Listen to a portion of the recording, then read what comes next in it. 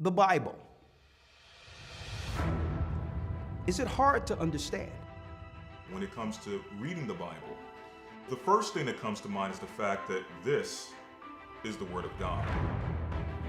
The seals have been broken, and the truth is here. And when we go throughout the scriptures, when we go throughout extra biblical records, we find that the language that God employed, that He used to create the heavens and the earth, was the Hebrew language. Christ said, I came for the lost sheep of the house of Israel. But yet no one, no religious leader, no religious church out there anywhere can now identify the 12 tribes of Israel. Can we? God is quite simple, but it seems as if man makes understanding Him hard. What are those mysteries? The truth of your book and the truth will make you free. The Hebrew and Bible Academy, you're invited.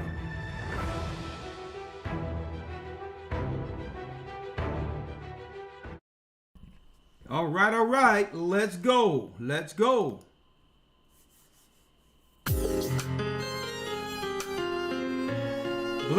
Blessings, come on in, hit the like button. Come on in. The East is where we're from. The 12 tribes of Israel. In 721 BC, the Assyrian king, he took us down, we fell. With a great escape we went through the Euphrates. The Lord held the water still. To a land where no mankind dwelt, we went.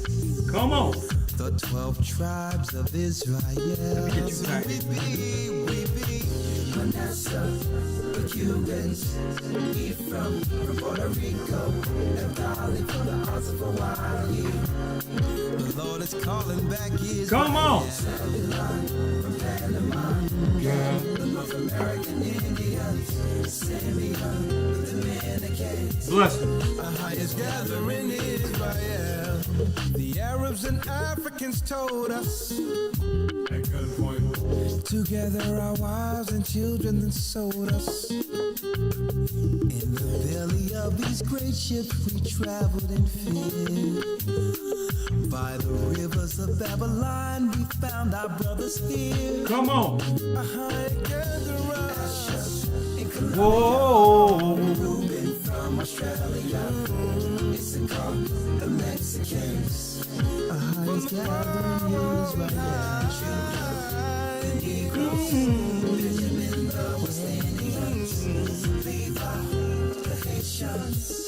A high gathering Israel. Oh.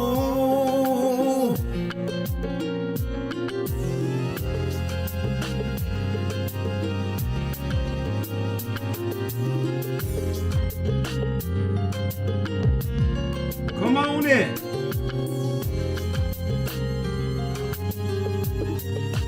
Come on in. Asher in Colombia, Reuben from Australia, Issachar, the Mexicans. That's who we be, That's who we be. The Negroes, Benjamin, the West Indians, Levi, the Haitians. Manasseh, the Cubans, Ephraim from Puerto Rico, and Valley from the hearts of Hawaii. The Lord is calling back Israel. Babylon from Panama, the North American Indians, Simeon, the Dominicans. Our highest gathering is Israel. That's right, brothers and sisters. The Most High is gathering Israel. We're the elders of the Gathering of Christ Church here with your weekly podcast, broadcast, whatever you would like to call it. I mean, we started off Wednesday night from Skype. Almost what? What? Lord have mercy. It had to have been over 15 years ago. 17 years ago. Wednesday night Skype class. Remember that? All the way traveling throughout the earth.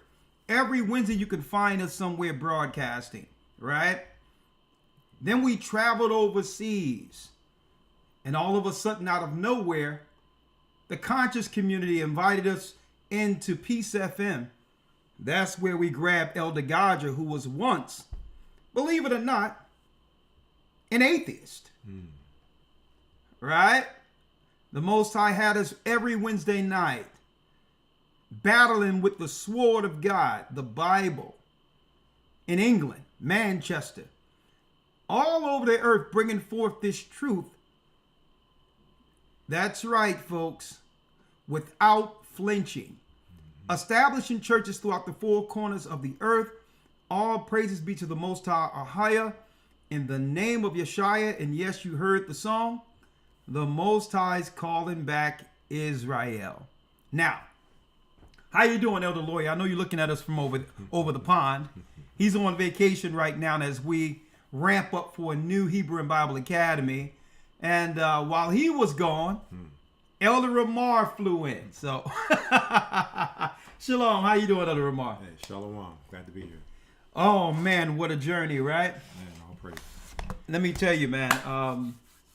We got a new Hebrew and Bible Academy coming, dealing directly with the spiritual understanding of the scriptures. We've been dealing with history, the extra books, but now it's time to ramp up what?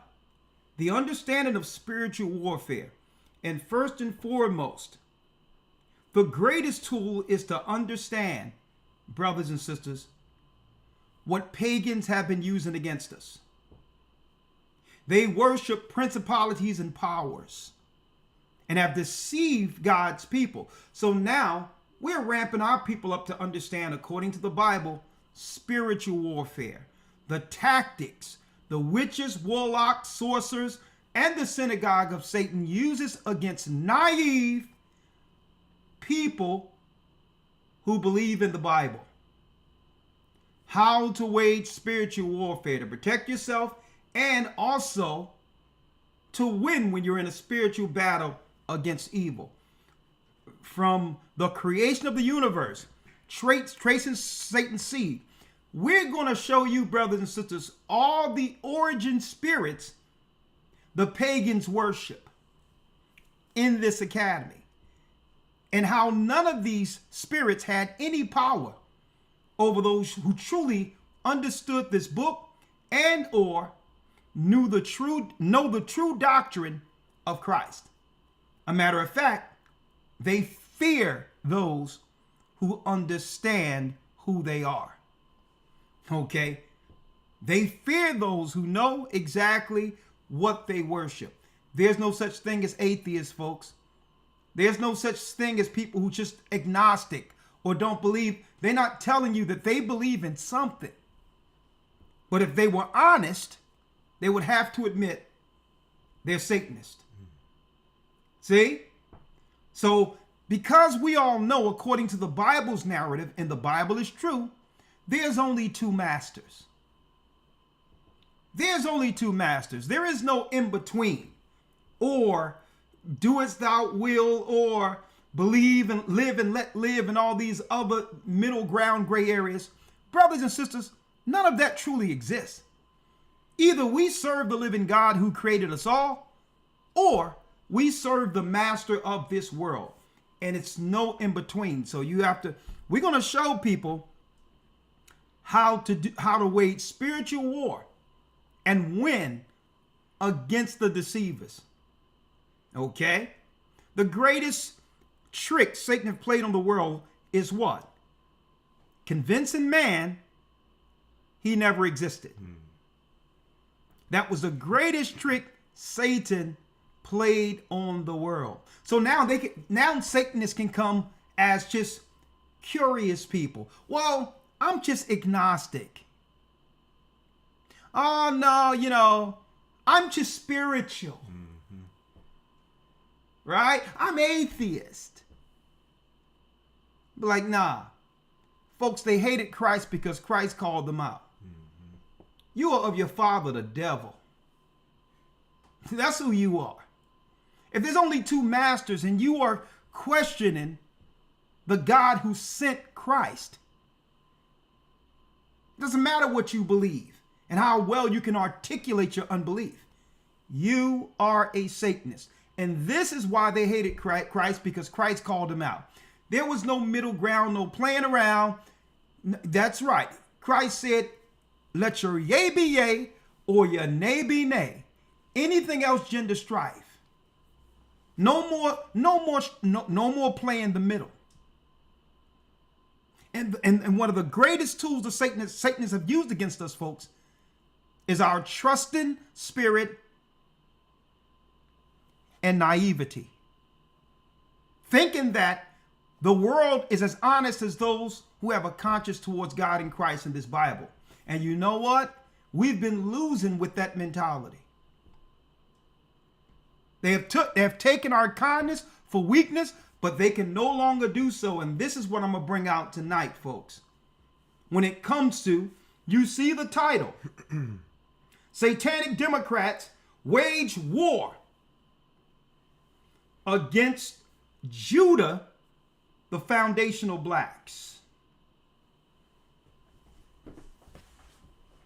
We're going to break it all down today, but we're even going to extend it well beyond there. And before I go into that, week 1 of the Hebrew and Bible Academy starts September 7th. Be there. You don't want to miss it. September 7th.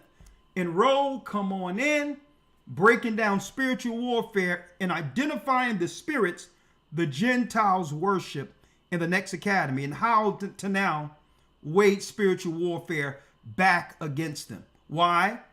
Because they never stop waging war against us. Right? So we're going to identify why you see these Hindus are popping up all over the place. Asians popping up all over the place. Right? Arabs who've been all up in our mix, minding our business. They're even bringing over those who deal with African spirituality over from Africa. Who deal with hoodoo and different types of witchcraft and sorcery. And we don't even realize their brand of Christianity is mixed with all types of witchcraft and sorcery in it. Okay? So again, we're going to break it down in the academy. Go to historytimes.org to enroll. Now, historytimes.org, but before I go into the lesson, let me announce real quick, a quick announcement. Historytimes.org. I want to see you in there, folks. 3-4 months of lessons, not like any other on earth when it comes to history, when it comes to news, when it comes to breaking down and understanding this Bible. It will be the greatest experience you've ever had in this book for 3 months. Guarantee it. Guarantee it. You know what? Listen, it's fun doing it. You have to realize the more we do this, the more the Most High have teachers dig. We have to dig in and find new information, or we may go into an old lesson studying it, and the Most High always bring a higher understanding each time. So the challenge is not just on your side, right? We're just excited as you all are out there, because every time we go into the book, the Most High teaches us something new also. Okay? That's what makes it fun. That's what makes the Gathering Christ Church with this academy so fun. And I want to share it with you all. It's very inexpensive. We never went up in price. It's $150 for 3 full months. And guess what? It'll be the best money you ever paid towards helping a work that helped so many. Okay? Historytimes.org. Now, I also want to mention here that we have a supplemental school coming up. And of course, there's a lot of, I would say, you know, it's really at the infancy stage of us actually being able to teach our children. And we know, just like we did the academy from the beginning, it started off one thing and it became something greater than any of us imagined that it can actually end up being. Well, we have a supplemental school for our children who are a part of the church, okay? And I want to put it up there for you. It starts at the end of September, called I Am Royal Academy. It's time for us to teach our own children. Okay, it starts what? It's launching at the last week in September. Right? The exact date. We go to history time. Go to gatheringofchrist.org and you can see everything about it. A faith-based online home school. Faith-based, okay? Of course, the parents would have to be responsible for taking their children, you know, to get their SATs done every quarter. Just like any other homeschool. So there's a lot of moving parts in this, but guess what? It's going to be a godsend, literally, for our children. Okay? It's going to go from first grade all the way up to 12th grade. First grade to 12th grade. And our whole objective here, brothers and sisters, is to put the power of learning back into the hands of parents. That's our objective. To put the power of our children learning back into the hands of parents. No more indoctrination. No more sexual education. No more of this satanic radicalization of our people and having our children deal with grown folk issues when they should be allowed to grow as pure children. Read, write, math, that's right, arithmetic. We're going to just focus on the basics so that our children can overachieve when it comes to basic learning. It's on the parents to be fully involved in this. And again, when it comes to the spiritual side of things, history or whatever, that's going to come directly from us at certain junctures within the semester. Okay? When it comes to history, they'll be learning our history according to God. When it comes to heroes, they're not going to be learning about George Washington. Christ is our hero. But the lessons are going to be coming straight from us. We'll have assemblies. We'll encourage our children to respect and honor their parents. That and more in this particular I Am Royal Academy.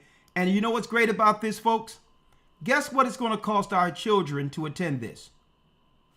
Absolutely nothing. Absolutely nothing. As long as the parents are responsible to make sure the children are scheduled for the SATs, our children are going to ace these scores.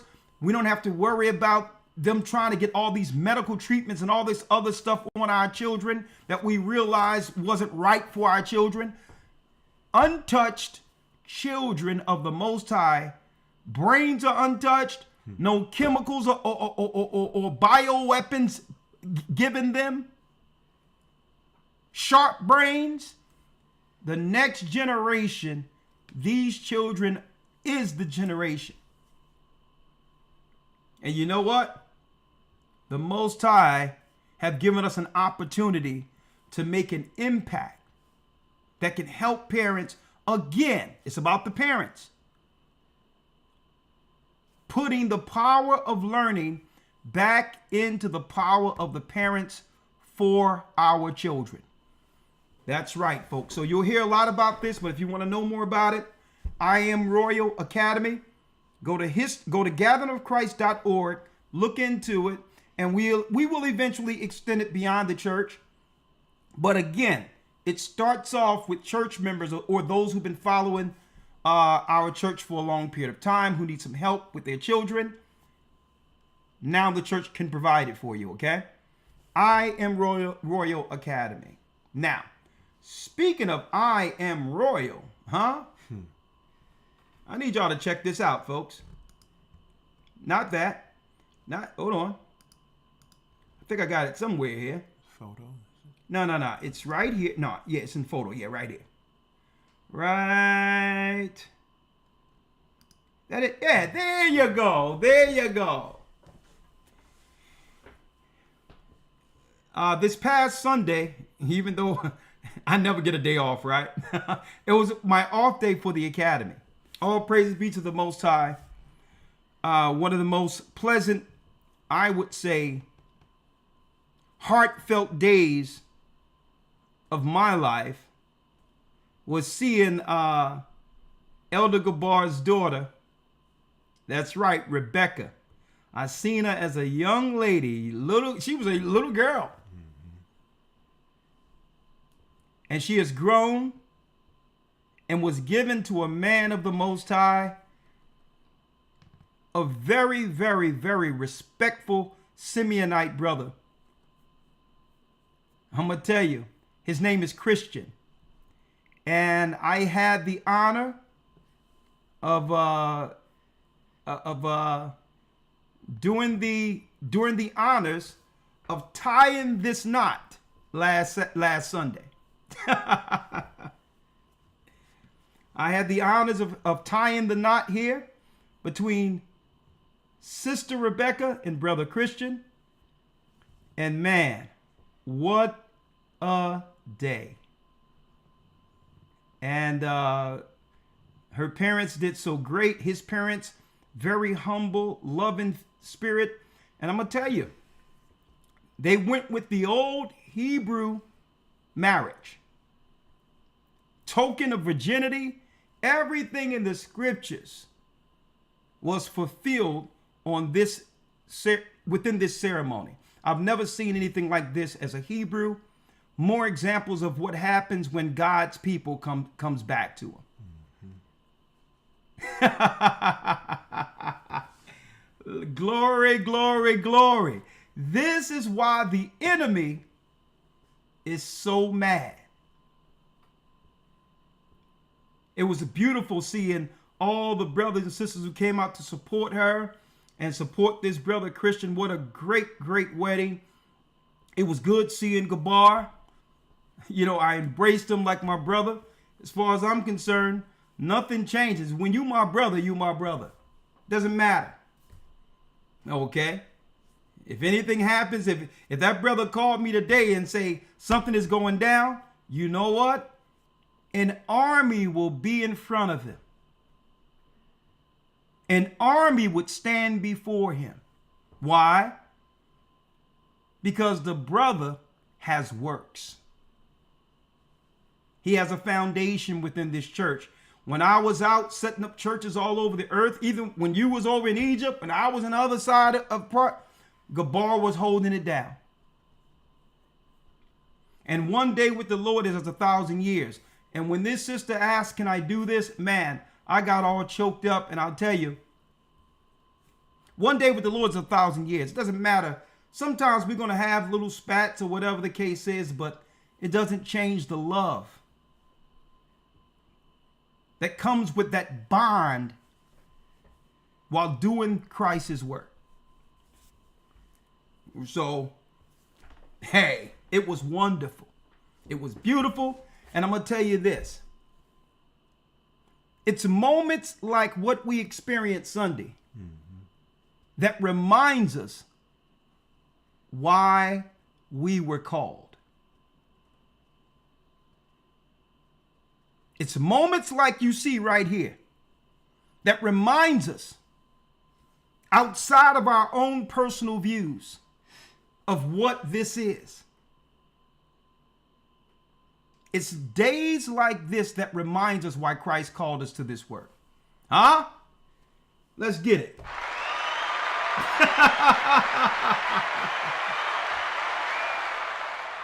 Woo! Oh, boy, do we have a broadcast tonight. Do we have a broadcast? First of all, thank you, my brother, for being here. Man, the water, Elder, for having me. Okay, lawyer, I know you're watching. Get some rest, young man, because we're going to need you to pull those boots up and get this thing ready. As soon as you hit, soon as you hit off that plane, we're going to hit the ground running, young man. You're over there wait, he's in England right now. All right. He's in London right now. All right. Ramar, long journey, young man. Yes, sir. How long have you been in this? Found out I was Israelite 2008. You found out you was an Israelite 2008. Yes, sir. What was you before you found out you was an Israelite? What were you before? Raised in a Baptist church, then the non-denominational church. So, just a Christian. Baptist non-denominational 2008. I guess you found some brothers online, or? It was a brother at my job. He was a supervisor. He came up to me and told me, according to your father's lineage, you would be an Israelite, a Jew from the tribe of Judah. And hit me like a ton of bricks. I almost broke down and cried. For real? Yes, sir. Well, where did the Gathering of Christ Church come in at? So he told me about some Chicago Israelites. They called on Yah and Yeshua. And so me and my dad, we used to share videos. And he came across your video teaching the true name of the Most High, you and Elder Zion Nash. in the old classroom. And he told me for 3 months to come check y'all out. And I didn't check y'all out for 3 months. Then the day I come to check you out, the video I checked out said, "Who was the Jew?" Who was a Jew? And then I went to work. When I came home that night, I went to watch the rest of the videos, and it said this channel has been terminated for YouTube's violation of community guidelines. So when I seen that, my jaw was to the ground for 30 minutes before I moved. I said, "This got to be the truth." And So something came up. You even remember the titles of the video. Who is the Jew?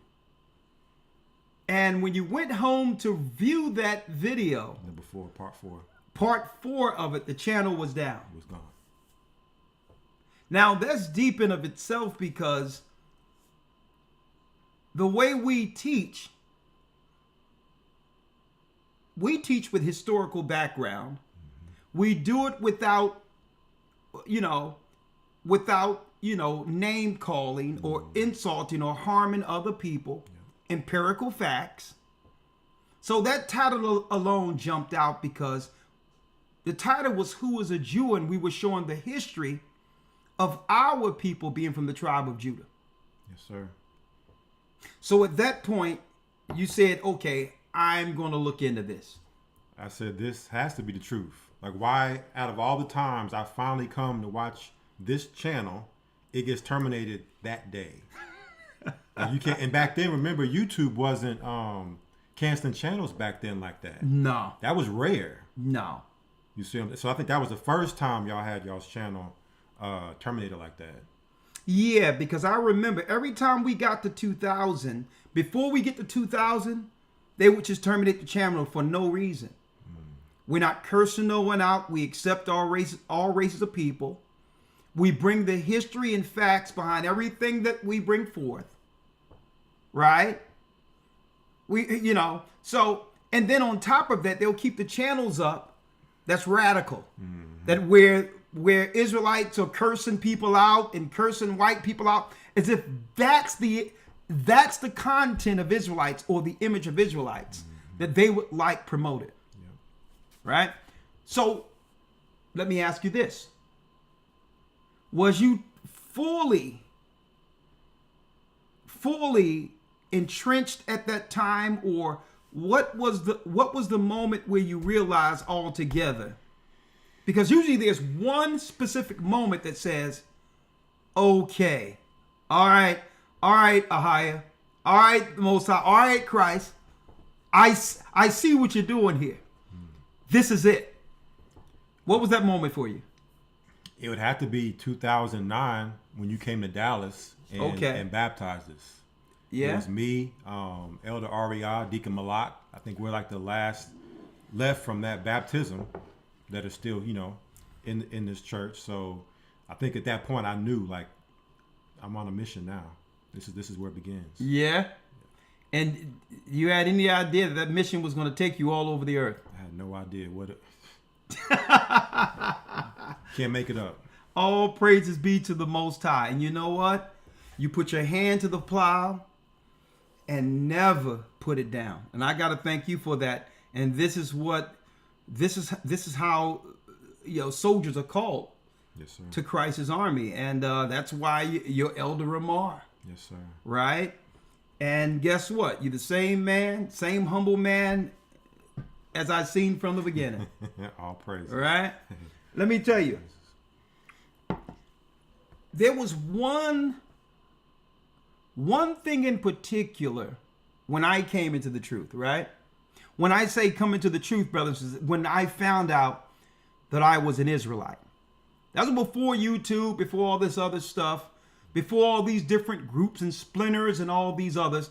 I also came out of a Christian, Pentecostal, speaking in tongues, Baptist church. Okay? Even though I never had that experience, what they call speaking in tongues.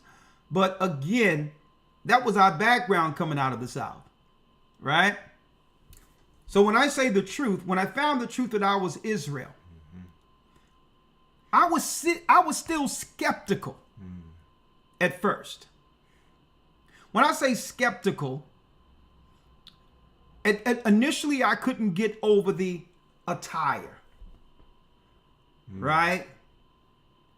Going to school, being educated, learning how to be well-spoken, right? And really, when it comes to being what?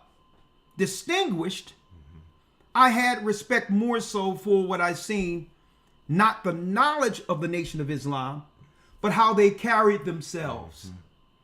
The suits, the shirt, distinguished. So that alone, without saying anything, said everything to me. Even though I could never ascribe to the Muslim religion. So the first thing that made me skeptical was the attire. Right? But I couldn't deny what they were bringing out of that Bible and history books, because I'm a history buff. But I'm going to tell you the part. I'm going to tell you the part here. Right? I'm going to tell you the part. Thawada, Bishop Baruch. I'm going to tell you the part, or I would say the most impactful moments that solidified me in this truth. And I couldn't have been no older than what, 22? 22 years of age. When I knew that, listen, I don't care what's going on. I'm not going anywhere. Right? That was before. There was no IUIC. It wasn't no GMS. It wasn't no GOCC. It wasn't. We was just on the street doing our thing. Before the Israeli Church of UPK, Israeli School of UPK, the one thing that solidified me, and you would think that it would be something that, well, some answers, some questions were answered that I always wanted to know. Nah. You know what really solidified me? And I don't think I ever said this publicly to anyone out there. It took at least a good month of certain scenarios that happened while we were out teaching on the streets, 15th and Market. It was a long string of things, but this is what it was that solidified me. me going out teaching with those brothers before internet, before Microsoft, before anything, I never understood, brothers and sisters, in Elder Ramar. I never understood up until I was out there seeing all the debates and discourses. I never understood up until that point, being in my early 20s. I never understood. And then it came to me how so many people we were going against hated the Bible. That was the impactful thing for me. And I'm logical. I'm logical, right? I'm putting two and two together. I'm like, okay, they hate us. And they hate the Bible. And I don't care if it's conscious community. I don't care if it was Jewish people. I don't care if it was witches. I don't care if it was whether they gay, straight, Muslims. It was tripping me out. Because in the Christian church, I think there's a naivety where we think that everyone has some level of respect for the Bible. That's what they would have us believe on these broadcasts, on the broadcast that we see on public TV. But me sitting back looking, I'm like, man, everybody hates the Bible. Right? And it tripped me out. And that's when I knew the keys to get out of our condition is in that book. I may not know everything about this book, but if it does so much to everyone to a point where it's like a cross to a vampire, I'm going to figure this out. I'm going to figure this out. How can anyone hate Christ? How can anyone want to kill a man who sacrificed himself for even sinners? Hold up. Only Satanists would hate the Bible. So I don't get, I seen a recurring thing, including Christians. That's what really topped it all for me. I'm like, hold up. Because, hold up. I was raised Baptist. And I'm like, we got Christians, and I see us going into the Bible with these Christians, and the Christians are saying, close the book so that they can talk to us. Oh, no. Let me see that. What, that Bible don't say that. I'm like, it's right here. And the Christians were even denying the same book that they claim to uphold. I'm like, okay, Christians they hate the book. Right? They don't want to say they hate it. But anything you bring out that leads to self-accountability, they'll point and say, don't judge. Well, that's no different than homosexuals. Everything where we have to be accountable for what we're doing wrong, they want to bring in grace. When these are things you can readily fix without grace. Understand this, right? You don't need grace not to eat a bowl of chitlins. See, you want to eat pork chops. You don't need grace to cover you there.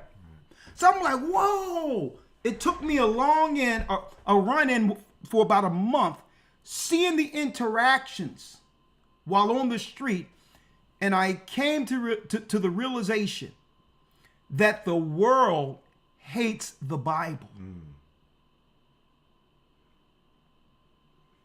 That was my aha moment. That's when my eyes was wide open. I'm like, whoa. How naive we've been concerning the power of this book. Even if so many people can hate it so. That's power in of itself. Witches, sorcerers, and no matter what color you are. Buddhists hate the book. Christians hate the book. Muslims hate the book. And I'm like, you know what? We must be the people. Because the only hatred the only people that's getting experience the hatred in this earth, the only people on that level that's receiving the same level of hate when it comes to that Bible are us. Yeah. So put 2 and 2 together here. They hate the Bible and they hate us. Interesting, isn't it? I'm like, we're the people. We're the people.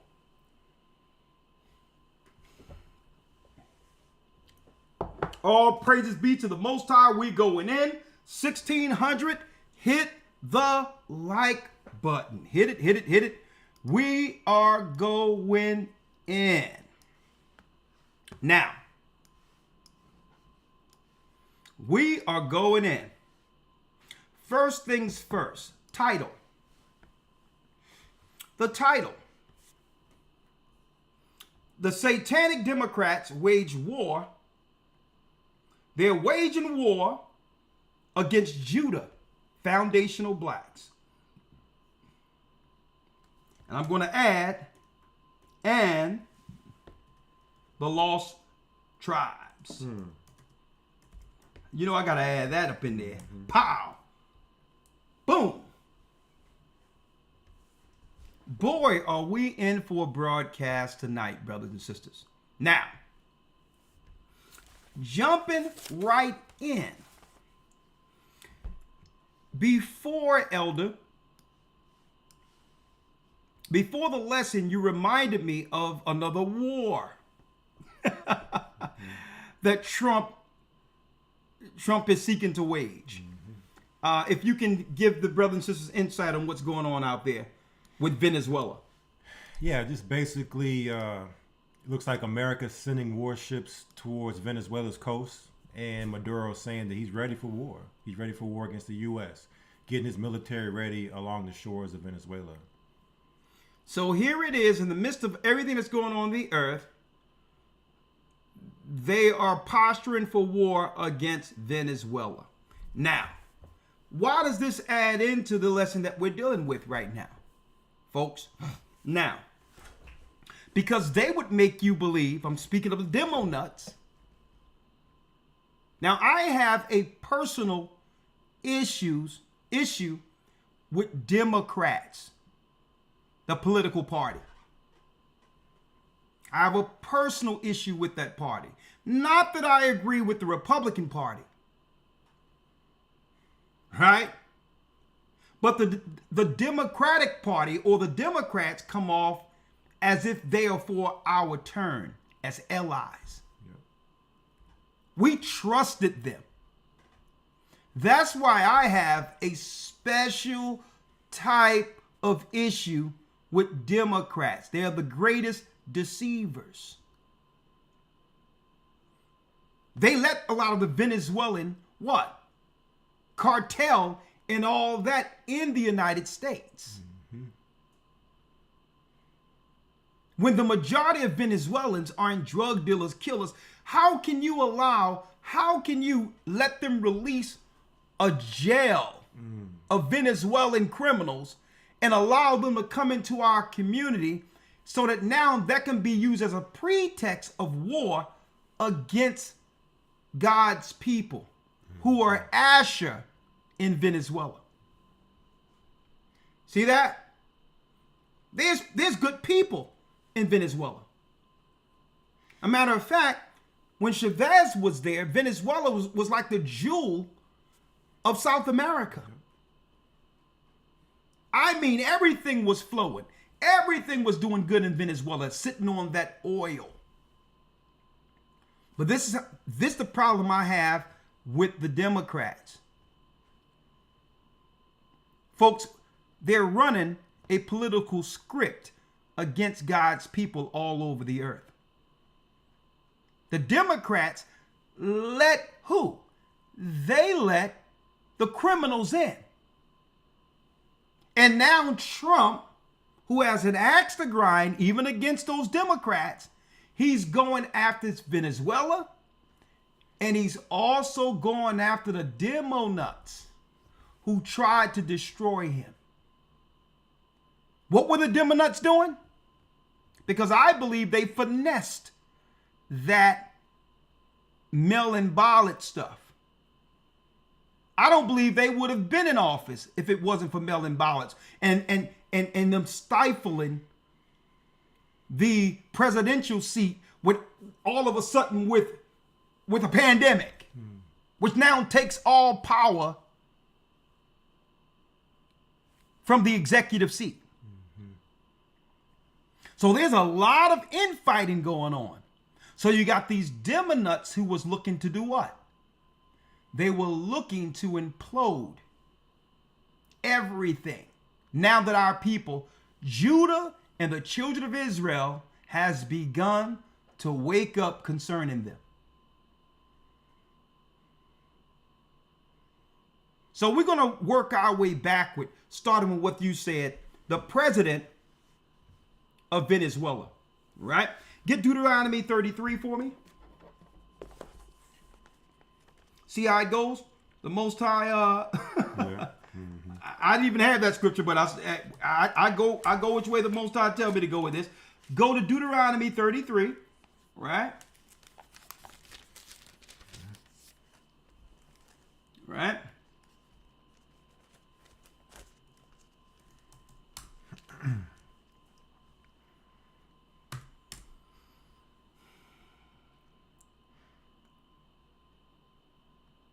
Deuteronomy 33, and let's go straight to where it talks about Asher. Oh, let me get it here. I got it for you. 24. 33. Yeah, it's in the 20. Yeah, I get it. Hold on. But while I'm getting it, let me show what's going on in Venezuela right now. Real time in Venezuela. Let's go. Rechazamos de manera categórica las órdenes del gobierno de los Estados Unidos de desplegar fuerzas militares bajo pretextos falsos con la clara intención de imponer políticas ilegales, injerencistas y contrarias al orden constitucional de los estados de América Latina y el Caribe. 3. Denunciamos ante el mundo que el despliegue militar estadounidense en aguas del Caribe, disfrazado de operaciones antidrogas, representa una amenaza a la paz y a la estabilidad de la región y constituye una violación flagrante del derecho internacional y de la Carta de las Naciones Unidas, que consagran el respeto a la soberanía, la igualdad de los estados y la autodeterminación de los pueblos. Exigimos el cese inmediato de cualquier amenaza o acción militar que vulnere la integridad territorial y la independencia política de los estados de América Latina y el Caribe, así como el respeto irrestricto al marco jurídico internacional y a los mecanismos multilaterales de solución pacífica de controversia. Los gringos están en la olla si piensan que invadiendo Venezuela resuelven su problema. Meten a Venezuela en el caso de Siria, solo que con el problema que se arrastran a Colombia lo mismo. Porque irían estos grupos a apoderarse de las riquezas del subsuelo. You see what he's saying? He's saying they're trying to do the same thing they're doing in Syria because these groups were taking over underground resources and minerals. Look at this, underground resources and minerals. Minerales. Y eso significa más economía para la muerte, no para la vida. Así que yo le dije a Trump a través de sus emisarios que eso sería el peor error. They told the United States this would be the worst mistake. Now, so, real quick now. Now, what they're doing here, Elder Ramar, what they're doing here, the same thing they're doing in the United States, claiming that they must deploy military based on crime. Now that the Democrats allow the criminals in from Venezuela, it gives Trump plausible deniability to say he's going after the criminals of the cartels in Venezuela. Using crime as this blanket cause to actually deal with their overarching objective. And what is that? This is what we're going to show you what they're trying to go into Venezuela for. Since before Chavez died, right? We know in 721 BC, the 10 tribes came to the Americas, right? And guess where our people went to also? Venezuela, South America. They're part of the lost 10 tribes, right? If you can, Elder, can you read Deuteronomy 33, verse 24? Deuteronomy chapter 33, verse 24. Yes, sir. And of Asher he said, let Asher be blessed with children. Let him be acceptable to his brethren, and let him dip his foot in oil. And let him dip his foot in oil. That's right, folks. The end day prophecy of the tribe of Asher, who what? Who their children will be what? Playing on top of mineral resources, including crude oil. Crude oil. This is straight homonymy. This is conquest, colonization to take over the mineral resources of Venezuela. Folks, that's what this is. And this is why Venezuela has 15,000 troops at the border of their country right now to oppose what's about to happen with Trump. Now, this is where it gets real deep at right here. See? You see how deep these scriptures are, folks? So they're waging war against the 10 tribes. And this is why they're waging war. Now, before I go there, understand how Esau is doing this. Who was Chavez's or the Venezuelans' main ally in the Middle East? Iran. So this is really a proxy war through Iran. Iran fund the missiles and all of that that's aimed at America from Venezuela. See? So you let them say, well, it's crime. We're gonna make Venezuela beautiful. It's gonna be beautiful. We're gonna make it beautiful. Right? We're gonna make it. We have a beautiful plan for the Venezuelans. It's gonna be beautiful. When really we know this is an extension of Israel or the Romans who went into Israel in 1948.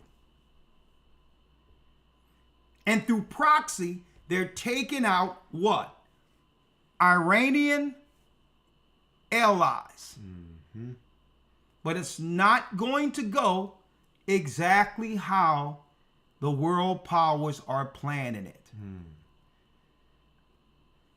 Elder, also look at how the resources from Venezuela could benefit our people. So if they snatch those resources up, then now it puts us at a disadvantage, whereas before we could use those resources for our own benefit. Yeah. So. Look, Venezuela, they was able to self-sustain. Just like Iran was able to self-sustain because they used the resources they were living on for their own people. Venezuela had that same sovereignty, not needing America. Why? They could trade their oil with anyone to sustain the Venezuelan people. I need y'all to check that out. Now, where does the demo nuts come in at? Right? This is where the demo nuts come in at, brother. The Democrats, brothers and sisters. They made an entire economy off of keeping our people on the bottom, oppressed. So understand how this works. We're about to go into the scriptures on this. But the demo nuts, those politicians and the Democrats have a special position politically. Their position is to keep our people, Judah, permanently entrenched on the bottom. And it's incentivized.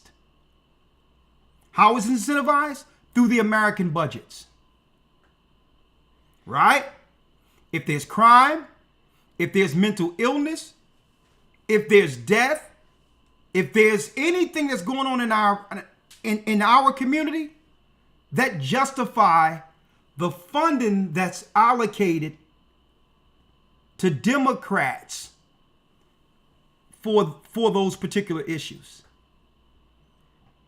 So if there's no crime, then they can't show the numbers for criminality, then it doesn't justify what they're asking for through what? The quarterly budgets. So here's an example. If you have a permanent nonprofit NGO, non-government organization for battered women, but you can't show anyone that women are actually getting abused, then the government will just cut that and allocate that money somewhere else. See? So the Democrats will be like, well, okay, we have to cause strife between the man and the woman in the neighborhood so that the abuse numbers can go up that can justify the money that's allocated to us. They don't care about the woman that's getting abused. They care about their funding being taken away. See? So when it comes to criminality and all these things, there's a corporate structure on how money is allocated to our communities through them. Based on what? Based on the problems they claim they're there to solve. But they are there to create the problem, to justify the financial allocation that goes to white liberals. So why do you think they're up in arms? The last 30 days since Trump, not that I justify what Trump doing with the troops, because I know those troops are really there for something else. But all in all, not one of our people have been murdered since Trump rolled out the troops in Washington, D.C. Now, you would think that the Democrats would say, oh, this is wonderful. We've been trying to solve this for years. Right? This criminal mystery, right? Yeah. You would think like, man, we've been trying to solve this for years. Not one murder in D.C. within the last couple of weeks. Why are the Democrats going crazy? Because if there's no murders in the quotas every quarter, then it doesn't, now what? There's no justification to pay their NGOs. There's private countries, they're private companies that's allowing them to get these jets, offshore homes, become multi-millionaires, funneling taxpayer money into private NGOs. Now, I'm going to ramp this up on the next level.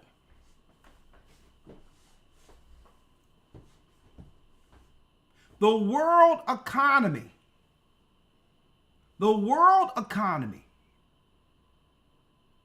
runs on the lost tribes of Israel being entrenched permanently on the bottom to serve all races of people. The GDPs of every country is predicated on this. Why do you think Africa can never grow to a certain extent and stay third world? Need y'all to think about that. And the other nations are complicit with it. Why? Folks,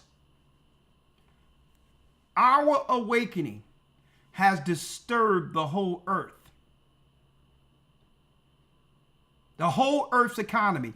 Everything you see in the world going on geopolitically and where people are losing their stuff is because God has awakened his people. And they're nervous concerning their positions on earth now that we know the truth. Now I'm going to show you in the Bible real quick how this works, right? Let me show you. If you can real quick, right? Now I'm going to show you what happens when Judah began to wake up in the United States. Right? This is what happens, brothers and sisters.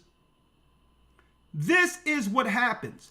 Now remember, our brother Malcolm told us this, right? Remember Malcolm told us this?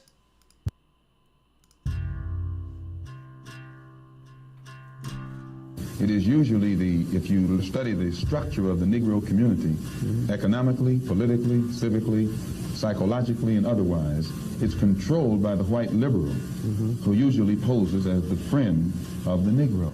On the other hand, I think one could point to a large number of whites who have struggled for civil rights, for equality, and have got little or nothing out of it, other than quite a few bruises. Give me an example. Well, the large number of white students who have gone into the South, for example, working for SNCC and other organizations. Not working for SNCC or other organizations, but working for the white political machines who benefit by the voting efforts of Negroes. Okay. He said what? Listen to what it says. Negro Who benefits? Machines who benefit. The white political structure benefits by what? By the voting efforts of Negroes. Okay. By the voting efforts of Judah. They call us the Negro, but they know we're Judah. So when they say get out and vote, get out and vote, get out and vote, it's not to benefit us. To use the deprivation and the destruction they cause. Understand, folks, they cause the destruction in our communities and make it where we don't advance to justify the money funneled to them to fix the issues that they've actually created. Right? So they don't care about black lives if it doesn't financially benefit them. Right? Let's play that back one more. And see, Malcolm was dropping it on. We're going to play that back one more again.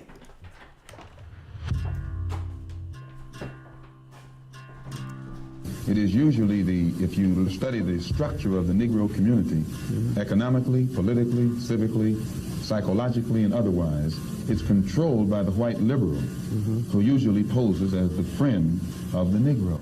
On the other hand, I think one could point to a large number of whites who have struggled for civil rights, for equality, and have got little or nothing out of it, other than quite a few bruises. Give me an example. Well, the large number of white students who have gone into the South, for example, working for SNCC and other organizations. Not working for SNCC or other organizations, but working for the white political machines who benefit by the voting efforts of Negroes. Okay.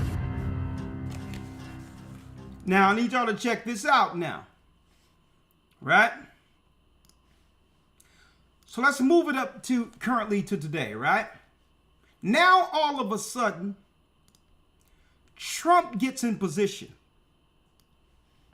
All the radicals who are responsible for what? Destroying our people, black people in the community. Once they seen that the pendulum swung the other way, I'm speaking of all of their straight. Let me show you. All of their figureheads under Marxist ideology that was using us as a proxy to destroy us, to keep us destroyed, and as a result of that, it keeps them in power. No sooner as Trump got in position, what did they do? The paymasters they put over our communities. Well, this is what happened to them. Starting with Rosie O'Donnell. The whole Margaret Sanger lesbian-led Marxist agenda that they use to destroy our women, to destroy our families through family court and all of that. No sooner as Trump got in position, what happened? Rosie O'Donnell moved to Ireland. Rosie is out of here. Peace. The TV personality has fled the USA and is now living in Ireland. She reveals she made the move 5 days before Trump's inauguration. Moved here on January 15th, and it's been pretty wonderful, I have to. All of a sudden, they leave the country, folks. Rosie O'Donnell leaves. And guess who leaves also? Ellen DeGeneres. Not Ellen DeGeneres, Ellen DeGeneres. Who even Oprah Winfrey had to move over for, to give her the spotlight. To bring in the gay movement. I'll walk away really when I stop having fun. I mean, there's some great stuff happening. Ellen and Portia, according to multiple reports, are moving to England, putting their Montecito house on the market, and they plan to never come back. After a lifetime of caring, I just can't anymore. Isn't that something? All of the paymasters that was over the business that decimated our communities now have taken the money out of our community through their NGOs and are seeking refuge outside the country. What say you there? What you think about this? Hey, sounds like they got the bag and got out of Dodge. Right? So why? See, we're going to quantify this scripturally, folks. You don't know, brothers and sisters. It's because you're waking up. If they cannot control us, folks, they're no longer useful to the elite powers who have paid them to keep us on the bottom. So now, Trump and them, they're switching the funding now. Now, as long as you can utilize us through criminality to push a negative image, they will pay these liberals to keep us on the bottom. They're useful. But when they see crime going down, you see Trump is over there, but crime is at a 30-year low. We're not killing each other like we used to when I was coming up. That ain't happening in our community. Because, let me tell you, folks, crime is down. Now, there's still petty crime due to our impoverished communities. People are shoplifting and little things like that. But the crime that used to give us, I mean, the prison industrial complex that would give you 30 years, 100 years, no. That's why they're doing prison reform, folks. The criminality has went down. And I submit that I believe a lot of the criminality is going down. Not that we wish it was going all together, but a lot of it is going down not because of Trump, folks. We're living in a new generation where this generation and a lot of our people know that we're the children of Israel and that we are accountable to something greater than ourselves. And we're getting, as a people, more on code. And that in of itself is decimating the world economy to a degree where now they must bring in the boots. No more proxy war behind crazy liberals because we're not falling for it anymore, especially the men. We say, okay, go ahead and radicalize our women if you want, but you're gonna be with those women. Okay? If you radicalize them, you're not gonna be able to use them as tools to destroy us.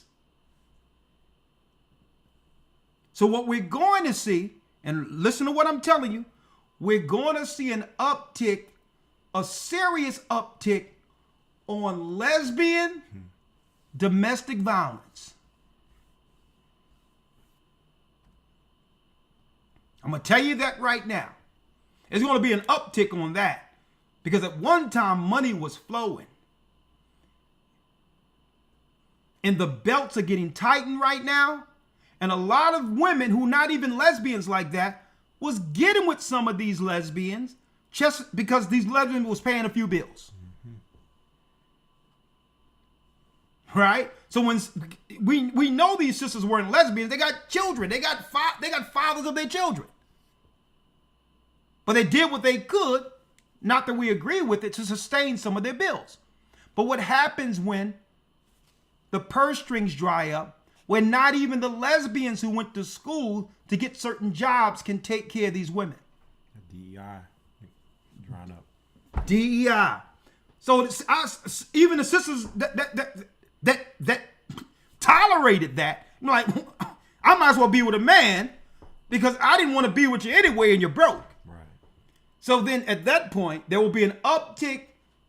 These women are going to be, and tell you right now, they're going to be, a lot of sisters, they're going to have to go dark and get away and change their phone number and all that, because when it all comes out, a lot of these lesbians are going to be trying to take sisters out. Watch what I'm telling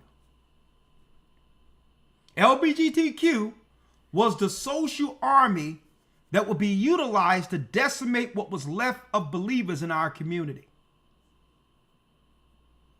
But without money, our sisters ain't going for it.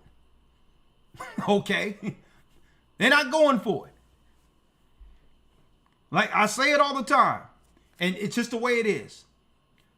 Women reserve the right to change their mind at any time. Right? So, hey, change your mind for righteousness. Right?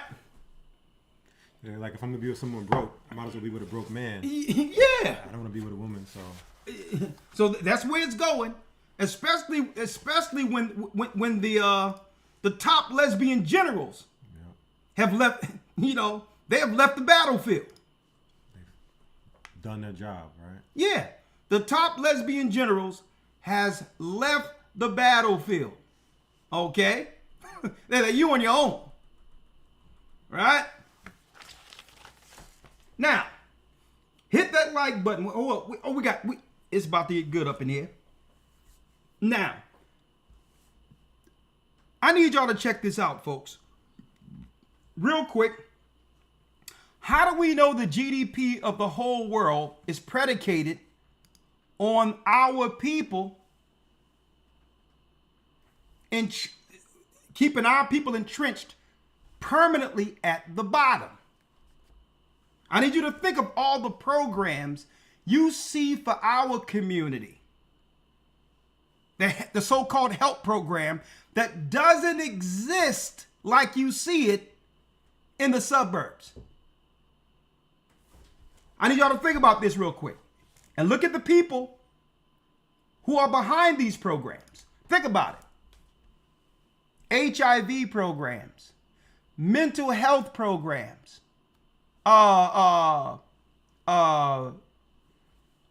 AIDS, HIV, what else we have here? Domestic abuse programs,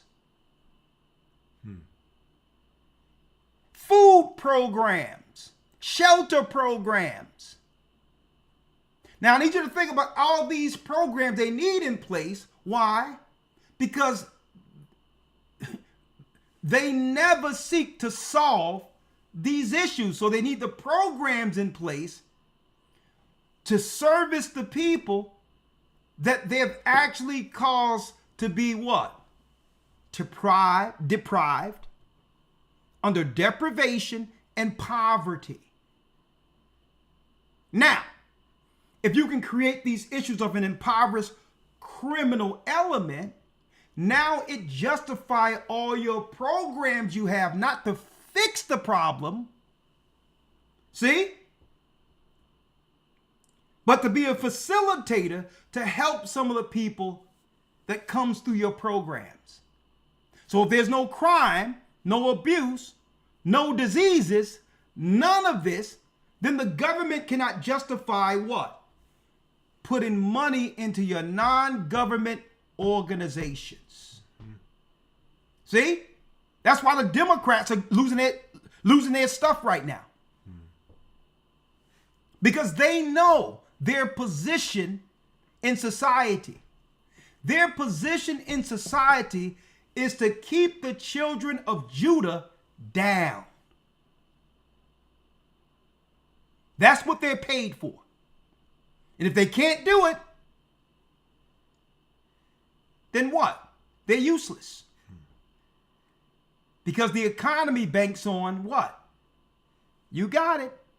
God's people entrenched at the bottom. Let me show you. Go to Romans 11. Let's go to Romans 11. So now the nations are saying, you know what? It's time for us to use our wars. We have to use physical engagement now that all the other forms of warfare aren't as effective as it used to be when God's people thought that they were Gentiles or nobody at all. See? Let's go to Romans 11. Elder Lawyer, if you want, you can pull in if you want. Just let me know. Just text and I'll pull you in through Teams if you want. Right? So let's break it down. Let's break it down real quick. Romans 11 on how the GDP of every country is predicated on our people, God's people, the lost tribes, serving all nations. Right? Let's go to Romans 11. Thank you. Romans 11. And let's first read 11 and 1. Let's read that. Romans chapter 11, verse 1. Mm-hmm. I say then, have God cast away his people? Have God cast away his people? Did God cast away the physical children of Israel? I'm not talking about a Jew through religion. You being an Israelite, we being Israelites, have nothing to do with what we're reading or whether or not we're part of a religion. It's our bloodline. It's our birthright. Right? So Paul stated, I say then, have God cast away his people? Read. God forbid. No, he hasn't. Read. For I also am an Israelite. I'm a what? I also am an Israelite. I'm a religion. I also am an Israelite. Being an Israelite isn't a religion, folks. It's a national origin. We're not Negroes. We're Israelites. Paul was what? A what? For I also am an Israelite. An Israelite of the what? Of the seed of Abraham. Of the seed of Abraham. So when you go to that word seed, in the Greek, it's what? It's sperma, from the male sperm, including the male sperm or offspring. It has nothing to do with what religion you're following. We're from the lost sheep of Israel. Paul is emphasizing that he's an Israelite. And I'm going to tell you, this is why Muslims hate Paul, because he called out their father Ishmael as a usurper, a deceiver. That's why Arabs and Muslims say, well, we don't deal with Paul's writings. Because Paul emphasized, no, the promise belongs to us, not your father. That's why they've always conspired with Esau, the Vatican, or the people who went into the land of Israel in 1948 who were European Edomites. That's why they conspire together and they continually press these people in our neighborhoods as black and brown people. Who you think are funding the Arabs that come up all next to us as merchants? See? Who you think is paying them and giving them loans and free schooling to usurp us in any place we are. He says, I'm an Israelite of the seed of Abraham, read.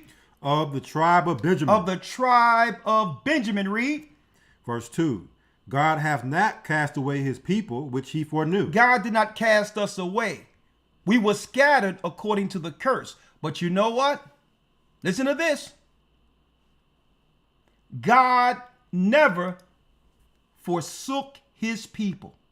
He was with us. Even though we lost the land of Israel according to the curse, he stayed within our hearts, our minds. We longed for Zion. When we were enslaved on the shores of America and were brought here, we were singing what? We were singing, that's right, Israelite songs. Over the river Jordan, let my people go. See? Swing low, sweet chariot coming for to carry us home. The chariots that guided us out of Egypt. We weren't singing about Africa. Africa is the Middle Passage. We didn't begin there and we wouldn't end there. See? The Most High never forsook us. And guess what? The whole world knew that this moment would happen. That at the very end, as was prophesied, the Most High would begin to do what? Raise the valley of the dry bones. And now, the whole earth is shook. The whole earth is shook. Not just because of us, brothers and sisters. The whole earth is shook because the nations of this earth have paid billions, if not trillions of dollars in false history, false education, and all of that to keep the truth of our God-given covenant with the Most High, to keep the truth of our origin from us. So they are afraid right now. Why? Because if anyone is communicating with God's people, it must be God. If we leave it up to them, we would stay lost forever. If we left it up to the Christian teachers, we would believe that we were Gentiles. We would believe that we were from Ham or Canaan. According to their theology. So because we know, and more people are finding this out, the powers that be and the principalities over your elected officials know that the same God who cursed his people are calling them back. No slaves, no empire. No slaves, no economy. Because the economy was set up off of our disobedience. All the economies of the earth was set up off of our disobedience. And now God, our people are starting to come back to the Most High now. Right? So it's affecting an economy that can only thrive off of our people's ignorance and sin against the God who put us here. And that's common sense, right? Common sense. If the whole world became rich due to our sin, it would be in their interest to do what? To promote sin amongst our people. They'll look at the book and say, okay, when these people did this against their God took his hedge away and allowed us to run roughshod over them. Okay, so what we'll do is we'll incentivize Nas X. We'll incentivize Sexy Red. We'll incentivize anyone who want to be a witch and teach the children not to follow God in Christ, but to become witches. We'll incentivize witches. We'll incentivize the thug life. We'll incentivize anything because when we look into that book, those who committed all of those sins would stay under the Gentiles' rule according to their God. The Buddhists know this. The Buddhist sages know this. The East Indian sages knows this. The imams knows this over Muslims. They understand this. Even the Jewish people who are rabbis, they know this. And I'm not saying this because I'm not just throwing something at the wall here. I had a rabbi, Peace FM. You heard the show? Gaja was there. And the rabbi came straight out and said, your people won't stop sinning. They won't follow the law. And then the rabbi said this: I can accept you as a Jew. You are a Jew. But I'm upset that you can't accept me as the Jew. So they know we're the Israelites. He didn't deny it. It's still on record. You can find the video out there. A white dude said it. And the difference between him being Judah or Jew and I'm being Jew, we're not Jews according to what religion we aspire to. Okay? White people and other races of people, they can convert to Judaism, but they cannot convert to Judah. See? You cannot convert to Judah, Benjamin, Levi, Simeon. These are God's people. And they know it. They know it. So here it is. It's in the Gentiles' interest to finance the sin that happens in our community. Come to find out, China and other big corporate countries, why would they finance love and hip hop in the United States? Y'all know there's Chinese money behind that too? Not allegedly. Look into it. Why would they in China care about funding love and hip hop in the United States? Because they understand the spiritual implication of it.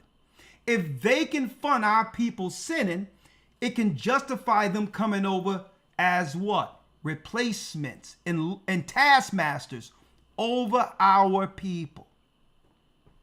Let's go to Romans 11:11 real quick. Let's go there. All right. Romans 11:11. Read it. Romans chapter 11, verse 11. Yes, sir. Let's do it. I say then, have they stumbled that they should fall? Have we stumbled that we should fall? God forbid. No. Just because we stumbled as a people, God never forgot us. See? Because God in the Old Testament didn't just prophesy our fall. See? The prophecies of our rising from the fall is also written in prophecy. See? I wonder why Christians don't read this. Because even Paul is saying, listen, he says, I'm an Israelite. Don't think I'm going to stay down on the bottom forever. The Gentiles receive our records, folks, so that they can preserve them until the awakening.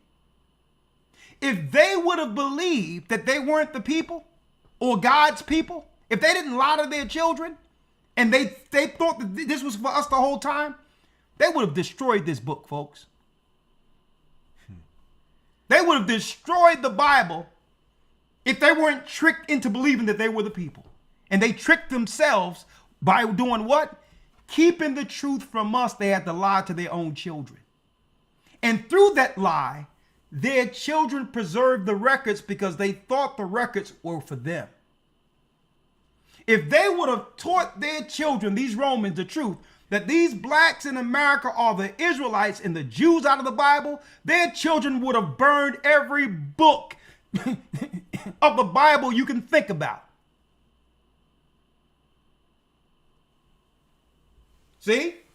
See, in order to lie to us, they had to lie to their own children. And through that, their children began to preserve our records for what's going on now. Right? It was white people delivering the Bible to us.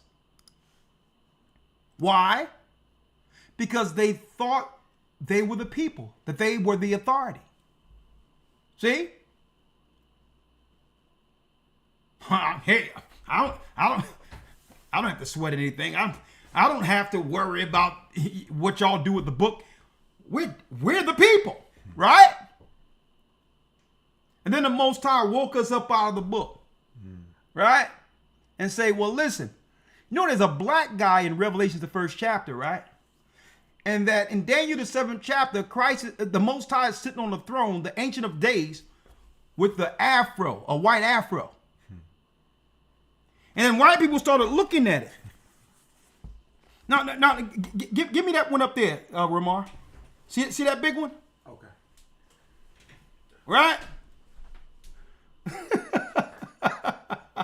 Thank you. Right? It was like, no, surely we're the people. Right? You know? You see the Roman togas we have on. Surely. Look how big this Bible is. Listen, go to Revelations 1. I'm going to show you a man with black feet when John bowed down. And guess what? It's not because he had dirt on his feet. Okay? That's the same hue. They're like, well, surely the chosen people are white. Surely, look, you know, look at little Malone over here. You got little Malone over here, right here. You know what I mean? You got to watch out. Them Jesuits, boy. They get next to that priest. That priest want to have his way with him. Right? Surely we're the people. Surely we're the people. Right? Right? You put it over there. Surely we're the people. Right? Let me tell you what happens, folks.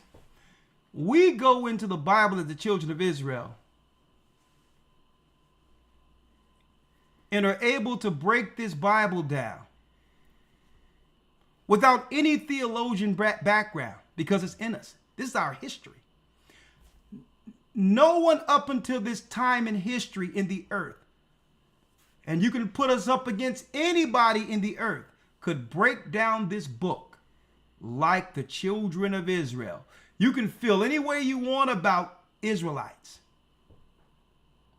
Okay? You can feel anything way you want, but guess what? Israelites can break down the book because why? It's our book. Okay, white people can have sermons, and that's okay.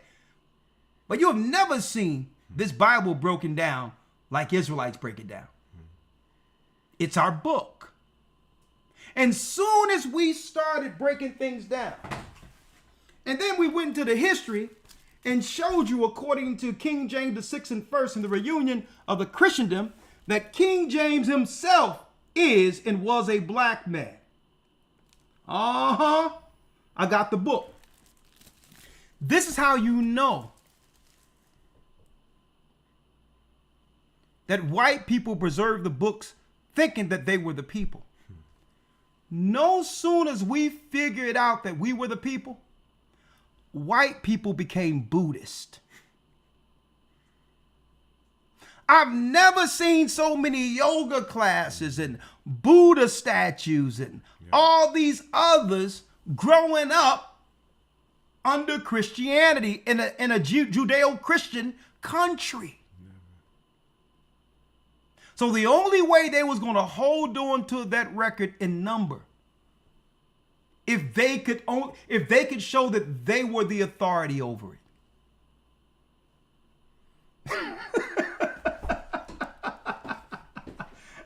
Right? I need y'all to think about this. As long as we had white angels, naked, uncircumcised angels, and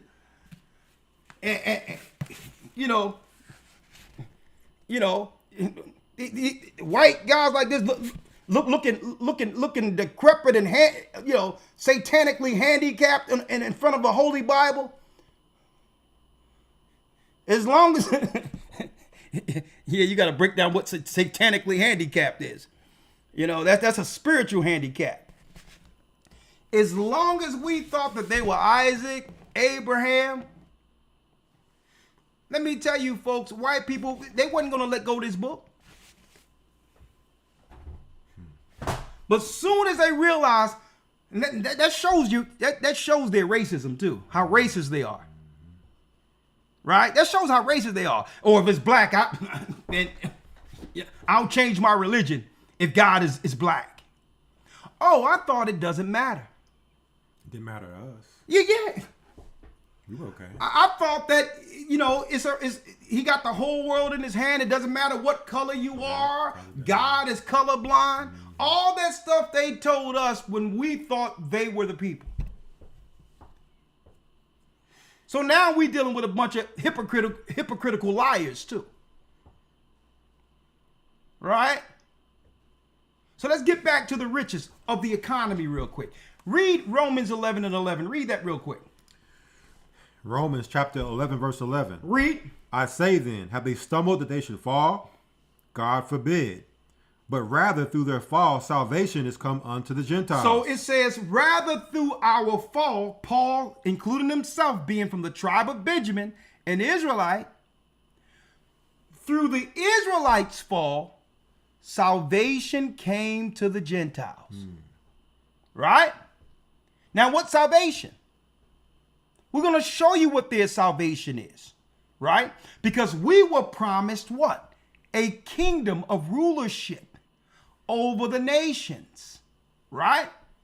So now he says, because of the Israelites' fall, because we sinned against God's law, salvation come to the Gentiles. Now, some on the surface would say, well, this means that what? Gentiles can receive salvation. Well, you know what?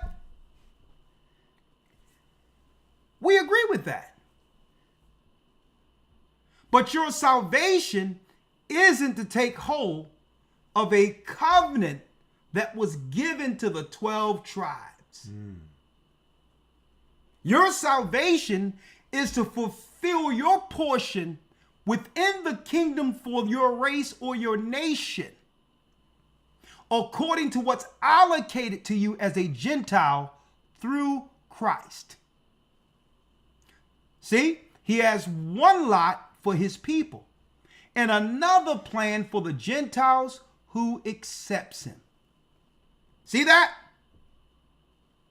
So, but let's see what the Gentiles got, because if Israel lose everything and was promised everything and lose everything, then everything end up what? All the riches, all the power that was promised to God's people would fall into the hands of the other nations. Right? Let's read it. Have they stumbled that they should fall? Read. God forbid. Read. But rather through their fall, salvation is come unto the Gentiles, for to provoke them to jealousy. To provoke us to jealousy. That means God's people would see all what the Gentiles have and become jealous. I'm like, well, hold up. How is that fair that these people who God didn't choose have more than us? That's what Paul wrote. So we will look at this and say, well, hold up. How do I get what belongs to me back for my family? Right? Some of us think we can get it by working under the Gentiles. But they'll only give you enough to work for them and to serve them. They measure their power by what? By how low they can keep us on the surface. They measure their power by our deprivation. So even Paul stated that when the nations get everything, God's people are going to be looking at these people and be like, hold up, these people aren't better than us. So why are they able to what? Why are they able to actually thrive and get more out of life than us? Right? So Paul is going to state why. 12. Romans chapter 11, verse 12. Now, if the fall of them be the riches of the world. If the fall of them be the what? If the fall of them be the riches of the world. If the fall of them be the riches of the world. Which means what? The world's economy was established on our fall. That's the foundation of their GDPs all over the earth that will sustain your countries as long as you help us keep Israel on the bottom, Judah on the bottom, Issachar on the bottom, Simeon on the bottom, Levi on the bottom. So if they can get these Asians and other countries, Arabs, they say, listen, y'all must work with us and we'll give you money in your economy and incentivize your children to go to our schools to help us keep the children of Israel on the bottom. They are waking up. If the Israelites rise as the people and God gives them their covenant back, our rulership is over and we have no money. We'll have nothing anyway. They'll have nothing anyway. So they don't have nothing to lose. They don't have nothing to lose. So the economy of the world is predicated off of our people staying ignorant, sinning against God. And it's predicated off of us staying entrenched on the bottom. Are y'all with me here?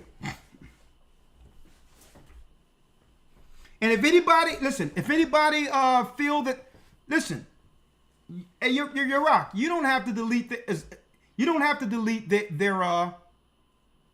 you don't have to delete them. Just let them know if they have something to argue here.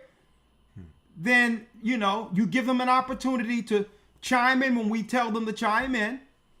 And we'll discourse it. We'll talk it out. We know trolls don't like to see Israel rise. Our people rise. Right? So now, if the fall of them be the riches of the world, read. And the diminishing of them the riches of the Gentiles, how much more their fullness? How much more? What Paul is saying, what? If the Most High allow all the Gentiles to get rich off of the deprivation of God's people, how much more will we receive when God calls us back to the covenant? If we begin to realize we Israelites follow God's law, walk in the path of Christ, how much more will we receive according to that same covenant that was given to Moses? See? And then Christ shed his blood to give us another opportunity at the covenant. The Gentiles are losing their power.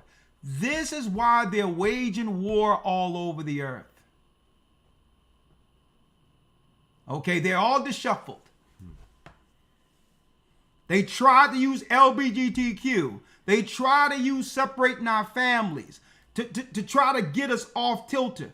And the Most High resonated through all of that and said, listen, many is going to fall, but I'm going to have a remnant of people who will stand for me in this earth in the last days. And I'll use them to get to that righteous number of 144,000.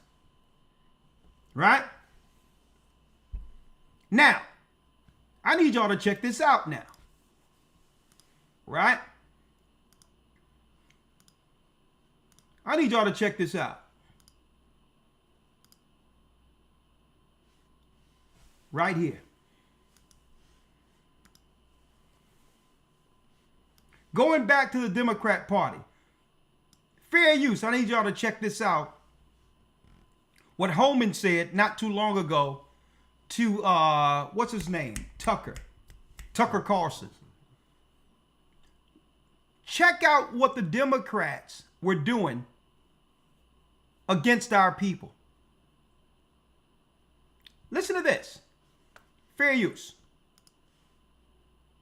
And the black community feels left behind because a lot of these people are, they could use some of that tax money in Chicago to help them. Just basically made it, both parties have paid, especially Democratic Party, a lot of attention to what black voters want because they're a huge part of the Democratic coalition. And now that's not true. Anyone who says, oh, it's just white racism is, what is your average black person in Chicago, native born, family been here 300 years? What does he think of watching his city overwhelmed with illegal aliens? Are getting massive amounts of care, right? Free hotel rooms, 3 square meals a day, free medical care. And the black community feels left behind because a lot of these people are, they could use some of that tax money in Chicago to help them. They're taxpayers. They should have the first chance to get some of that help. But the mayor of Chicago is just, he's ignoring his own community. And I was up there just over a week ago, and I met with hundreds of people that were up there, and they're suffering because of the decisions to take care of these illegal aliens. I mean, I saw city transit buses parked running fuel as warming buses. How about taking care of the homeless people in that city? But, they'd rather put these illegal aliens in a hotel room at $500 a night in the Roosevelt Hotel in New York City and give them 3 meals a day and give them free medical care rather than take care of their own people. Now, I need y'all to check that out. Now, what do y'all think about that, right? This was Holman, who had an interview with Carson Tucker. And you even have Esau looking at this and saying something is wrong. These people have been here for over 300 years in the United States. And the Democrats would rather have criminals from Venezuela and all other places come into the country undocumented, put them not just any hotel, folks, luxury hotels that would normally cost one of us over what? $500 to $1,000 a month. Under the financing that was going through their NGOs. While they were walking over veterans who fought for America, blacks, homeless people. Sisters don't even have a place to stay in shelters. So then you would ask, well, why would they bring in all of these criminals and all this? You know why? Because they know it would bolster what? It would bolster the criminality numbers, the mental illness numbers, the death in the community numbers, the death of our children numbers, more kidnappings, more rapings to justify the money that goes to their programs for these particular ills. So they see the numbers are going down because our people weren't participating in it. Understand that. So to justify shelters, abuse centers, and all these others through their non-government organizations, they would have to bring in criminality and put it next to us. So guess what? If a person is undocumented and you don't know who he is, and a crime is committed, that crime is going to be tallied as what? As a citizen's crime. So even though you had nothing to do with it, it's going to be tallied. If somebody called the police and say someone bust my window, and he put that in the report, even if it's somebody that came illegally or murdered somebody, that's a Chicago murder, a Philadelphia murder that can justify them now getting more money off of the chaos they've caused. See that? See that? Let's hear that once more. And you can give me your opinion on that if you have anything to say on it.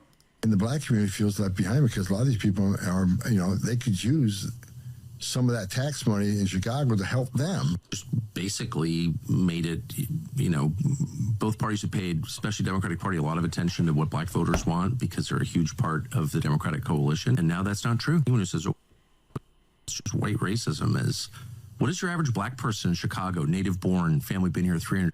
And the black community feels left behind because a lot of these people are, they could use some of that tax money in Chicago to help them. Just basically made it, both parties have paid, especially Democratic Party, a lot of attention to what black voters want because they're a huge part of the Democratic coalition. And now that's not true. Anyone who says, oh, it's just white racism is, what is your average black person in Chicago, native born, family been here 300 years? What does he think of watching his city overwhelmed with illegal aliens? Are getting massive amounts of care, right? Free hotel room, 3 square meals a day, free medical care. And the black community feels left behind because a lot of these people are, they could use some of that tax money in Chicago to help them. They're taxpayers. They should have the first chance to get some of that help. But the mayor of Chicago is just, he's ignoring his own community. And I was up there just over a week ago, and I met with hundreds of people that were up there, and they're suffering because of the decisions to take care of these illegal aliens. I mean, I saw city transit buses parked running fuel as warming buses. How about taking care of the homeless people in that city? But, they'd rather put these illegal aliens in a hotel room at $500 a night in the Roosevelt Hotel in New York City and give them 3 meals a day and give them free medical care rather than take care of their own people. He said, y'all done voted these people in, and they're financing your own demise. And no one understands, it doesn't make sense. Why would you bring in some people to undermine a people who we just trying to survive through all of this? Loyal to the Democrat Party. They talking about trans woman in a girl's bathroom and running track and all this, and no one even understood what that was about. Because they had programs, NGOs, where finances would go through transition and children in Venezuela, in different countries and all of this. It was about siphoning money instead of taking care of our people who were suffering and built the country. So it was coming up with anything, naming it an NGO so that they can siphon money during a time where Sleepy Biden was in office. It wasn't about helping gay people or trans children. It was about the programs they can use to justify the money being siphoned to their particular non-government organizations while our people suffer. And then at the end of it, the next administration will come through and say what? We all out of money, y'all. We're broke. We don't have anything. At the same time that they know that even in ancient Egypt, the only way to make restitution is to give the same people, the children of slaves, full board reparations. Not all the people you got coming over, the children of slaves. That would be the only way that they could be able to even things where our people would be able to defend ourselves, as well as now criminality will go down altogether, because now the majority of things we're doing out there that's criminal is because we've been put in what? A compromised position, an impoverished community that have been like that for generations, where it don't lead our people any other option than criminality.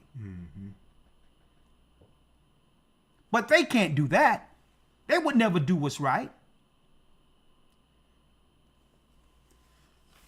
And why won't they do what's right? Because they know we're on their heels and can compete with them entrenched at the bottom. They can't stop us on the low level we're at. We're God's people. So they definitely not going to try to put some finances on it. Right. I mean, folks, you have to think about how much they hate us. The Bible says Esau has a perpetual hate against us. Speaking of the government powers. We're at the bottom, don't have nothing, but guess what? We influence everything. And our righteous currency outweighs their physical currency. What's in us, you cannot put a price on. And that's what they can't stand. Okay, so again, so what happens? So there was a deal that the Gentiles made together and said, they say, listen, God's people will be going into captivity. We're going to set up an economy according to this prophecy. And through this economy, all the races, all the Gentile nations will benefit off of the children of Israel's slavery. All nations, all throughout the earth. That's where your UN, your alliances came in at, where they fight over what? How much of the pie they'll receive on our people who are on the bottom, off of our people who's on the bottom. So as soon as we fell, the Bible says they begin to what? Send gifts to one another. What was that gift? People. Revelation, the 11th chapter. What is that gift? People. So they begin to send gifts to one another. What are the gifts? Our people, our children. Like when you see these crazed white liberals going into Africa, bringing our children over and all of that, doing all types of stuff to our children. That's how you know something is wrong with these people in Africa too. Who would allow these deviants to come over and adopt their children. There ain't no philanthropy. Turning these children out, putting dresses on them. Doing a public international humiliation ritual. Like Charlene Theron got 2 boys from Africa and put dresses on them. Then what they'll do, turn these children out, mess their minds up and send them to school. Send them to school, train them in communications. Right? Political science. And next thing you know, they'll put them in front of us and call these abused children our leaders. Like a Barack Obama, anybody? They'll find these children, mess these children up, then raise them and give them a political science class, turn them into Marxist, and then they'll dress them up and put a camera in front of them and they'll become your leader. Speaking of that, Elder, yeah, because that was something that infuriates me when I'm looking at this. When you look at your Democrat-led cities, like let's say Chicago, yeah, black man is a mayor there, right? Washington, D.C., a black woman's a mayor there. Then you go to L.A., another black woman is a mayor there. So all these Democrat cities are led by our people. So the sellouts selling us out, that's really what infuriates me. Our people complicit, just like you're saying, these people that they groom to be in these positions to sell us out. Yeah, they groom. And we think they put these people in front of us and we'll think that, oh man, the first black man, we need to get behind. We need to get behind these, we need to get behind a black man. Man, this is history. Martin Luther King would have loved me. Martin Luther King would have said, what the hell is this? You're getting these orphans they're raising from these other countries, turning them out, Satanists and all of that, and they'll dress them up and say, listen, here's your black leader. A straight humiliation ritual. Like you see on your screen right here, folks. She goes over into Africa and adopt 2 little boys. Let me show you. Charlene Theron. Right? I need y'all to look at this. Charlize Theron. Hollywood. They go over Africa, give a few dollars, and she's from South Africa too. They go into one of these villages, get these little boys, bring them back to the United States, and look at this. And do what? An humiliation ritual before everybody. Look at this.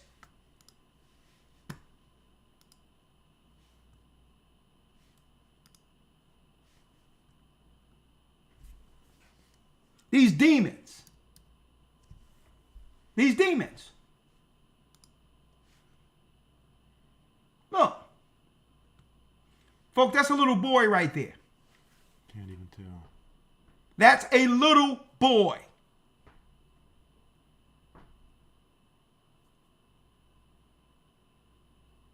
Humiliation ritual on Judah.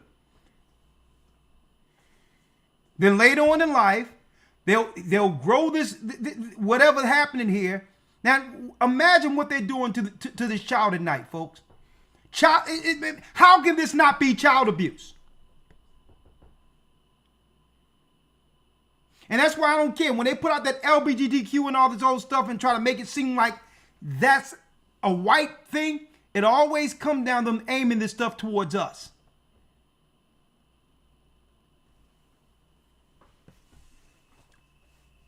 See? Perverts. Let's go back to the book of Revelation real quick. Revelation. Mm-hmm. Knowing what? Knowing these boys now. Now we're living in a time where the next generation they're not going to grow up as ignorant as we were in the naive black Christian church. The cat's out the back now. All children growing up going to know that we're the children of Israel. And no matter your race, they're going to know. So now they're getting in front of it. Well, what we'll do is we'll turn them out before they become adults. So now they can't grow in Christ's army against us. See? We'll get to the children first then. That's what they're doing now, folks. Now that their school can no longer lie and claim that we're Hamites and Gentiles, and now they're saying, you know what? We'll get to the children and turn them out as babies. That this is warfare, folks.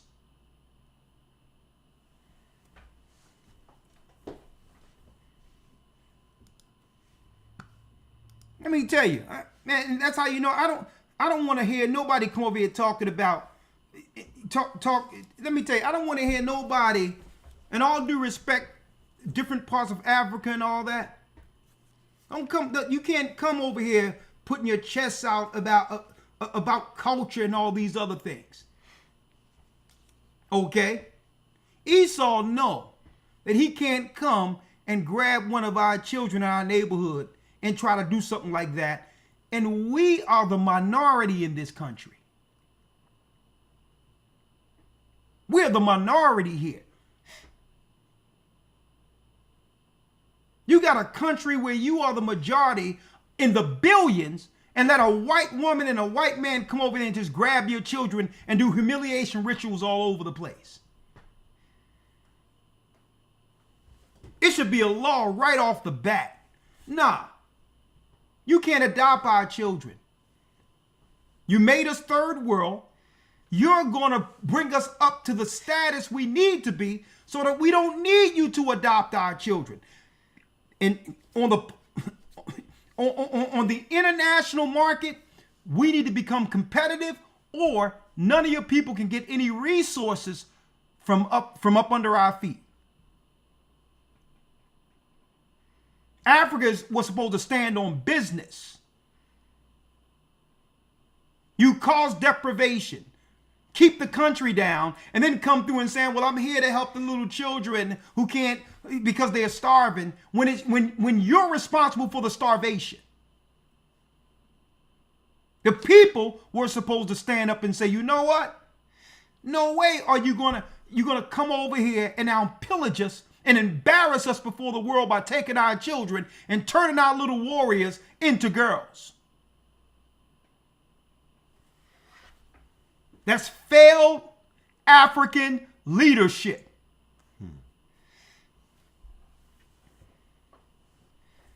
That's what that is.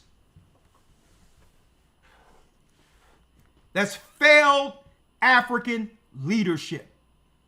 We living in the United States. Guess, folks, we are the minority in the United States. Judah is. And they know they can't do that to us.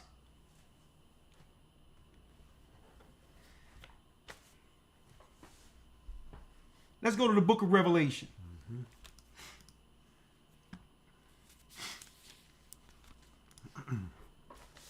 Revelations 11, and let's go to the 10th and 11th verse. Revelations chapter 11, verse 10.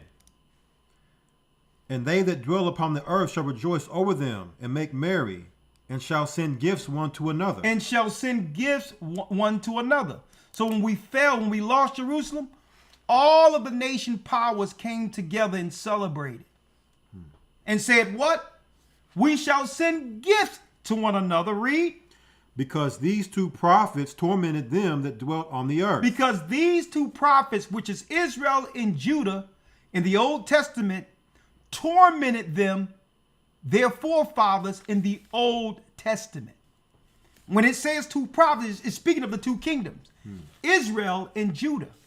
So now the Gentiles remembered how we would give them Hades in the Old Testament as pagans standing with our God. So no soon as we fell, all their religious leaders got together. All of their powers got together as far as politics and say, you know what? We're going to keep Israel on the bottom and we'll share their children in captivity, through the captivity. And we'll hide our intent. And what do they hide under, folks, according to the scriptures? How do they hide? They hide as merchants. I'm just here to set up a store. I'm just here. I have silk. I have spices. That's been their game since ancient times. They come in with merchandise as merchants, but really they have other intents. When they come into your neighborhoods as merchants, they become spies for the government. They become spies for their government. See? When they come in to take the loans that was for your people and set up more businesses. Then they bring their family over and it expands against you because what? That's right. They have a problem with you and your God. And they have a problem with that book because that book puts them back in their place. What book? The Bible. Oh, yeah. They didn't know that we were to go into the Bible and not just identify ourselves, folks. But now we can identify them. I know your daddy, Esau. See, I know your daddy, Japheth. I know your daddy, Ishmael.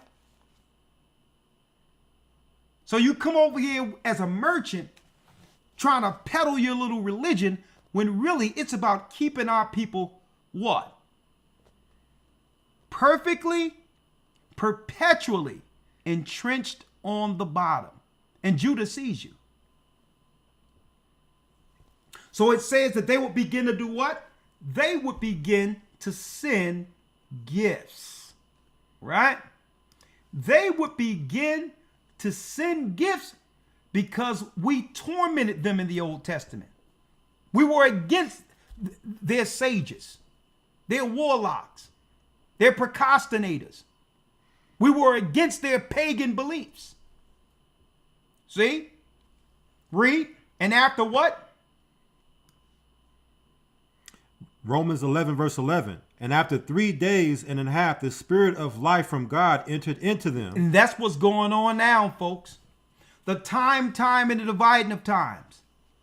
The spirit of God now has entered back into the children of Israel. Read. And they stood upon their feet. And they stood upon their feet. What? And great fear fell upon them which saw them. And that's what's going on with your Gentiles right now, folks. They're fearful. They're looking at their time running out and stating that, okay, God's people has awakened. And if they go back to that God, there's no way with the Gentiles serving lower gods they're saying to themselves, there's no way they could contend with us if we get back with that God who dispersed us. They remember in history when our forefathers tormented them for sin. And now they're seeing the same people stand up, staking claim to our true heritage and covenant. That's a sign for all Gentiles. So now they're rallying together for the final desolation against our people all over the earth. They've tried to use LGBTQ. They've tried to use Marxism. Every ism they created was to keep us on the bottom, folks. Capitalism, which means you must have a people to capitalize off of, starting with slave labor. And now we're not even dealing with the same level of criminality we used to now that we know who we are. So they're going to go with the script of criminality anyway. Right? Now, I need you to go here. Let's go to Wisdom of Solomon, the 5th chapter. Wisdom of Solomon, the 5th chapter. Hold on.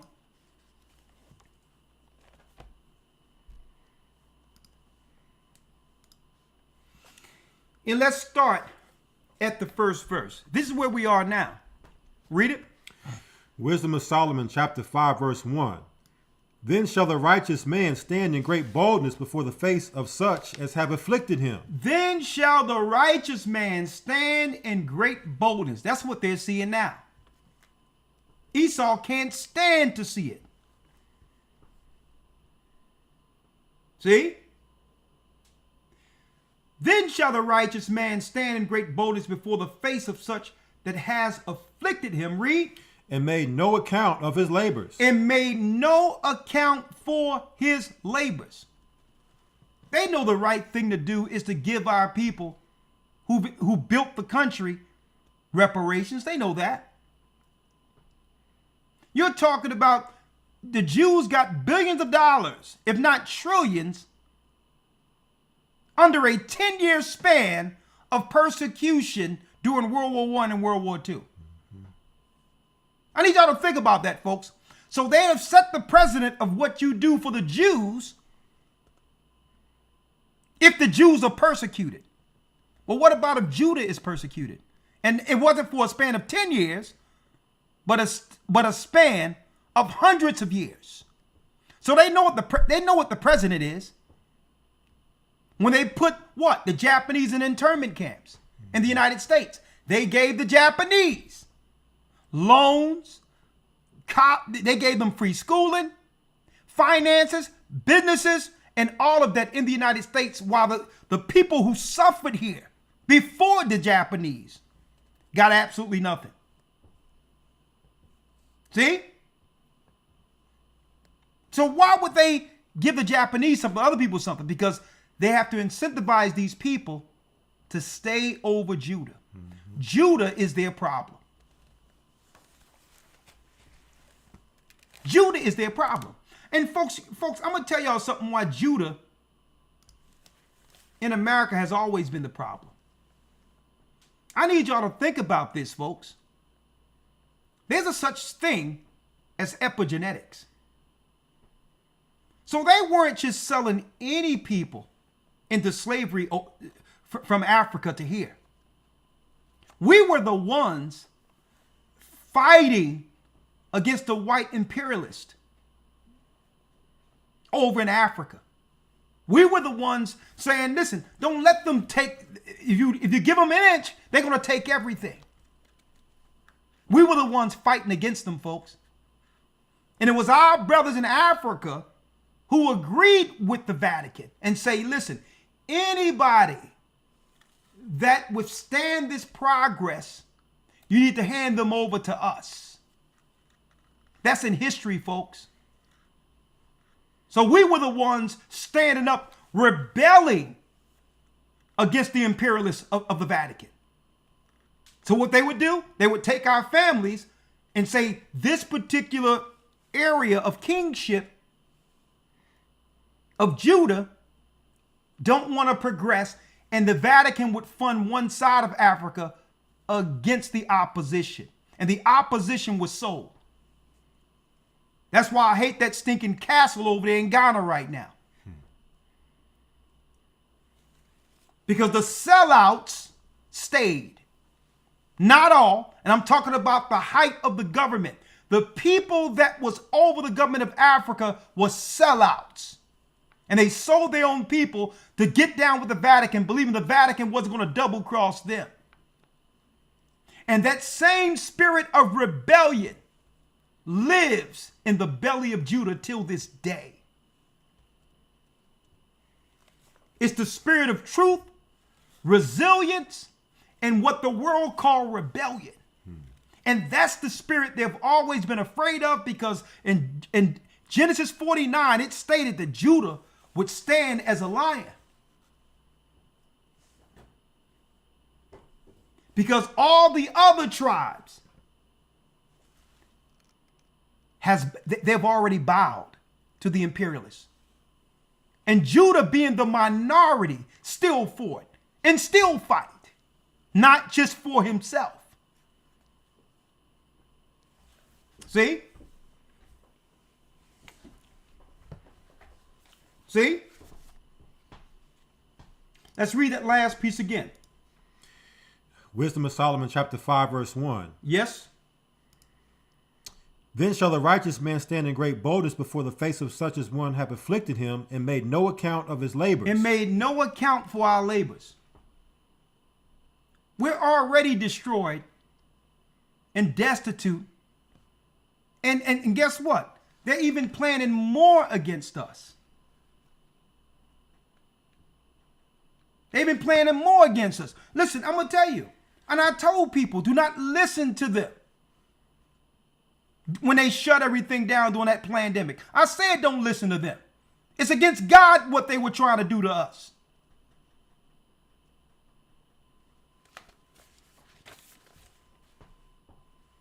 Read the second verse. Verse 2. When they see it, they shall be troubled with terrible fear. And when the nations have terrible fear now. That's why their only recourse is the army at the very end. Now, right now, what they're doing is posturing to some degree like it was during the time of Nero. Showing what? Showing a presence of military force so that we're used to the optics. So we're used to the optics of seeing armies. Because guess what? This is not about no petty crime in D.C. This is showing forth the optics of military so that this generation will get used to it. So that when they do come into desolation, during the time of desolation, they'll already have military in place. That's what this is right now. Read. And shall be amazed at the strangeness of his salvation. And may be amazed at the strangeness of his salvation. Read. So far beyond all that they looked for. So far beyond all that they looked for. When they see us rising, and they're looking at it, folks, the nations will be troubled with terrible fear and shall be amazed at the strangeness of our salvation. And it will be so far beyond all that they look for. They're going to look at us, folks. They're going to be perplexed and amazed. And I'm not talking about in a good way. They're going to look at us, elders. They're going to look at us. And they're going to look at each other and say, damn. These were God's people we oppressed, that we killed, undermined, destroyed.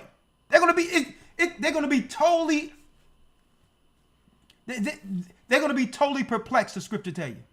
They're going to look at it and be like, those people?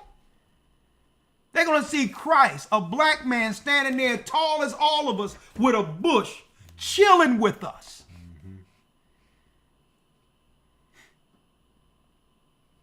You know, the Chinese going to be like,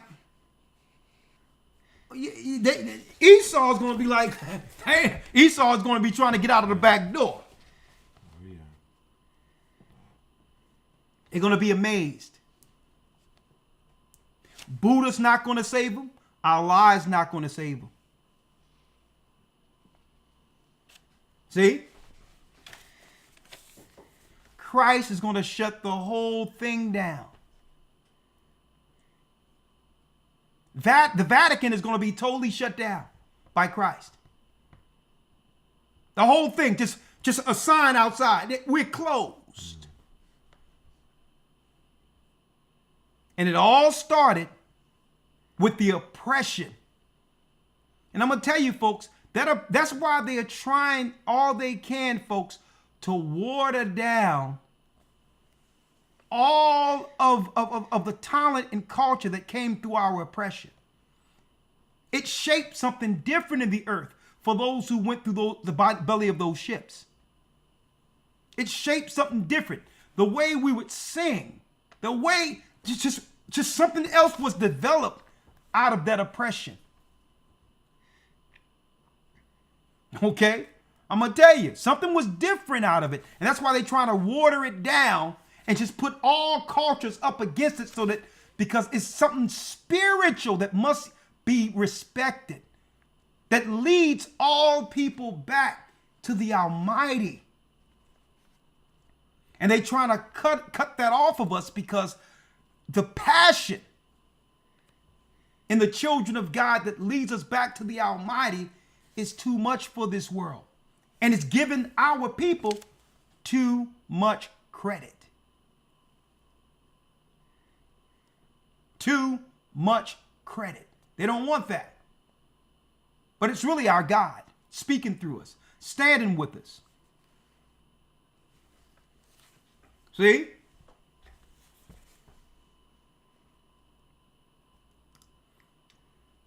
Let's read it.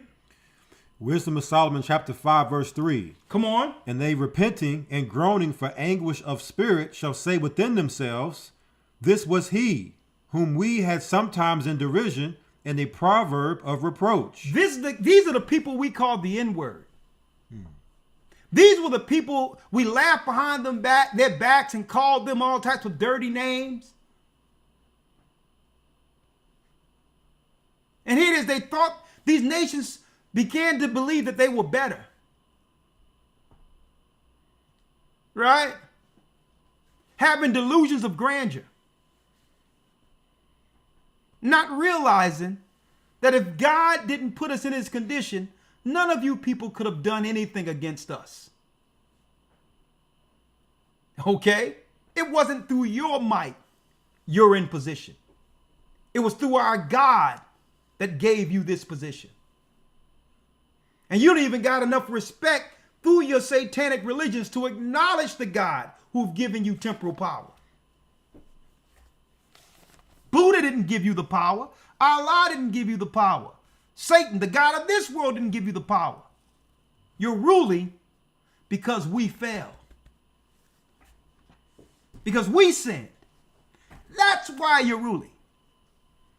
So you're doing everything to do what?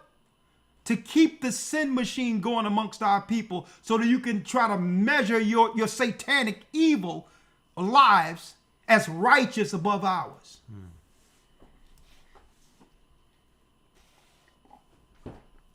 But when they see us stand with Christ in the Almighty at the very end, the 4th verse says what? We fools. Verse 4, we fools accounted his life madness and his end to be without honor. They thought that we would die without honor. That's why they loved to tout these statistics of black on black crime and how many of our people die and how many of us drop out and all of that. How many baby mamas. They love to insinuate all the negative that they've created in our communities.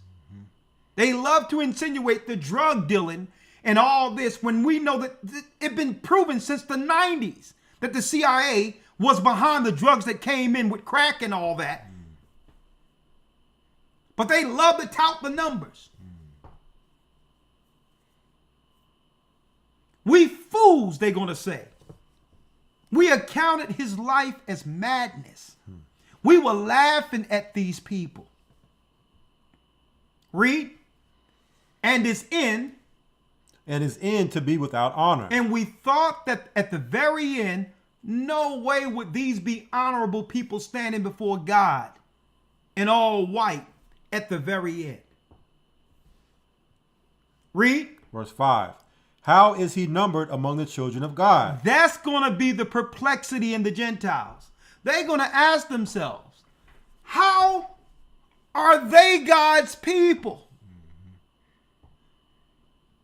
How are they numbered?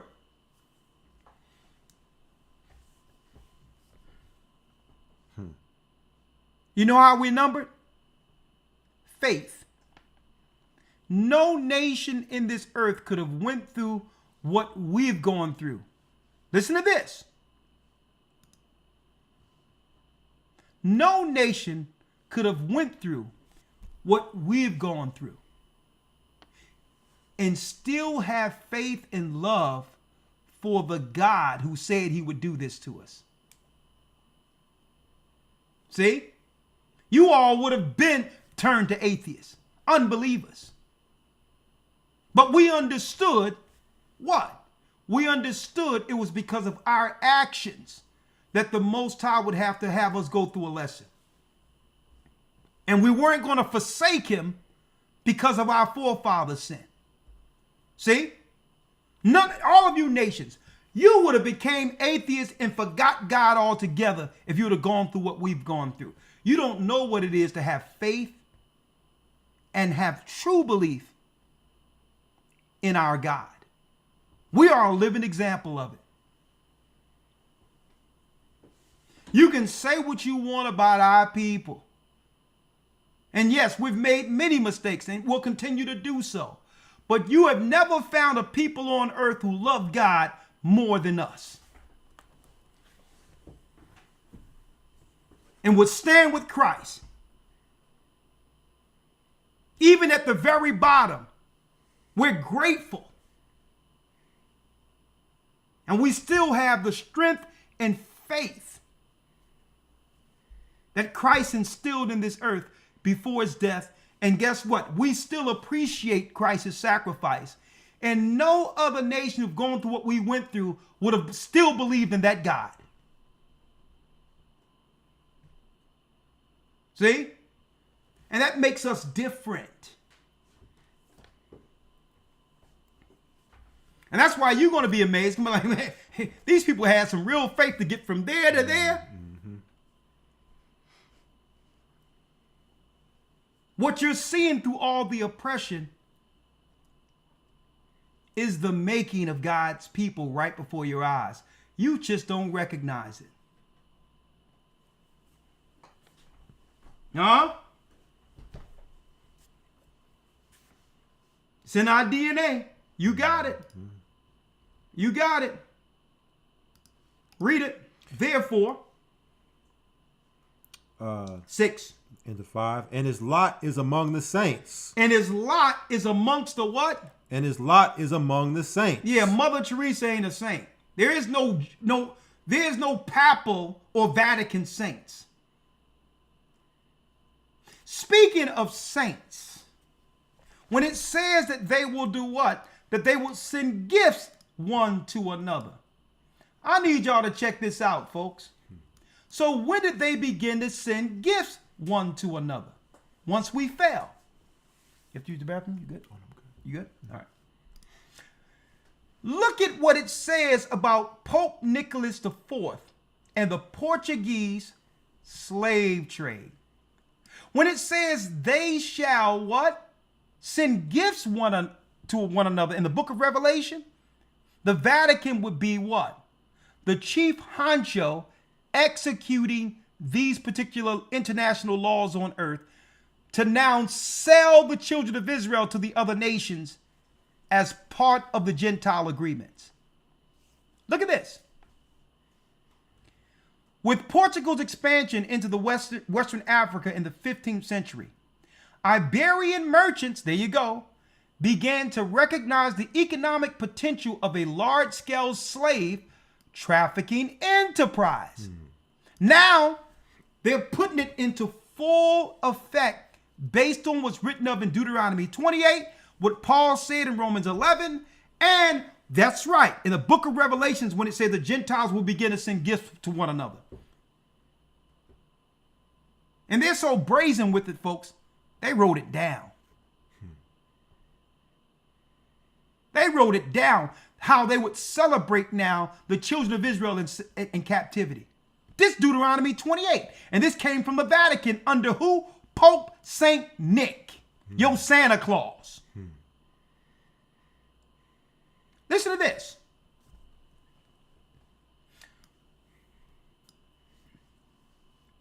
Iberian merchants began to recognize the economic potential of a large-scale slave trafficking enterprise. Folks, this was before GDPs. This was before your current stock market. Folks, the whole market of the world, the foundation of it is the curse of Deuteronomy 28.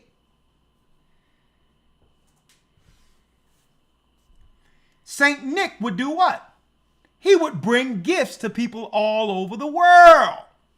Well, what if you found out the gift they were talking about are the prophecies of the children of Israel going into slavery? So they're looking at us like fools every year, celebrating Christmas, not realizing we, the children of Israel, is the butt of the joke. We were the gifts being sold with our families getting separated all over the earth. And now we celebrate December 25th like it belongs to us. One of the first to record this sentiment, according to the Portuguese royal chronicler Gomes Eanes de Zora, was a young ship captain named Anton Goncalves, who sailed to West Africa in 1441, hoping to acquire skins and oil. Merchants, folks. They always come under the guise of setting up a store. You see this? The same old game, how they come into our neighborhoods. When really they're eyes and ears for the governments who are seeking to keep us oppressed, folks. When something goes down in our neighborhoods, they go directly to the corner stores or the markets to get what? Insight and intel on our community. It's the merchants. They're government plants.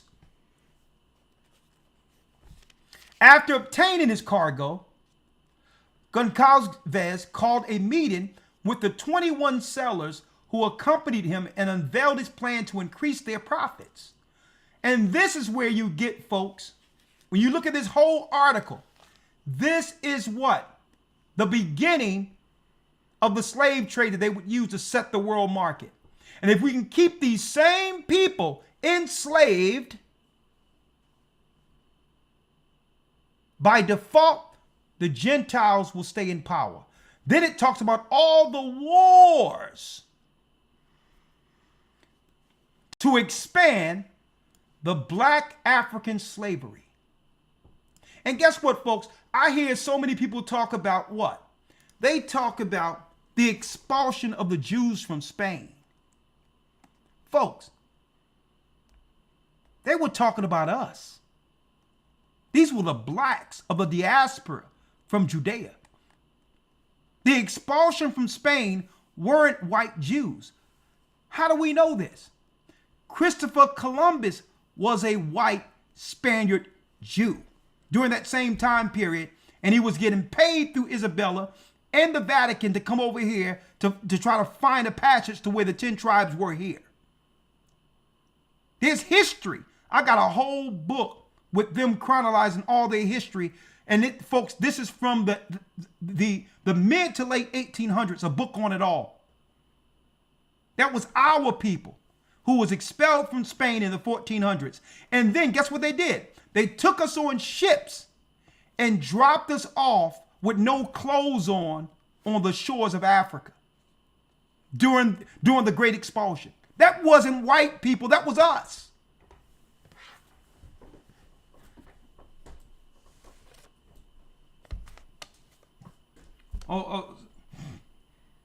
Okay, this truth is ruffling the little feathers. I think, no, I know. Listen, Esau, listen. We understand the gig is up. You don't got to worry about it. If you come to Christ, we'll still accept you as our brother. I know you feel a certain type of way that, you know, that the straight degeneracy that's connected to your history. Right? And they like to come up talking about, yeah, look at this crime. Look at this crime. How can a white person talk about crime? And in comparison, we don't steal whole continents. How dare you come and try to show what demographic commits the most crime? Okay? When we live in when the whole continent is a crime scene from you.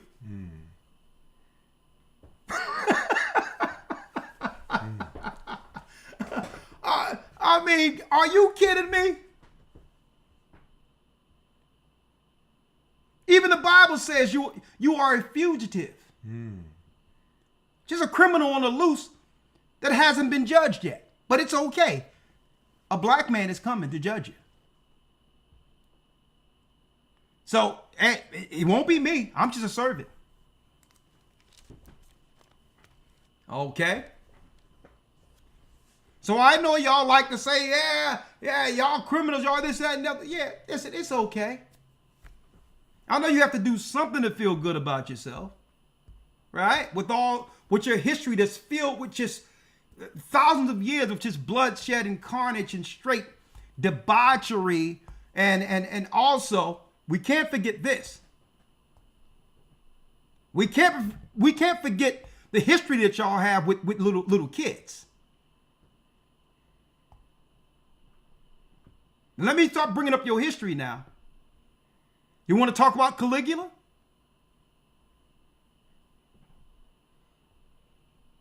I mean, Caligula was such, let me tell you, he was such a satanic freak. I'm going to tell you, listen, no animal was safe around Caligula. Right?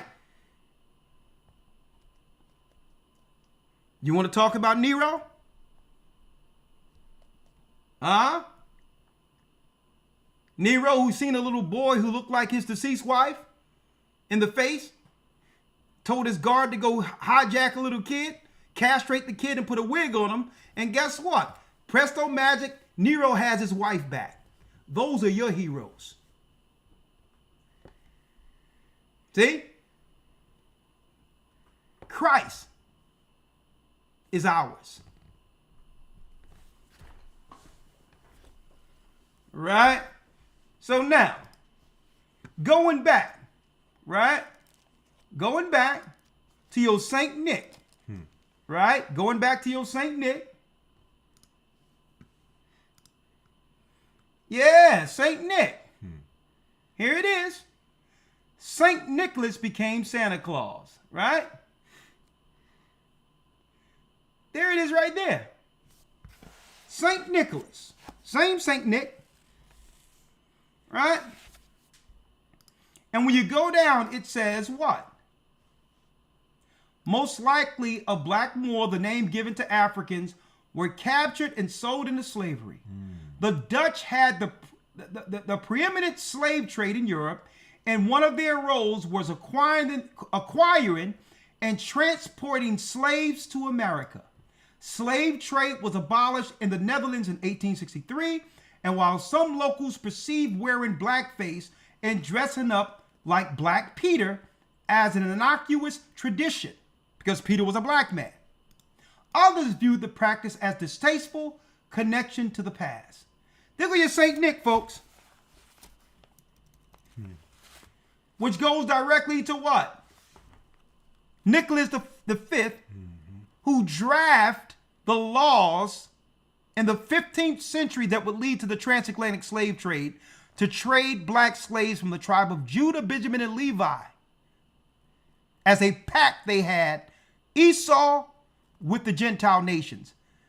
That gives us the image of the modern day Christmas that was created by the same Romans who founded America, who now made this criminal a child's hero, attached to a Babylonian god, Tammuz, and his mother, Semiramis.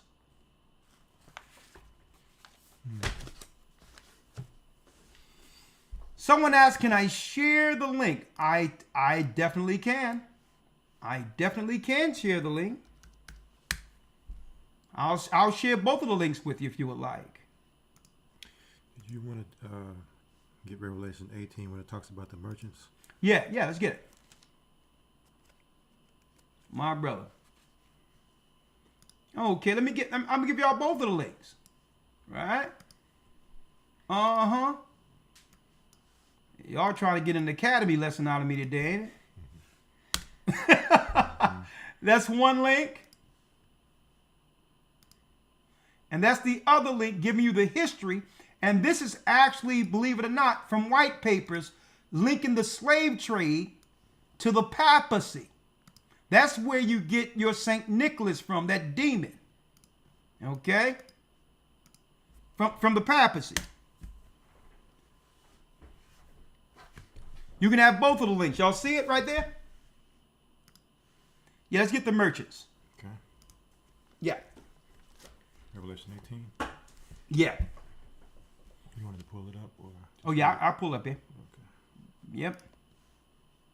The merchant. So all the nations are nervous right now. So when you see the world up in a roar, and unrest going on, and every time you look, military and all these others, we're giving you the true reason behind it all, folks. They have to do everything to destabilize the world, and as a domino effect, they move people in place that would keep us entrenched on the bottom, knowing that the Most High has awakened the children of Judah and the rest of the tribes, right? Let's get it real quick. What you have? Revelation 18. Revelation 18. Let's get it. Start at verse 2. Revelation 18 and 2. Read it. And he cried mightily with a strong voice, saying, Babylon the great is fallen, and is become the habitation of devils, and the hold of every foul spirit, and a cage of every unclean and hateful bird. When it says a cage of every unclean and hateful bird, brothers and sisters, what is it talking about? It's the spirits these Gentiles are bringing over with them. The pagan demons and spirits and principalities they worship, they bring them over here, sacrifice on altars, and do what? They pray against us in these communities, these merchants. They come in to pray against us and to harm us so that there they can bring their children in to replace us. That's what immigration has always been about. Read. Verse 3. For all nations have drunk of the wine of the wrath of her fornication, and the kings of the earth have committed fornication with her, and the merchants of the earth are waxed rich through the abundance of her delicacies. And that's why when they come over here with businesses, they aim all their businesses towards who? Our people in the community as consumers. You would think if we are the minority in a country, that they would usually aim their merchandise towards what? The dominant race. Do y'all notice that, folks? Anything they're selling, they must what? They must get us to actually move it for it to actually become successful. See? This is why they put them next to us. Because the Most High have always given us the ideas of ingenuity, creativity, things that they're not born with, folks. And it amazed them that we're giving up everything that we have naturally for nothing while everyone else get rich. And we give it up because to us, we don't think it's anything special because this is what we do. Or they'll sit next to us and just watch us in the stores. Is that a new dance? Is that a new style? Is that a new swag? And they'll go back to China and say, yeah, I think I got something. They'll set up a whole company based on what we do naturally. Next thing. Look at Kanye West. And we do it and we don't even think anything of it because we're just naturally creative like this. But the other nations, they be sitting there just watching us and listening to us and, okay, what's the next style? And next thing you know, they're on the phone in India, China, talking about, yeah, let's make it, we're going to set up a company and this is what we're going to do. This is what they're doing right now. Mm-hmm. But now we're talking about, well, no. You're no longer going to exploit our talents anymore. Mm-hmm. And we're wise enough to understand that what the Most High has given us is proprietary. Almost everything we do can make money for everyone else. So your merchants are just spies in our community looking for the next big thing so that they can make money off of us. Why? Because they have no talent. Okay? Straight up. What God gives us naturally isn't in every other race of people, folks. Drop down to 11. Let's drop down to 11. Verse 11. And the merchants of the earth shall weep and mourn over her, for no man buyeth their merchandise anymore. And that's what they're going to be upset about, because now that we're pulling back, there's no need for the merchants. There's no need for them. Now you see what's going on, folks, right now. You got a lot of people leaving the country, stores shutting down, because guess what? The grift is up. The grift is up. For the first time in history, in history since our slavery, we're talking different. We no longer feel what? It's a privilege to be exploited by those who don't appreciate us. Our forefathers used to think like that. Just to get recognized, we were willing to get exploited. There's a different generation going on here. We're talking different. We're talking different, right? Moving different. We're moving different. A different conversation. Let me tell you, when you can have, I've seen DJ Vlad apologize more in 1 year than I've ever seen a white Jewish person apologize publicly. And you know why? Because we're getting on code. We're holding them to the fire now. And we're letting them know, you're nothing without our talent. What would you be without us? You're going to have to put some respect on our name going forward. Or we will participate in your downfall. Folks, what's going on? A power shift, and they see it. We tell our people not to buy something and say, don't, guess what? Their shops, which is shut down. We tell people don't support you.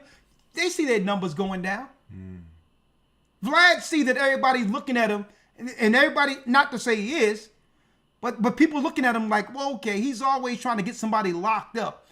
And they suspecting that he's fed. I don't know. But people are being what? People are being careful in how they associate with him. And I'm sure he tried to call people to come on his program that he wanted to. And a lot of people say, well, nah, we're not going to break ranks. You know what he did? He apologized.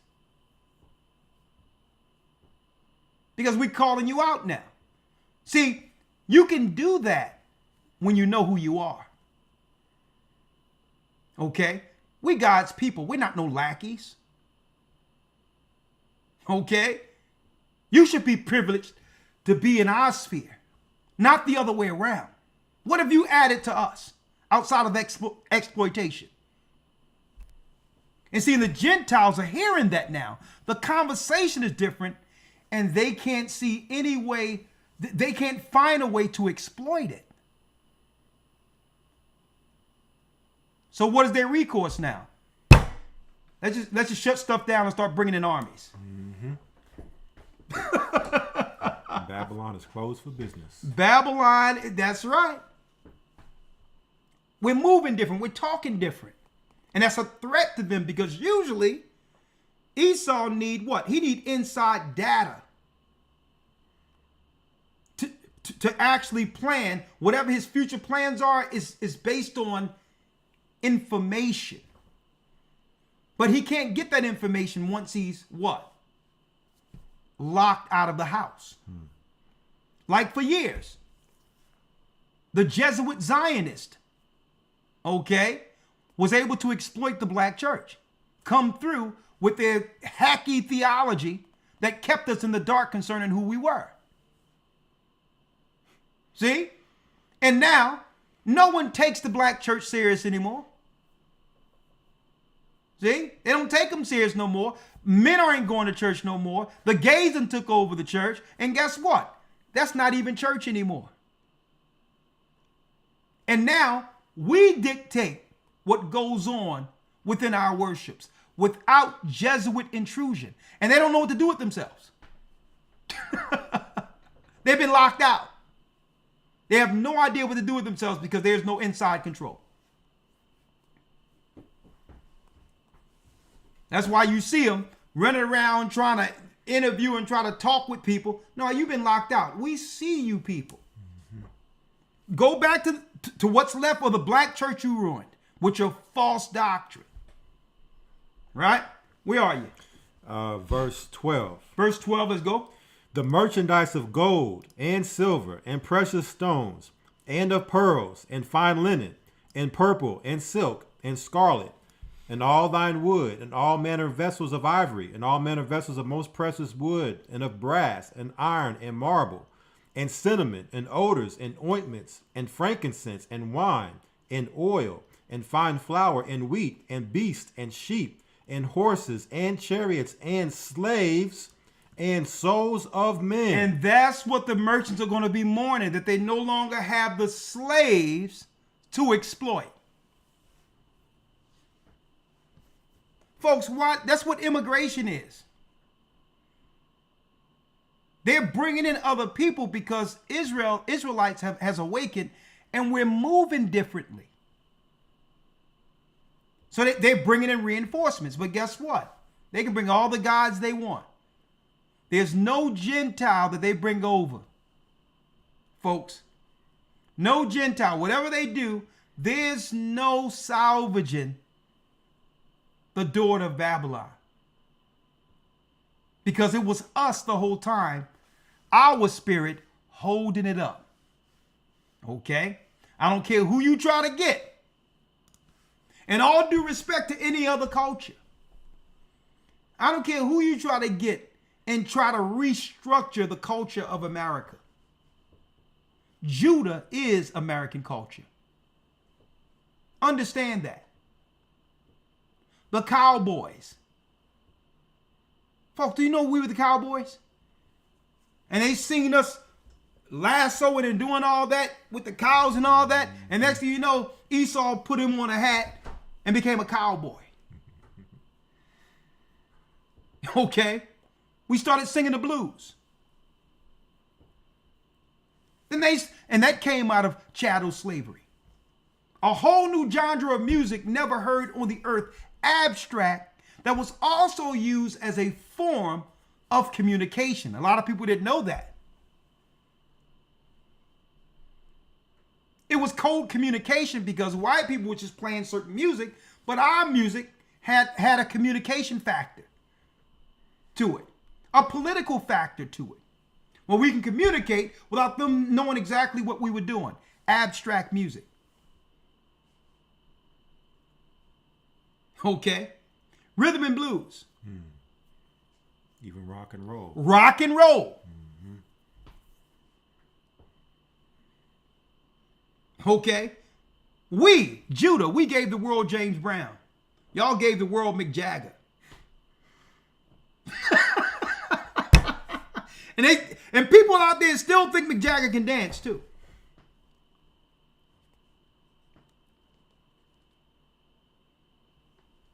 It's time for us to realize our worth and the spirit the Most High placed in us. And understand that spirit never died. It's what they're trying to kill. And the only way that we can fully appreciate this is to take on our name, the children of Israel. Everyone else have benefited from our fall, our ignorance. Our power is when we come back to understand the value of what the Most High have given us through spirit. What else you have? Just a few more. Come on. Verse 15. Verse 15. The merchants of these things which were made rich by her shall stand afar off for the fear of her torment, weeping and wailing. Drop down to verse 23. 23. And the light of a candle shall shine no more at all in thee, and the voice of the bridegroom and of the bride shall be heard no more at all in thee. For thy merchants were the great men of the earth. For by thy sorceries were all nations deceived. By the sorcery, your witchcraft, and all your satanic religions were you deceived.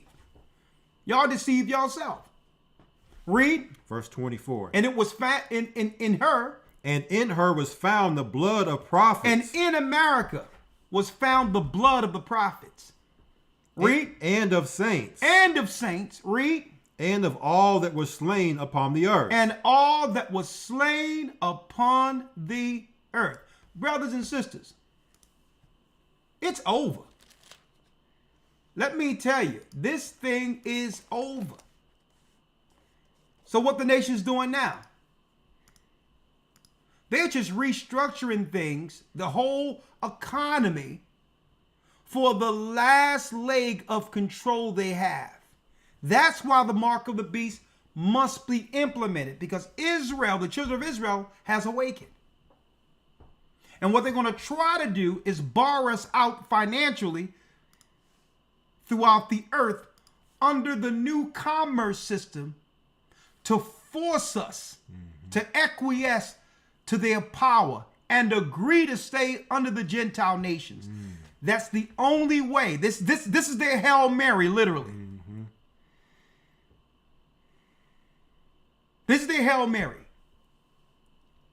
The only way that we can force them to stay under their servitude is if we change the system where they have to be under servitude to survive and agree with it outside of the alternative, which is living off the grid with the God they claim will save them. That's what they're thinking. Many of our people are going to bow. The same faithless people who bowed during the pandemic and listened to what they told you. They're going to tell you the same thing. You're going to lose your job if you don't do it. You're not going to be able to pay your rent. You may get fired. All of this, and you're going to be looking at what? You're going to be looking at the here and now without realizing that you're sacrificing the rest of your life for that one particular moment. Many people aren't living right now because they were trying to save their life in that moment. And when Christ said what? In order for you to save your life, you must lose it. You must be willing to stand with the Most High 10 toes down, even if it was you and him with nothing at all, because that's what you were when you came from up out of your mother. That's what you were. And at the very end, when it's all over, it's going to be us standing for as an individual standing before God in judgment.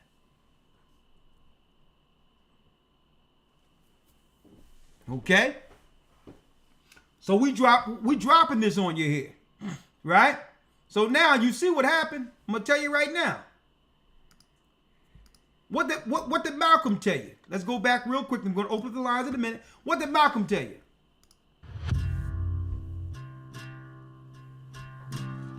It is usually if you study the structure of the Negro community, economically, politically, civically, psychologically and otherwise, it's controlled by the white liberal, who usually poses as the friend of the Negro.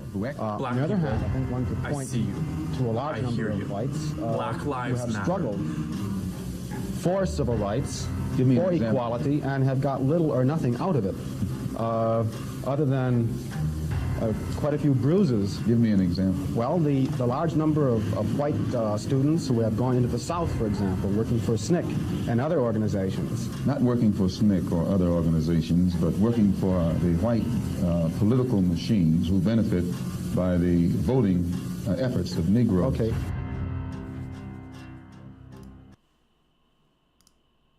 Right?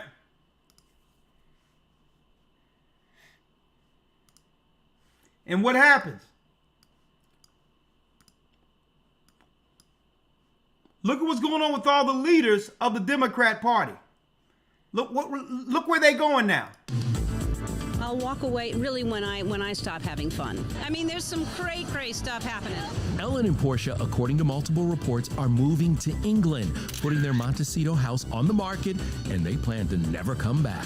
Okay, the LGBT female generals are out of here, right? Out of here like Vladimir, right? Out of here. I wonder where did Rosie O'Donnell go? Our next guest is as bold and brassy as she's brilliant, and frankly, she's got more opinions than your uncle at a wedding after 7 points. Okay. She's conquered small screen, big screen, Broadway. She's interviewed more A-listers than we've had cups of tea. I've only had 2 today. Yeah, cups of tea. She's done more than that. I've had more tea than the points the uncle had at the wedding aforementioned. Anyway, which is saying something, folks. Anyway, please welcome the one, the only Rosie O'Donnell to the show. Hello, how are you? Good to see everybody. Great to see you. I'm well, thanks. Look, she done ran to Ireland. All the radical lesbians who got all that money under the movement got out of the country. See? After they have successfully destroyed the black community with this garbage. See? And now that they have successfully, through the court systems, through radical feminism, which is really lesbianism, folks. There's feminism is lesbianism. Let's make it clear. No straight woman hates men. Okay? So these were the people who were behind this so that they would have more women to deal with their lesbian behavior with. Right? So now that they have successfully destroyed the community and there's no money towards their NGOs, now what they're doing now, they're sending in all of the immigrants, the Ukrainians and others, the Asian people, to clean up now. To clean up behind them. And because they let all of these criminals, Venezuelan people from Venezuelan prisons, into the United States, well, that gives Trump the plausible deniability to now deploy troops to all of these so-called sanctuary cities in the future.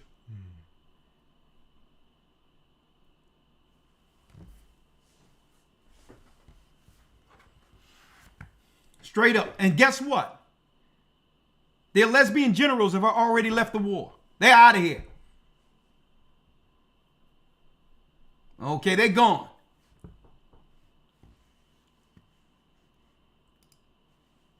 See? Now, last but not least, I'm going to be Friday. I'm going to be examining some confessions from Peace FM. Hey, do you remember these days? Man, those were the good old days. You say they were the good old days, huh? Good old days. Dropping in knowledge. Well, somebody else put this up from a different channel. So let's hear a few of things what's going on here. I'm trying to bring some knowledge to this young man. And they departed not from them until they removed Israel out of his sight. as he had said by all the servants and the prophets, so was Israel carried away out of their own land to Assyria unto this day. And the king of Assyria brought men from Babylon, from Cuthah, and from Avah, and from Hamath, and from Samaria, and placed them in the cities of Samaria instead of the children of Israel. Now what we see here is other nations outside of Israel who are now being placed in the land to operate. Now, we got a Torah. I'm with you. Now, listen to this clearly. These are not the people, but yet they're in the land. Now, listen to this clearly. Now, what are we doing here? I'm going to let it play. We're going to be listening to some of these on Patreon, right? I was showing this guy from the United States. He was a white guy who converted to Judaism, who lived in the UK, and he came into the radio station with an Arab and an East Indian. And I'm showing this guy the Judaism that you're following was attached to what? The satanic religion of the Sumerians of 721, when the Most High took the 10 tribes out of the northern kingdom and put Gentiles in the land instead of the children of Israel. And I said, the brand of religion you're following, the Judaism you're following, is that. Which links directly to what? Satanic, Canaanite rituals and practices. So I'm teaching a young man. And what I was showing him is, we're from the tribe of Judah. We don't deal with none of that. We're Israelites. There's a clear distinction between the children of Israel being Judah and a white convert who converted to Judaism. So I started teaching the young man. Now, of course, he got beside himself. And so it was at the beginning in their dwelling there, that they feared not the Lord. They feared not the Lord. Therefore the Lord sent lions among them, which slew of them. Wherefore they spake to the king of Assyria, saying, the nations which thou hast removed, and placed in the cities of Samaria, know not the manner of the God of the land. Therefore he hath sent lions among them, and behold, they slay them, because they knew not the manner of the God of the land. Then the king of Assyria commanded, saying, carry thither one of the priests whom ye brought from thence, and let them go and dwell there, and let him teach them the manner of the God of the land. Then one of the priests whom they had carried, listen to this clearly, had carried from Samaria, came and dwelt in Bethel, and taught them how they should fear the Lord. Going down to the 33rd verse, if you all are following me here. They feared the Lord and served their own gods, after the manner of the nations whom they carried away from thence. Now, check out what they was worshiping in these particular lands, brothers and sisters. And the men of Babylon, listen to this clearly. Howbeit, the 29th verse, howbeit every nation made gods of their own, and put them in the houses of the high places which the Samaritans had made, every nation in their cities wherein they dwelt. And the men of Babylon made Succoth-Banoth, and the men of Cuth made Nergal, and the men of Hamath made Ashima, and the Avites made Nibhaz and Tartak, and the Sepharvites burnt their children in fire to Adrimelech, and Anamelech, the gods of the Sepharvaim. So they feared the Lord, and made unto themselves of the lowest of them priests of high places, which sacrificed for them in the houses of the high places. They feared the Lord and served their own gods after the manner of their nations, whom they carried away from thence. And that's the Jewish synagogue beliefs that they're not telling people. They'll have us believe in the Christian church that they are following what's in the Torah, in the Tanakh. But listen to what this guy says. Now, the reason I went here first in 2 Kings 17, and I'm not going to have to go through the rest like I just did, but I went here first to show you that even though people were practicing these, in 721 BC, were practicing some form of Judaism, paganism, and Satanism was at the core in Samaria. Can I rebuke, please? Can I rebuke, please? Just from that very thing. Hold on, what is this here? Yeah. That looks like a Hitler right there, ain't it? and placed them in the cities of Samaria instead of the children of Israel. Now, what we see here is other nations outside of Israel who are now being placed in the land to operate. Now, we got a Torah. I'm with you. Now, listen to this clearly. These are not the people, but yet they're in the land. Now, listen to this clearly. And so it was at the beginning in their dwelling there, that they feared not the Lord, because one thing, 721 BC, were practicing some form of Judaism, paganism, and Satanism was at the core in Samaria. Can I rebuke, please? I'm not. Can I rebuke, please? Just from that very thing. Samaria. Can I rebuke, please? I'm not. Can I rebuke, please? Just from that very thing that you tried to say. There's one other point I wanted to say, because I want to bring it up to how it's modern day. I thought you'd finished. I'm sorry. Okay, I just want to bring it up to modern day. Okay. Because what I will prove today is that what we see here, when Satan came in, is the core of what Judaism is today. And the same gods are being worshipped today. All right? Okay, now. That's your view on it. Okay, I'm going to give you more. Because one thing I found out, and it can be proven, that the people in Palestine today are not Israelites, but they're Romans. Okay. Okay, they converted into Judaism during the, listen to me clearly. They converted into Judaism during the Khazarian Empire. They're Khazars. They converted after the fall of Rome. Okay? Once they converted, they came back in a political and religious aspects of the earth. And I studied that through religion. So what you're saying is all the Jews today are from those Khazars? No, I'm not going to say all the Jews, because I'm a Jew. So I'm saying your people that's in Israel today are Khazarians. I'm going to repeat. Okay. So I'm not saying all Jews. Now let me make this clear real quick before I get to the next point. That's why Christ said, the Messiah said in Revelations 2:9. Let me read it. This is interesting. I know thy works in tribulation and poverty, but thou art rich. And I know the blasphemy of them which say they are Jews and are not, but are the synagogue of Satan. Why?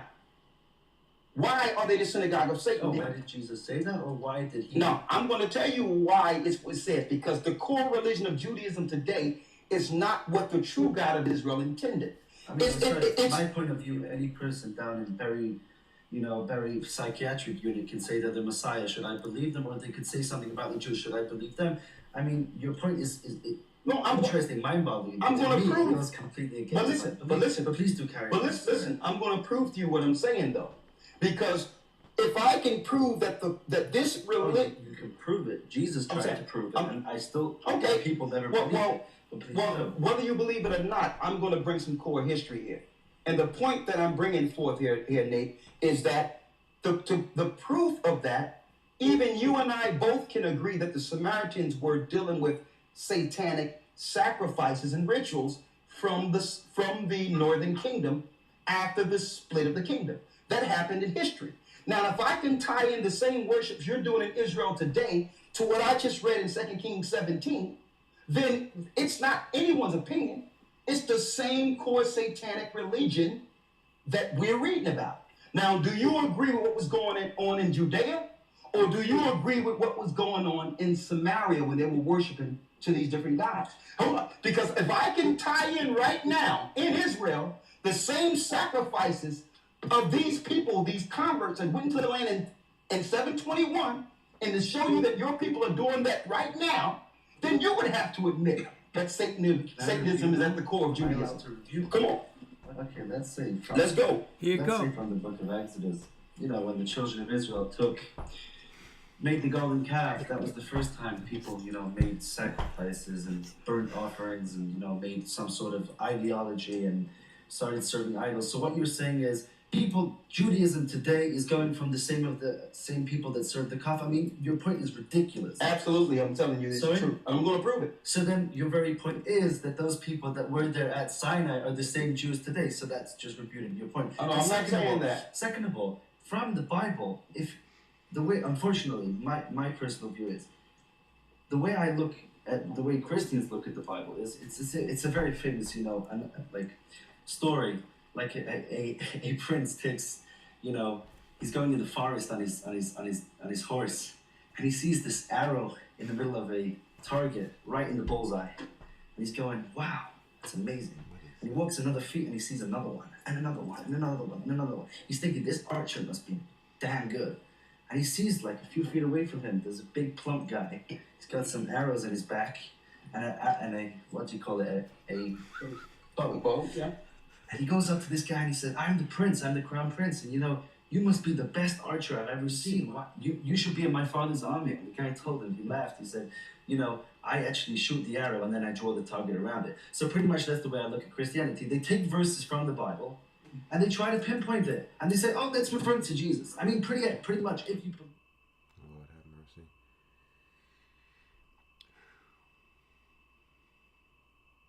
I just want to say one last thing. When I say I respect the New Testament, for example, I respect the New Testament as long as it doesn't contradict my Bible, which a lot of it does. Okay. So I'm going to just say I respect it as a book. You respect the parts that agree with what you've learned? Yeah. Okay. Not what I've learned. Okay, all right. If you believe in that, you pretty much open any verse in the Bible and you say, that's Jesus. Hold on. Sorry. Hold on. But you still, I think you have skated the point. And I'm going to try to bring it around. The point is, right now there are religious practices in Israel today at the core of Judaism that parallels the worships that's against God in the Bible. So do you got a problem with that? So you want me to answer that? I'm sorry, I got a bit off topic trying to explain something. Exactly. Because You remember those days? Man, I got a bit off topic. He got a bit off topic, huh? You remember that? We got to talk about this, right? But go on. That's what I'm talking about. So if Satanism, you have to realize Satanism. Genesis chapter 4, verse 7. You want to open it from your Bible and read it from me? I'm going to read it, but listen, let me explain this to you, Nate, real quick. Okay? Just so that we can be on point and to know whether or not we are worshiping the right things, we must look at the rituals and the traditions within Judaism and look in the Word and see if it match. So if you are the people, then you shouldn't be doing the sacrifices and the traditions of Satanists. Correct? Please open for me Genesis chapter 4, verse 7 of your Genesis 4:7. Let me go there. Please do. Yes. Please do. Genesis 4:7. Want me to read it for you? Yeah, I mean, out of your Bible, because I don't care about Bibles around with me. I'll tell you what. I'm gonna put it in front of you. Is that okay? This is not like Across the Vampire, is it? Sorry. This is not like Across the Vampire. Not at all. Okay, all right. I'm kidding. It's worse, huh? Yeah, it's pretty. Okay, hey, guess what? This thing is going to this thing is going to deal with you tonight, my brother. Oh yeah. Genesis what? Sorry? Genesis what? Oh, can I just ask one question? Am I allowed to before I get to this get to this? Man, you're all over the place, man. No, I'm not all over the place. I just have to. I like context. Can I just ask you something? Do you believe in such a thing called the oral law? Trying to get out the Bible. See, no. So can I ask you, first of all, can you just close your Bible for me a second? Sure. You told me just before the show you speak Hebrew. Yes, I speak ancient Phoenician, not the Yiddish. Okay, good that we've cleared this up. I'm not talking about Yiddish, I'm talking about Hebrew. Now let me look at the Hebrew letters that you translate this Bible from, this good old boy here. Now you're telling me as a Christian, I'm guessing, you don't believe in the oral law. Well then how do you translate the Bible? Because you know those little dots under the letters? They are our law. So when you try and translate this Bible, that means nothing to you. Did you know that one? Sorry for getting into that one. Chapter 4, verse 7. Please open You ready now? Yeah. Okay. All right.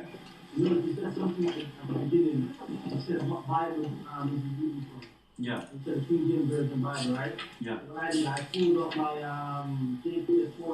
And I'm ready to bring that over here too. Everything that was great in the King James Version Bible is what's written here in the JP is Torah Tanakh. King James, for the listeners, King James are not the JP is Torah Tanakh. Bring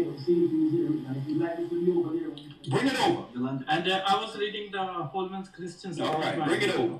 Come on. And it was the same, you know. No, what I'll explain to you is... Genesis 4:7, right? What I'll explain to you is, over the Torah Bible, you'll find no contradiction. When you get to Psalms, you'll find different translations. You'll find words being changed, context being changed. I mean, just for example, you know, Psalm 51 and Psalm 40. I mean, what they do with that is shocking. But anyway, do you want to read for me chapter 4, verse 7? You all right, brother? You good? I'm totally okay. You can multitask with your brain. Sorry? Man. You all over the place. I know. All right, okay. I like doing that. You like it? All right. Yeah. All right, let's go Keeps to... me going. Keeps me Okay, going. I'm with you. All right. So we at Genesis 4 and 7, right? Yeah. You want me to read this? Yeah, please do. All right. Genesis 4 and 7 from the King James Version Bible reads, If thou doest well, shalt thou not be accepted? If thou doest not well, sin lieth at the door. And unto thee shall be his desire, and thou shalt rule over him. Exactly. So what are we talking about? What's the context of this chapter? We're talking pretty much about Satan. We're pretty much talking about what he did to mankind. And what did God tell us? One simple, very fundamental point. You can rule over him. You just read it from yourself. So when you're talking about Judaism is Satanism, that is a ridiculous point because the Bible just told you it's not. Basically, every person can sin. Every person can repent. It's written in the Bible. You can repent if you want to. And the point when you're saying that today's Judaism is Satanism, that's ridiculous because I just asked you how do you read your Bible. You can't read your Bible if you don't believe in the oral law because those letters, you can't even understand the words or the context of the verse. So, yeah, that's pretty much your answer. Okay, now let me finish showing you that it's Satanism at the core of Judaism. But please answer my answer. How do you read the Bible without the oral law? You haven't answered me that question.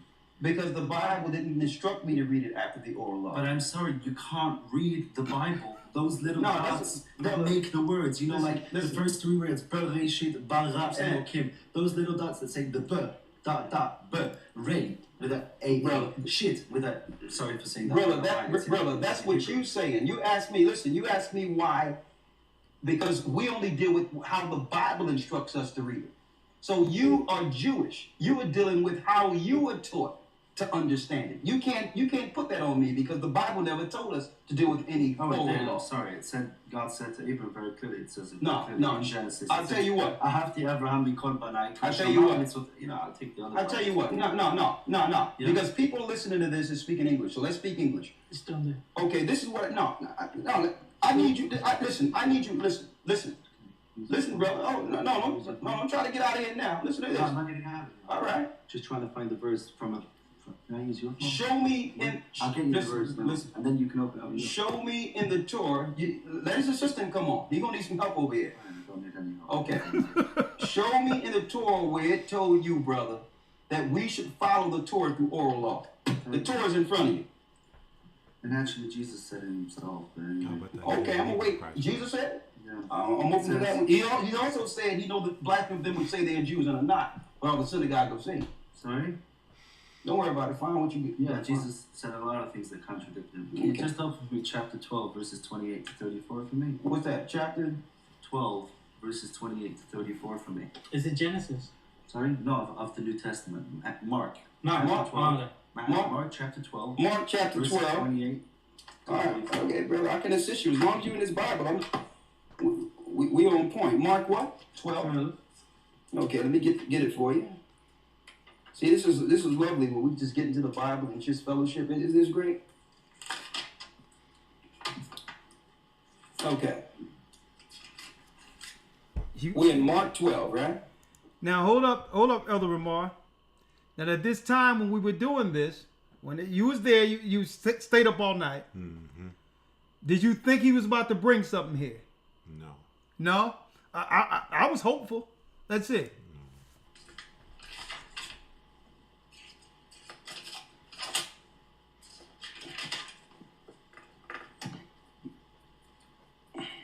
Read it out to me. So this is where I'm going to read. We should be following the oral law. No, I'm just trying to get under. Because I'm not going to let you take me into all over the place. Yeah, and you're not answering I'm always nothing. through that. I'm always multitasking. All right. Well, I'm not going. Hey, brother, this ain't talking about the oral law. I'm not going there. I'm not letting you take me all around the place for no reason anymore.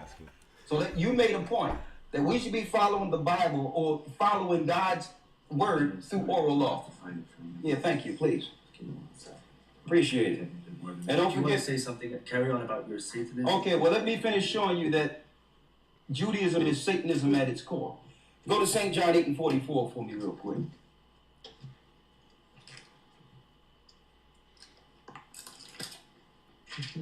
And also, get me Arthur Koestler, another respected Jewish brother that I would like to bring out as a historical reference. from the 13th tribe.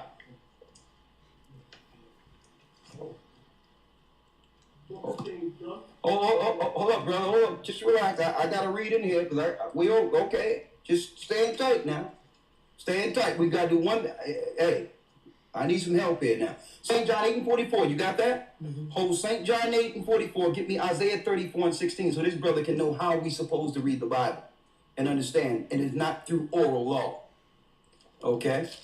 Let's answer that oral law thing first. I will do. Carry on talking. Okay, keep on. I know you got it. Keep on. Google it. Give me give me. Google can't find. Let's answer that oral law thing first. I will do. Carry on talking. Okay, keep on. I know you got it. Keep on. Google it. Give me Isaiah 34 and 16 real quick. Isaiah chapter 34. Verse 16. Read that. Seek ye out of the book of the Lord and read. Seek ye out of the book of the Lord and read. Now, at one point, this was in the Hebrew. It was speaking of scroll. It wasn't speaking through oral conversation. Why? Because people can say what they want to say. Seek ye out of the book and do what? And read. And hear? And read. And listen to oral law? And read. And do what? And read. And read. That's what I'm doing. Read. No one of these shall fail. Because none of the prophecies of the Bible shall fail. Man's word can fail, but the word cannot fail. Every prophecy of the Bible have come to pass and will come to pass. Read. None shall want her made. And you cannot make the Bible with any other book. You cannot make the Torah and the Tanakh with any other book. It stands on its own. And speaking of mating other nations' books with the Hebrews book, you can't do that. You can't sit there with a Quran and the Bible and say they coincide. And I know you can agree with that. Read on. For my mouth it have commanded. Because the mouth is the word of the Most High. That's why it says, seek ye out of the book of the Lord and read. The mouth of the Most High is the word of God. If you open the door for oral commands, then now you're bringing man's to interpretation. Now, one more thing. Give me St. John 8 and 44. The book of St. John, chapter 8, verse 44. This is what Christ told the Pharisees and scribes. Now, let me tell you something. These Pharisees and scribes were not regular Pharisees and scribes. These weren't all of them Hebrews through blood. We found out during the time of Antiochus Epiphanes, there was a slaughter in Judea under the Roman Empire, in which they slaughtered all the priests and put Gentile Idumean priests in the place of Hebrew Israelites. So by the time Christ came on the scene, all of the Pharisees and scribes were not of Jew or Hebrew stock. They were really Idumean Edomites. So Christ told these Pharisees what? Ye are of your father, the devil. Ye are of your father, the devil. And see, and that's why they don't respect Christ in Judaism today, because Christ told them to their face. You claim you're following the God of Israel, but you're really following the Canaanite God, the devil. Ye are of your father, the devil, read. And the lusts of your father ye will do. And the lust of your father ye will do. You are what? He was a murderer from the beginning. To show you that they're worshiping the same spirit that links to Genesis 4 that you just brought out through Cain. That the Jewish people are worshiping the same God, and that's why you are against Christ, because he is against your empire. Your empire is Satanism. The Rothschilds, the Rockefellers, all of them are known Satanists if you know what to look for. And that's why I went back and studied the ancient Canaanite beliefs and worships. And the only religion right now that links to the ancient Canaanite worships and the ancient Babylonian worships is who? Is the Jewish religion, Judaism. Why do you think their calendar is in Babylonian tongue? Why do you think it's Nisan and different Babylonian names in their holy days? If they're Israelites, if they're Jews, why are they linking to Babylon? Because they're following the Babylon god, Satan. And they're against Christ because Christ was setting the record straight. Ye are of your father the devil. The lust of your father ye will do, read. He was a murderer from the beginning. Because why? Their core intent is to murder their own brother.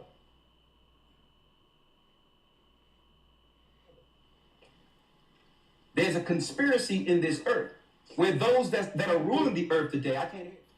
It tells us in the Bible, brothers and sisters, that Christ is identifying the synagogue of Satan. These are they who are enemies against their own brother and looking to murder their brother. Right? And it links directly to Revelations 2 and 9. Get Revelations 3 and 9 real quick. And then we're going to get into some history. Let me know when you get that oral law. I do have it. You have it? Okay. Okay. Hold on, we got the oral law. You got it? You got it? In the Torah, where we are to follow the oral law and not as it's written. Oh, you want me to carry on? I'm going to get to a few different places. Okay, thank you. Get Revelations 3 and 9 real quick. The book of Revelation, chapter 3, verse 9. Go ahead. Behold, I will make them of the synagogue of Satan, which say they are Jews. Hold up. I will make them of the synagogue of Satan that say they are Jews. And are not. And are not, but what? But do lie. But do lie. So Christ is calling them liars that worship in the synagogue and claim to be Jews and are not. Read. He's going to make them what? Behold, I will make them to come and worship before thy feet. Nowhere in the Bible did it say that in the end time, Israel as a people would rule the earth from Israel and have power to set up banks and set up systems under Satan's system. No place in the Bible. A matter of fact, the prophecies of the Hebrews would be that they would be in servitude until Christ come and save them. They wouldn't be in position to control things at the height of Satan's empire.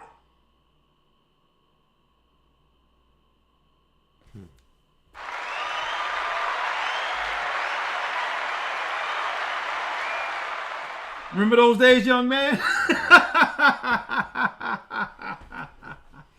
Yeah, we're going to examine more, but that's the key thing that really resonated, like I said earlier. When I first learned the truth, I was perplexed at how so many people in different ideologies, I was just perplexed or confused coming out of the Christian church and learning I was Israelites. And what the Most High brought to light for me was the fact that the majority of the people in the earth hates the Bible. The Jewish people don't want to deal with the Bible correctly. The Christians don't want to deal with the Bible as it is written. The Muslims doesn't want the Bible. You got witches, warlocks, pagans. Everyone have a problem with the Bible. And at the same time, they have a problem with us. Right? So that in of itself lends to what? A connection. Do they have a problem with the Bible because the people in the Bible are us? Right? And see, I've been all over the world. We discourse with many people, and I've come to the conclusion that we must be the people. Because even with a Jewish person who claimed to be, even though he said he was a convert, he was a white Christian family who converted to Judaism, to let you know that's a religion, not an ethnicity. Right? That's a religion. What we're dealing with isn't a religion. The Bible is our history book, right? Yes, sir. So that in of itself was, you know, that was a serious, impactful, I would say, epiphany for me. When I started realizing that the majority of the world hates the Bible. Even Christians. They hate the Bible. They always try to deal with it sideways instead of as it is written. Muslims, they hate the Bible. Jewish people don't respect the Bible. And I'm like, hold up. If Satan was ruling this world, the one book that could expose his evil would be the book the world hates. Right? I need y'all to think about that. The one book that if Satan ruled the world, if he was the God of this world, the one book the world would hate would be that book. The book that can expose him the Gentiles who worship him. The conscious community, they hate Christ. They hate the Bible. Like, well, hold up, man. Why? Muslims?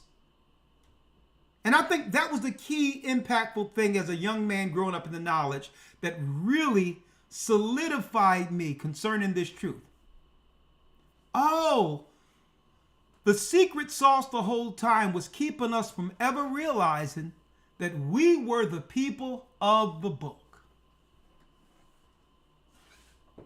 Because as long as we thought we were Gentiles, even Christians, Muslims, no matter what your religion, they would all claim that they had respect for the book when I was in ignorance. They would all claim that they had respect for the Bible.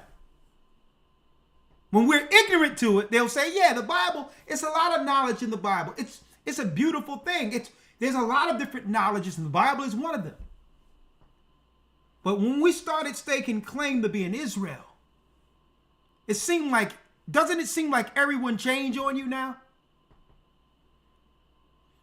When I was growing up in the Christian church and was dealing with this Bible, no one had a problem with this Bible, folks, on the surface.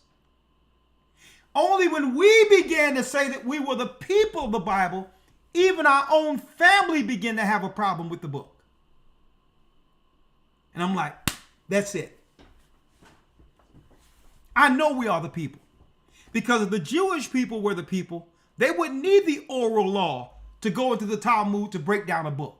Well, wait, let me speak to my rabbi. He's going to tell me what I can plainly read for myself.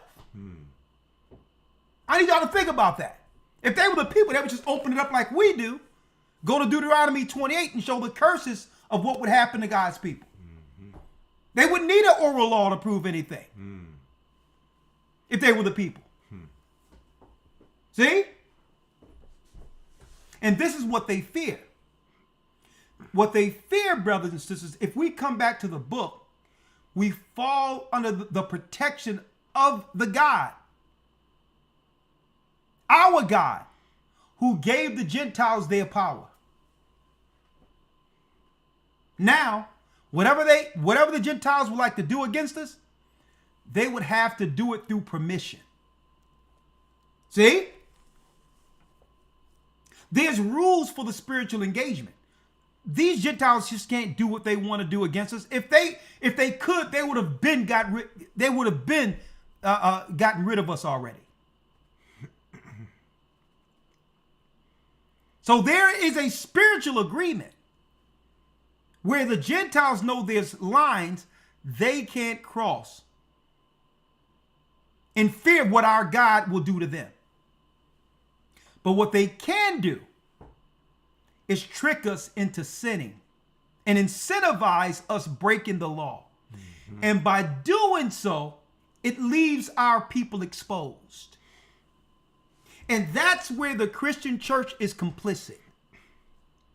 It was the Christian church's responsibility to keep us under Christ's protection by upholding the law and not conforming to this world's ideology like we see in present day Christianity. When they went into the prosperity movement, when they turned the church from fire and brimstone and fear of God, now look what we have. Our communities have been decimated and all the Gentiles are behind it. What say you before I open up the lines here? I mean, you covered it, Elder. I mean, we can go to the lines. We go to even when I went to Peace FM. I went to Peace FM when I was in the UK, and you had this guy, Raymond Bell. From the whole radio station was being ran by the conscious community. Gaja was there. Here it is. I'm coming in there every week with this Bible, slaying every ideology in England. The Egyptologists couldn't do anything. None of them couldn't do anything. And I'm saying, well, hold up. How is it that these people have been incentivized to have a radio station for black empowerment? Lying to the people that the conscious community had a radio station to bring people together under black empowerment. But yet I'm coming with the solution. And the solution is unity under the God who've cursed us. And everyone in the radio station had a problem with us. Even Gaja initially. No, we can't read the Bible. I'm like, listen, this is a ball of confusion up in here. I'm not going to be up in here just talking and just talking like you guys are talking with our people going nowhere. If this is the black empowerment radio stations and y'all asking for solutions, I'm bringing the solutions according to God. God just started lining them all up. He had Christians, Egyptologists. He had Muslims. He was just lining them up from week to week. 2 different rabbis. And no one could contend against the word of God. And then that's when I realized these radio stations, they have conspired against us. They're not for our cause.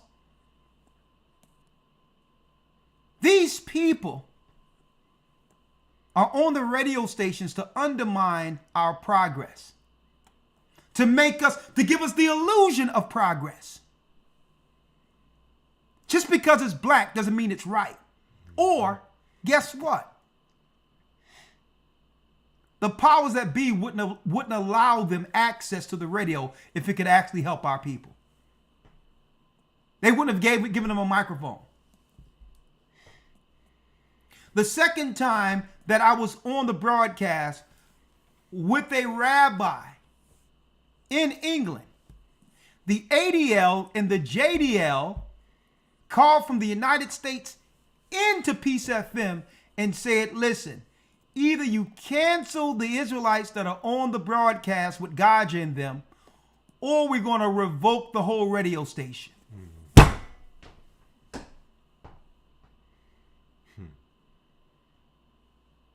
They didn't say that about the conscious community. And all I did was bring history, folks. History, facts, the Bible. I didn't hate nobody. I didn't say anything negative about hurting anyone.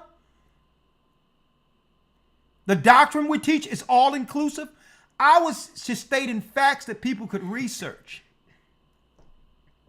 And they told the radio station, the ADL and JDL from the United States called into England and shut it down. Now, if that don't tell you something about these black faces they putting up in front of us for radio, I don't know what will. So I'm like, I don't want to hear nothing about black empowerment when the ADL and JDL can call in and tell y'all to shut up. And instead of standing for your people so that they can learn and come from up under oppression, you would rather do what? Keep the microphone open and spew the lies that have already been utterly decimated within a couple of months with me coming there.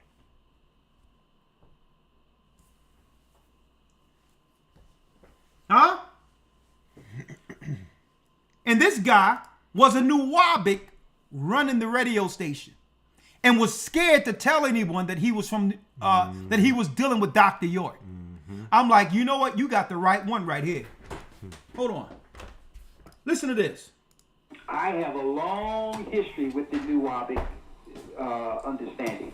Where it originated, I was only 2 cities away from it, and it was big in Philadelphia. Let me give you the understanding. First, we're talking about Malachi York, who's in prison right now. True.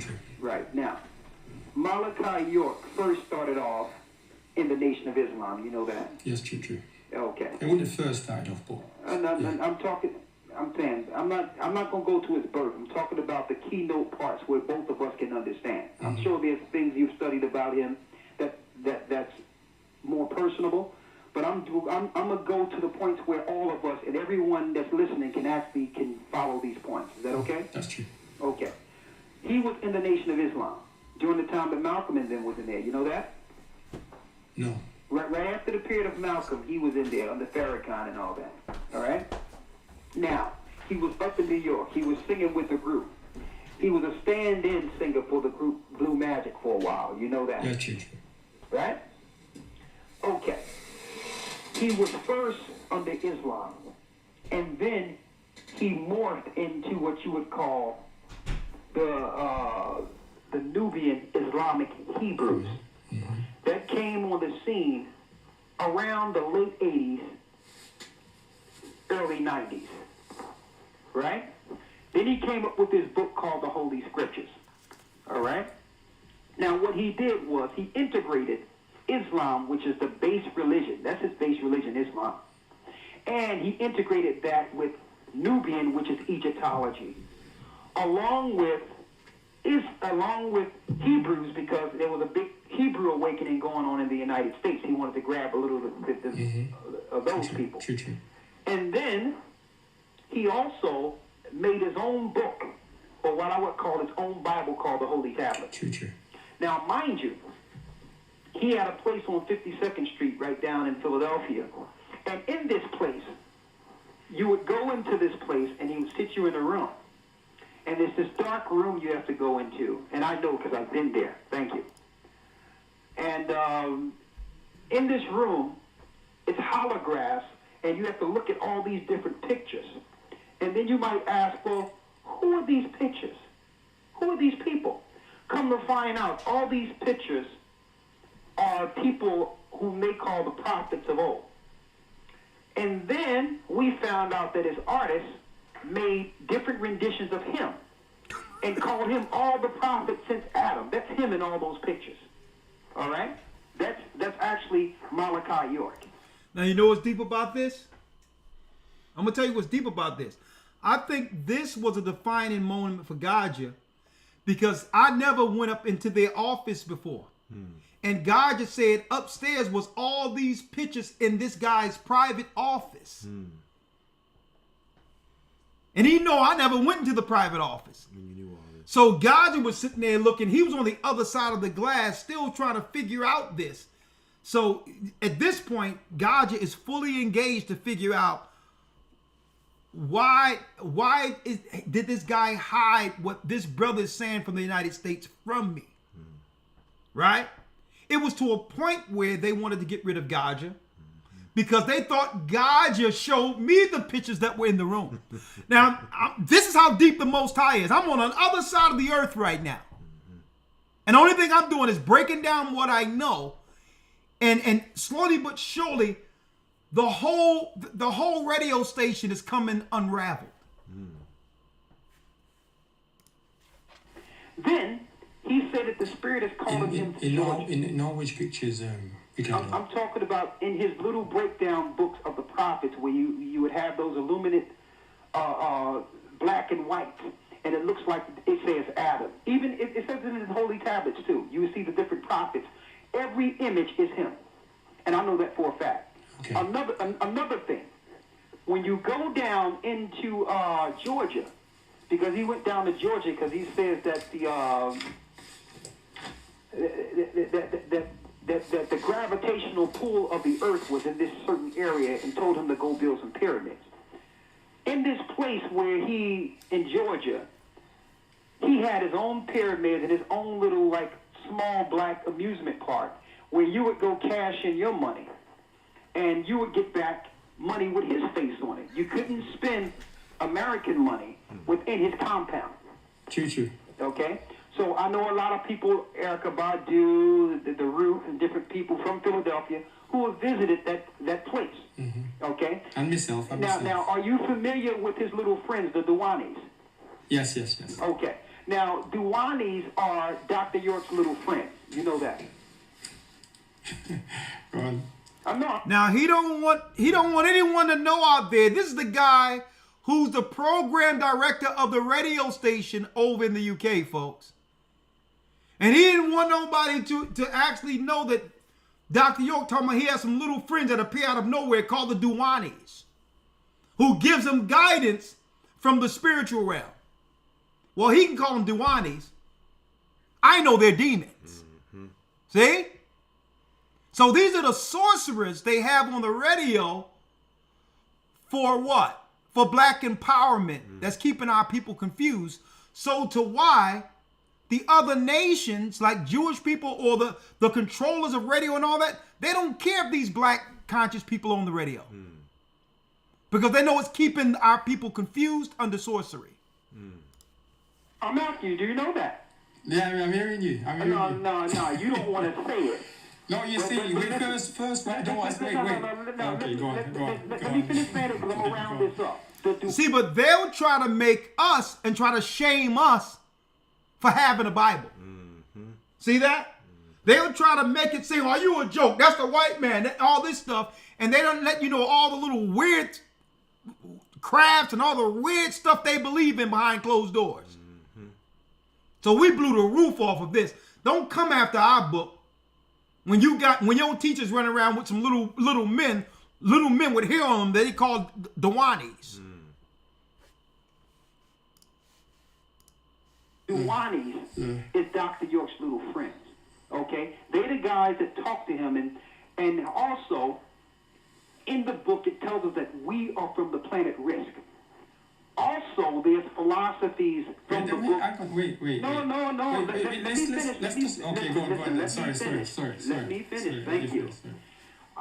Listen, I know it's fact because I've been there. I know where it originated, right where I live, brother. So you are second and third hand. Okay. So let me tell you what it is. Okay. All right. So on top of that, brother. On top of that, now check this out. We have brothers that was eating grass. And I'm like, brother, what are you eating grass for? And when I say grass, I'm not talking about marijuana or cannabis. He was eating grass that you cut outside. And then he showed me information on how we were first from the reptilians. That we were green and that we rusted and turned brown. Now, my question to you, do you believe that we were green? Wait. That's, you see, now you told the story. You told the whole of the story. And in telling the whole of the story, that story never came from me. You know what I'm saying? That came from you, and now you interpret, and that was right. Brother, I'm asking you a question. Brother, I'm asking you a question. The question I'm asking you, brother, were we green? You see, and are we from reptilians? I'm just asking you a question. You see, no. If I have to answer the question, are we green? You know what I'm saying? I have to go back to the walls of Egypt because the walls. Brother. Hold up now. Hold up, Ramon. We got to go back to the walls of Egypt. We got to go back to see. This is the madness they want our people listening to, folks. Sitting up, getting zooted out of our minds with marijuana, thinking we deep, and they believe. They sit here telling, man, you know, I think I'm turning back my regular color. Tell me, man, am I turning green? Let me tell you, the powers that be have no problem with the conscious community, folks. He said, let's go back to the walls of Egypt. He didn't realize that I was at the pyramids in Egypt. You got the wrong guy. Okay? All right? Rusted and turned brown. Now, my question to you, do you believe that we were green? Wait. That's, you see, now you talk. He do believe it, but now here's a diversion tactic. Right? For years, he was over this radio station and was telling people that what? Nuwabians were the way towards fixing the issues amongst our communities. Told the story. You told the whole of the story. And in telling the whole of the story, that story never came from me. You know what I'm saying? That came from you, and now you interpret, and that was right. Brother, I'm asking you a question.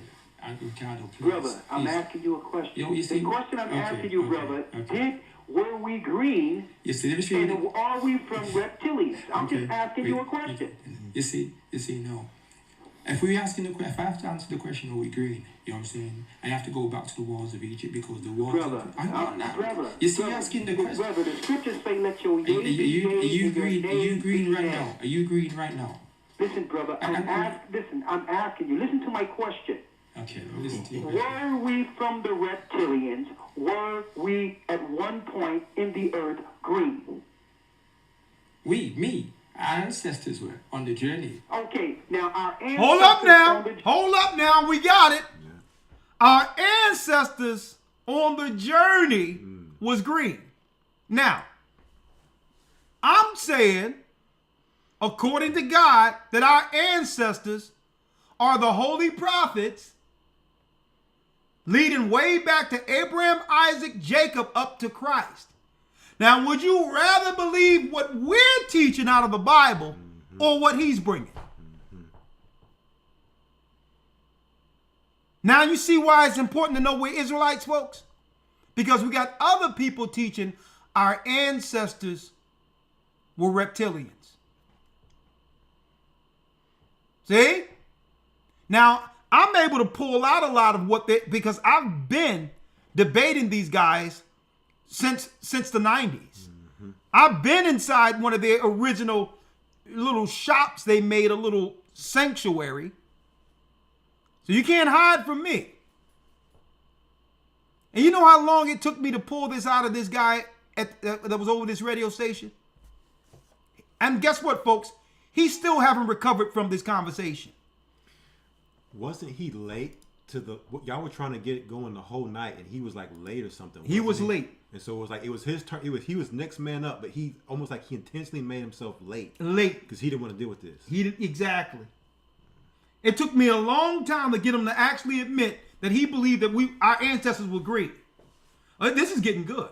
Hold on. I have to go back to the walls of Egypt because the walls. Brother, you see, asking the question. Brother, the scriptures say, "Let your Are you green? Are you green right now? Are you green right now? Listen, brother, I'm asking you. Listen to my question. Okay, I'll listen to you. Were we from the reptilians?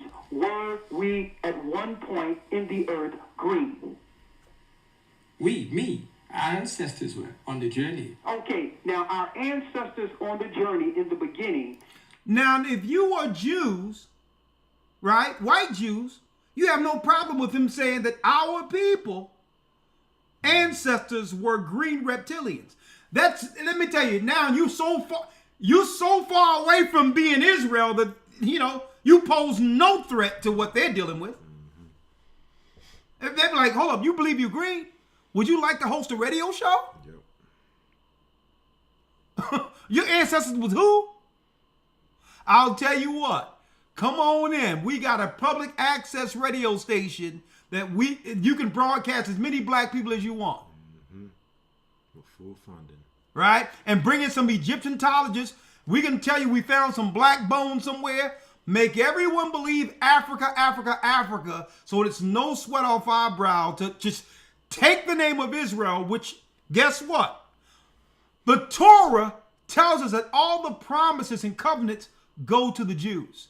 So I tell you what, I don't know what your God said he would give green reptilians, but here's a microphone while we get your land. How about that? Came from the planet Risk and was green. Is that correct? No. So what ancestors was green?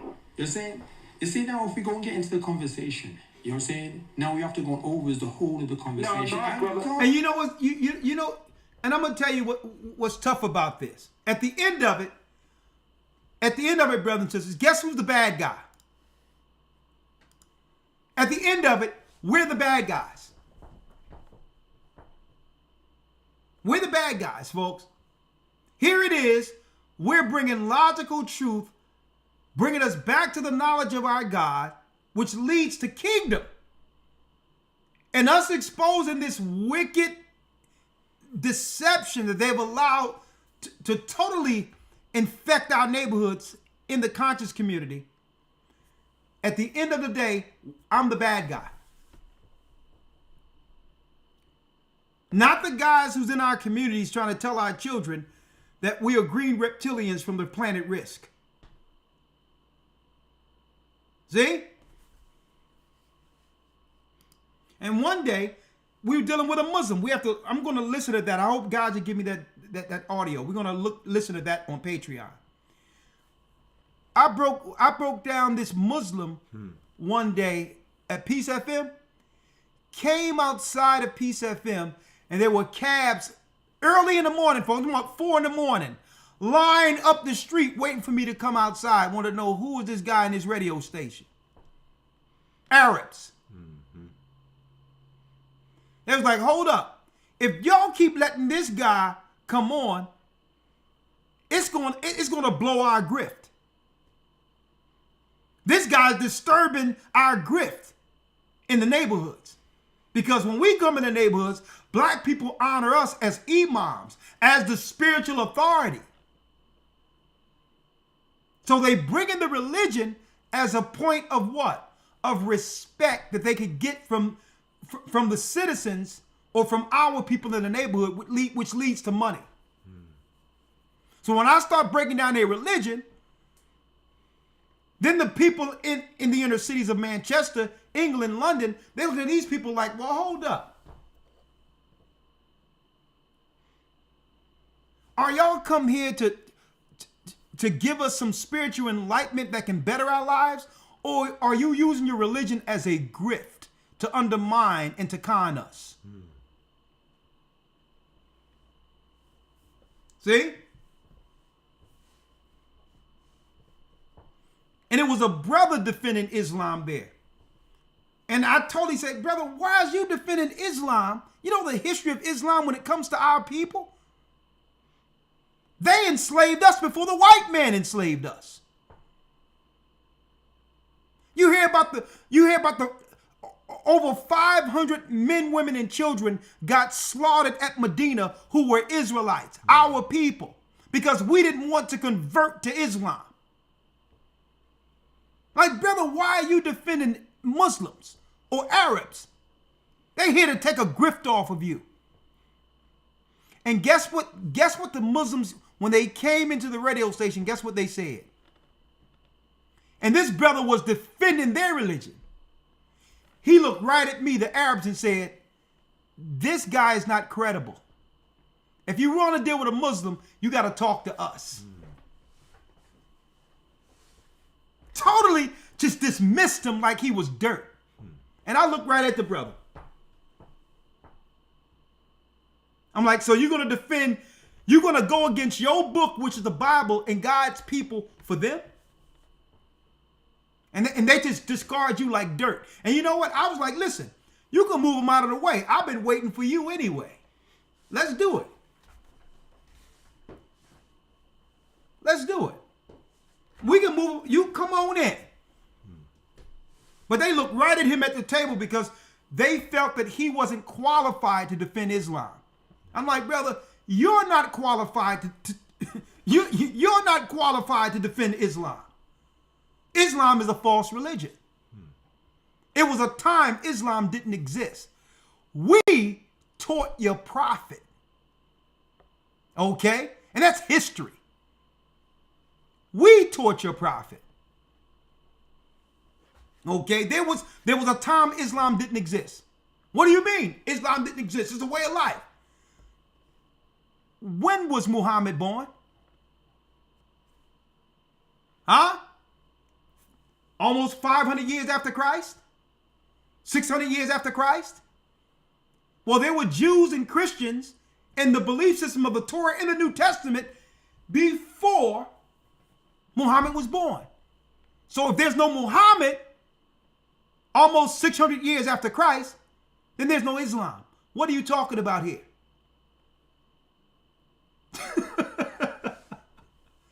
They discarded the brother like he was dirt and said, he don't represent us.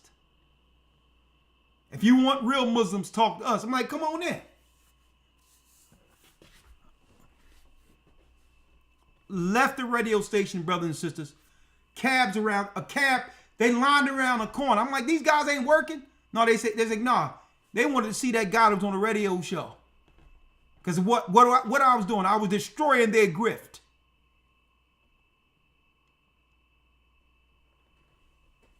Then come to find out, I'm going to tell you, People were calling, sending messages, and all of that. And the radio station would hide all of the information that should have came to us to help the people in the neighborhood.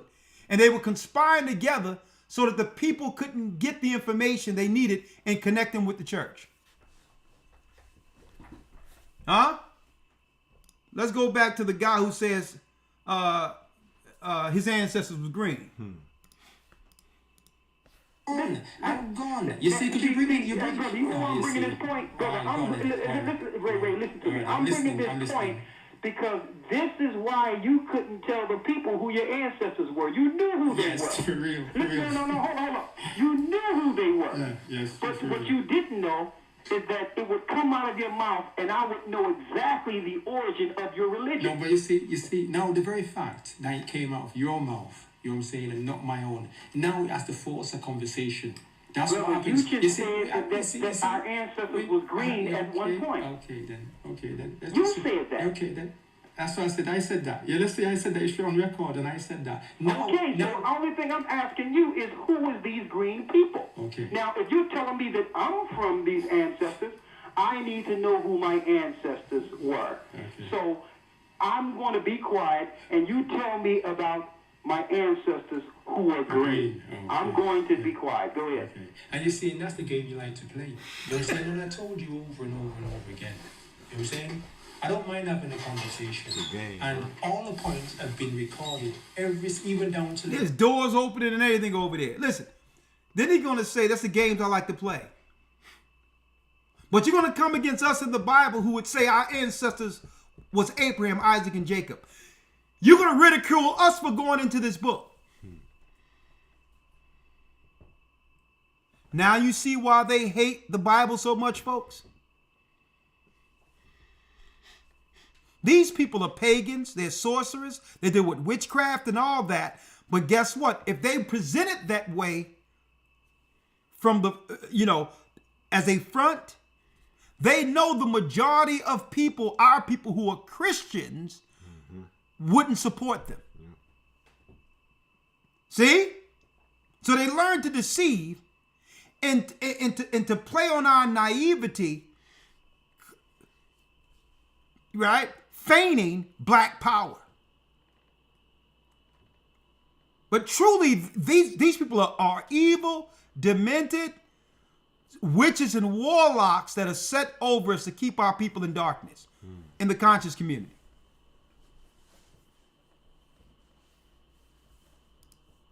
When we go and check out Aaron E. Bride, you know what I'm saying? When we go and check out the Nazis, when we go and check out our story in history about things what has been recorded over the years on internet and tell lies visually, we can go and access the information and bring all that information to the forefront. We can even talk about the terrorists you never spoke about, all the terrorists. You know what I'm saying? We could go and talk about those beings we were talking about on the inner earth. We could go and talk about all of that. I don't mind. I'm asking you about the green ancestors. Can you stay on the point for a second, please? Yeah, but you're going to have to stay in your lane as well. No, because he's going to talk around. He's going to do this on purpose. I know, but but we know that. We know. He's going to talk around the point. That's what he do. I know, but hold on. So I need you to just skip all that and tell me who are these green people? What are their names? But Brother Akar, what I'm saying here, what I'm suggesting is that when we spoke about having lanes, let's allow him his lane and see if he swerves out. If he talk around for the next hour, we're not going to get to the point. I won't allow an hour. Okay, so I'm going to find out who these green people are. My ancestors. But, come on now. I don't want to hear that as well. I don't really want to hear that. This is no conversing. What do you think, man? I think no, we get into somewhere. Well, no, but Ray's very clearly, not very clearly. Ray's obviously not wanting to deal with this issue. Guys just said he think we're getting somewhere. Because of how other people will hear it and receive it and think. Yo, no apology, man. No apology. The truth, no apology to it, yo. No apology, no compromise. Who want to hear and who want to believe? No, I'm not buying into that. No, but Gaja, this is the same man who talks about truth. I think God just started to come around when he started seeing this one. Getting fed up. God just saying, well, hold up, man.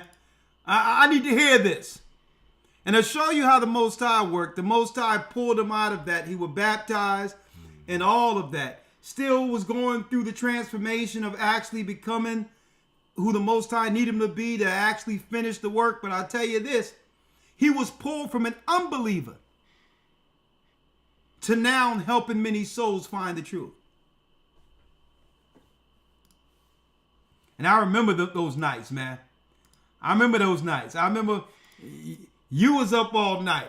We had Gabar, New York. He was up all night.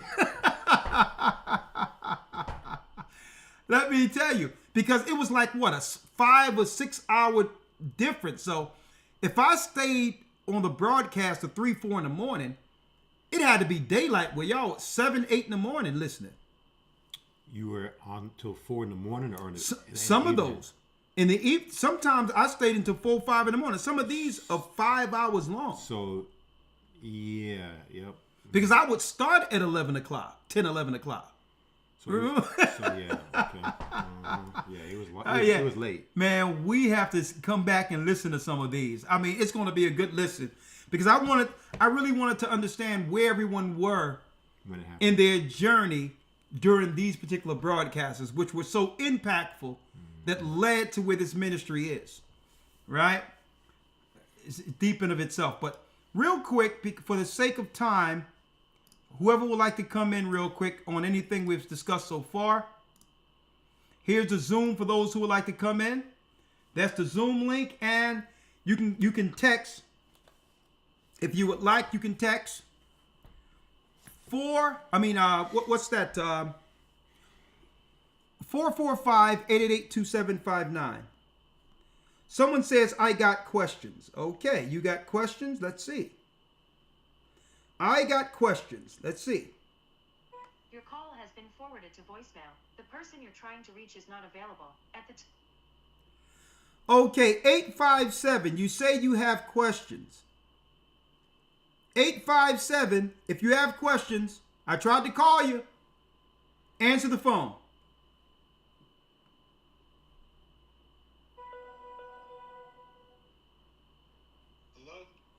Yes, sir. What city and state you're from, sir? I'm from Boston, Massachusetts. Okay, you said you have questions. I have questions, and I don't want to be like I'm just answering questions or asking questions. I want to have a conversation. Okay, you want to have a conversation along the lines of what? Because a conversation, you're talking about a lot of time, right? Yes. Okay, now, is it something you disagree with? No, it's not disagree, but I just see like I could interject and provide a different perspective where they can see where we are being manipulated and showing where we don't see the whole truth and things of that nature. Okay, sir. So that would imply that you see the whole truth. Yes. Okay, what is that? And that is that we provide a certain standard that we should live to when those who act against us or those who don't see how we live act or do things that doesn't very benefit us. That's all I'm saying. What I'm saying is when I said that implies that you have the whole truth. I don't have the whole truth. Okay, listen to what I'm saying. Truth has foundation, right? The Most High says that I'm a spirit, and he that worship me must worship me in spirit and in truth, right? Yes. Okay, so where would we find that truth? And the truth is, brother, listen, brother. No, brother, because listening is an art. If I ask you a direct question, you answer the question. Then you elaborate on what you're thinking. I beg your pardon? I said ask the question again, so I made. Oh, okay. I need you to listen, right? And I'm going to say it again. Listening is an art. If I ask a question, you answer a direct question, then you can elaborate on what you want to bring. All right? Okay. The Bible says God is a spirit, and he that worship him must worship him in spirit and in truth. You got that? Yes or no? Yes. Yes, I did. Okay. Where would we find that truth God said? That he stated we must worship him in spirit and truth. Where will we find that truth? All right, I'm gonna just let you go right now because I don't have it right now. So, All right. So, brother, no. So the next time I talk with you, we pick up from there. Okay, where you answering that question. All right. Okay. Thank you. Definitely. Bless you. All right. Because the reason why I handled him that way, brothers and sisters, because what people want to do, they would like to conversate and bring a perspective. But a perspective without a foundation is chaos. If someone asked me what the truth was, I would show the truth according to God, which can now put us on what? The same page. Why? Because even when this broadcast go out, when everything happened, he could read the same codes and laws I'm reading. And by so, we'll have what? A foundation in common. Your opinion isn't truth. Neither is mine. See? Let the Most High God be truth and every man a liar. So you're not going to convince me that you have the way without showing me where you got that from. Okay? That's why I ask him. So, hey, that implies you have the truth. Well, I do have the truth. Okay, drop it. Where did you get it from? I'll get back with you later. See? See how that works? So the truth for the brother is what? Here's the truth for you, brother. I know you're listening. When one ought to be teachers, one must learn again which be the first oracles and principles of God. Your truth would be what? You must be as a babe and be able to operate as if you learned nothing at all. And give teachers the same opportunity we gave the teachers who lied to us. See? You wasn't fighting your public school education growing up. You took it as fact. See? So you got to be able to what? You got to be able to empty yourself and learn what truth is. Our opinions don't matter in truth. Right? All right. I'm glad you understand that. Hope you did. We got G. We got Henry's iPhone, and we got Brother Israel. How you doing? Your name is G? Hold on. Hold on, sister. Hold on.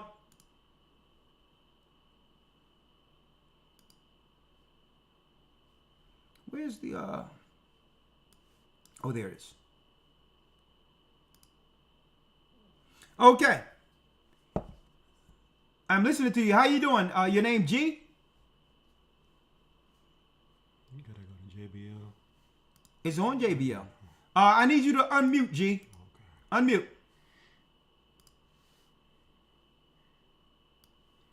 Yeah, you have to hit unmute, sis. Okay, got it. I think you can hear me now. Yeah, how you doing? Who that, Simi? I'm good. It's Simi, by the way. Hey, how you doing, Simi? I just recognized you. Talk to me. I know.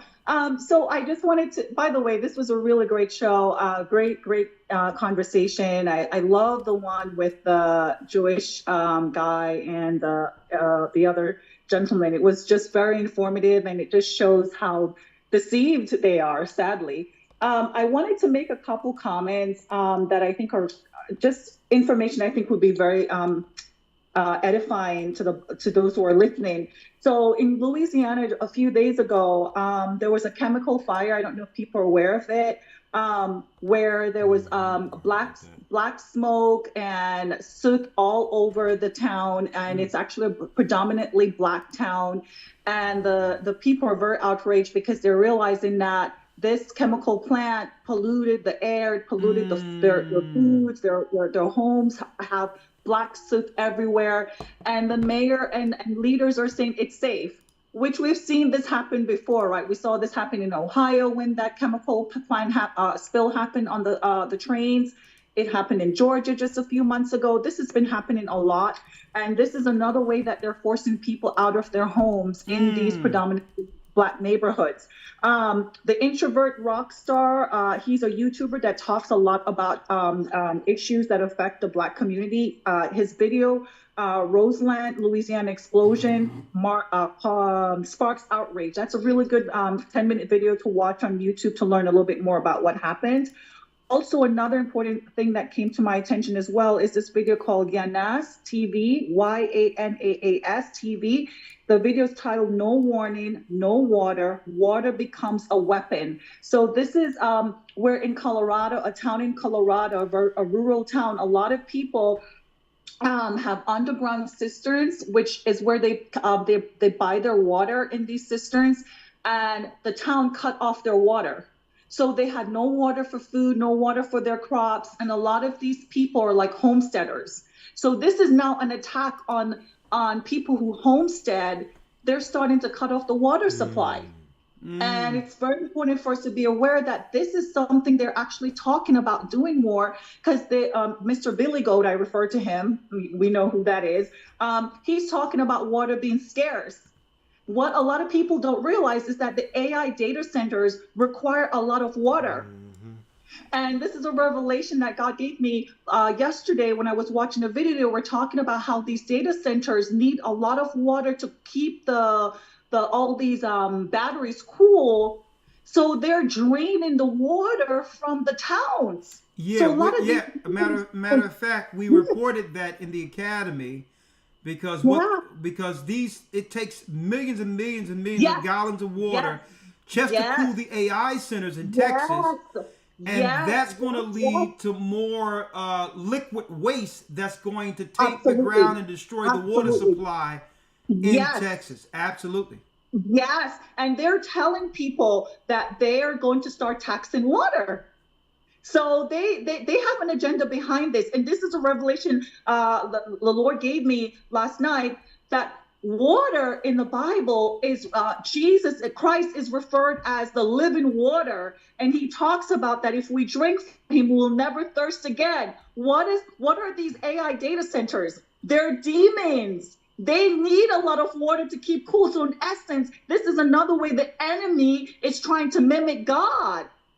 He's trying to become the water, the living water that our Father gives. Well, Simi, that's a little stretch there, but I see where you're going at, right? I see what you're going. I'll tell you what, there is demons connected with AI, and they hunger and thirst. That is true. Exactly. That's my point. They're hungry for the water. That in essence, people need water to live. Without water, we cannot live, right? Yes, true. So they're taking this water for these demonic things, so people will not have that ability to survive. If we don't have water, clean water, by the way, we're not going to be able to survive, right? Water is a liquid for life, but it's heavenly water. It's heavenly liquid. Well, sister, I gotta go. You have anything else? Yes, okay. Another quick point I will make as well is that, the other day I called and I talked about an experience with a church that I was a part of, and how, God was starting to reveal things to me about the church that was showing me that this was not in the truth. And I think it's very important for people who have these experiences for their feelings to be validated, because sometimes what can happen, people are sharing an experience and it looks as though, well, it's you, it's maybe you're being a little bit too emotional or something. But in reality, the Father is bringing people out of these churches like he did for myself and my husband. We were in these churches and we were seeing so many signs that they were not speaking the truth. They were not teaching the truth. They were actually supporting the Zionist stuff. They were actually saying that the Holy Spirit is not needed. That was just in Pentecost, which we know in John 14, Christ said that he's sending the Holy Spirit to teach us and lead us into truth. So for me, when I shared that experience, I know you didn't have the full story, But I think it's important for when people share their experiences for their feelings to be validated. And it doesn't seem that, oh, they're just saying that the Holy Spirit was revealing things to them, that it was them. Well, because in reality, Christ is showing us things in these churches to bring us out of it. Yeah, the Most High he said he would do that. Yes. But when the Most High is moving us to do what we do, and we know it's the Holy Spirit, yes. I don't particularly care, and I know you don't either. Right. If someone validated, if you know it's coming from the Most High. Right. But what I try to do, because guess what? The Most High showed me many things, right? Right. He showed me many things, and things that's for me to understand that was given to me. So, but if it's to warn the people, even though he delivered it to me in a way that people might say, well, okay, I don't know. What I do is I just show according to the word what God is saying. Right. So usually if I'm shown something, be it a vision, a dream, whatever the case is, I'm not going to wake up and say, well, okay, this is what I dreamt. I'm going to say, okay, the Most High gave me some insight of what's going on. Right. And here's the scriptures that the Most High would like me to deliver based on that. Right. So therefore, we get out of that gray area where people start looking at us other than vessels for the Almighty. Okay? Right. Well, thank you, sister. Okay, thank you, brother. Have a great evening. Thank you for the great videos. Okay, take care. Okay, bye. Some great points. I'm glad you brought that out. I'm going to talk about that. Yes. I'm going to talk about that in a minute, okay? Okay, great. Thank you, brother. Thank you. Have a You great can let time. yourself out. Thank you.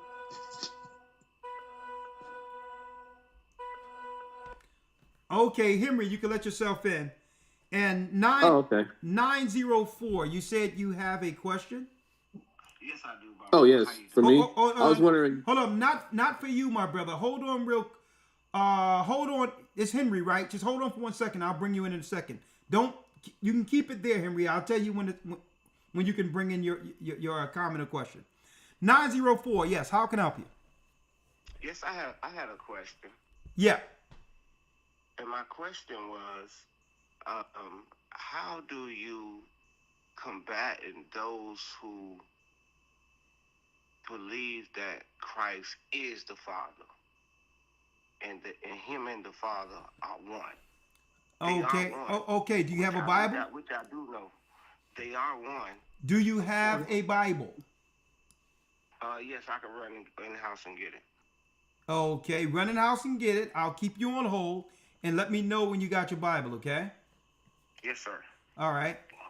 And while he's on hold, Brother Henry, the floor is yours. Oh, yes. This is Brother Henry from Pensacola, Florida. Yes. I just had, Shalom, and tell everybody blessings. Shalom. Bless you, my brother. The question is, when will we get a Bible that has Yeshua written in it versus Jesus? When that be available? What you say? When can we get the Holy Bible with it has the word Yeshua versus Jesus written? Okay, well, let's first start off the fact that there was no U sounds. There was no U sounds during the time of Christ. Correct. So you saying Yeshua, Christ's name? Yeah, because it says Jesus, and then I learned earlier that that was Zeus. So I just want to get a correct translation of the name. Oh, well, this a is Bible that has that. Well, this is what you do, though. We're working on one of those, but in the meantime, you know Christ was a Hebrew. Just look at it. The context is still the same. It's not changing. It's not changing the context of what you're reading. Being that you now know it's not Jesus, because Jesus is only a name, a Greek name, believe it or not, for Joshua. When you look at it, it's just a Greek name for Joshua. Okay. Right? So even though Joshua wasn't Christ's name, but that's a whole nother thing in of itself. There was no J's during the time that Christ was on the earth. It's Yeshua. But it's Yeshua. So if you know it's Yeshua, like when I see Jesus, I know it can't be Jesus there. Okay. But when it was translated in the Greek, it was rendered that, right? But the context and the depth of those scriptures are still as strong, right? Yes, sir. So if Yes, I was sir. you, just stick with the regular King James Version, no other book, and just substitute it when you read it. Yes, sir. All right? But yeah, we're working on that for you. I appreciate it. Thank you. All right. Yeah. Wow. You can let yourself out, young man. Yes, 904 area code. Talk to me. Hey, Elvis, how y'all doing today? I had a question. Do you have a Bible? Yes, I have my apocryphal right here in front of me. I said, do you have a Bible? Yes, sir, I do have a Bible. There you go. So you ask about how do you combat one who would think that Christ is the Father? Yes, sir. That Christ and God are the same. Right? Yes, I can agree with that. Okay. On one accord. Yeah, but you're asking how do you compound people? No, let's deal with your question. Go to St. John 6. Okay, St. John 6. It's ridiculous for people to say that Christ and God are the same. It's utterly ridiculous. All right? I think so too. Yeah, but I'm going to show you how it's ridiculous. Right? Okay. 1 second. Please, just 1 second. Let me know when you're there. Okay, 1448. St. John 6. Let me know when you're there, young man. Yes, sir. I'm sorry. I'm not. I didn't have a Bible. I had my apocryphal. 1448. No, St. John 6. St. John 6. Yes, sir. I have it right here. St. John 6. Read 38. 16. St. John 6, the 38th verse, young man. Can you read it? Yes. I'm trying to find it. I don't have my glasses, and I'm sorry. I'm sorry for everybody that's waiting. Don't apologize. I apologize. If you're telling me how you're going to show somebody that Christ isn't God, well, you're going to have to be able to see the scriptures. You're going to have to see the verses to tell them. That's true. And you said 38. 38th verse. Read it.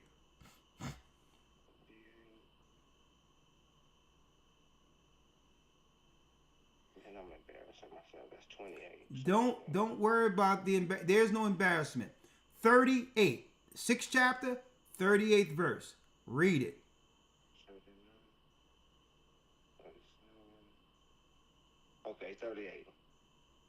I have come from heaven to do not my own will, but the will of him who sent me. For I came down from heaven, Christ said, not to do mine own will, but the will of him that sent me. Now, this is how you pose it to people, right? Who sent Christ? The Father. So if they say the Father sent Christ, then you would pose it that Christ sent himself. It's impossible. Right?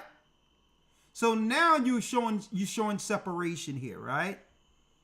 Christ didn't send himself. The Father sent him. So how can he be the Father?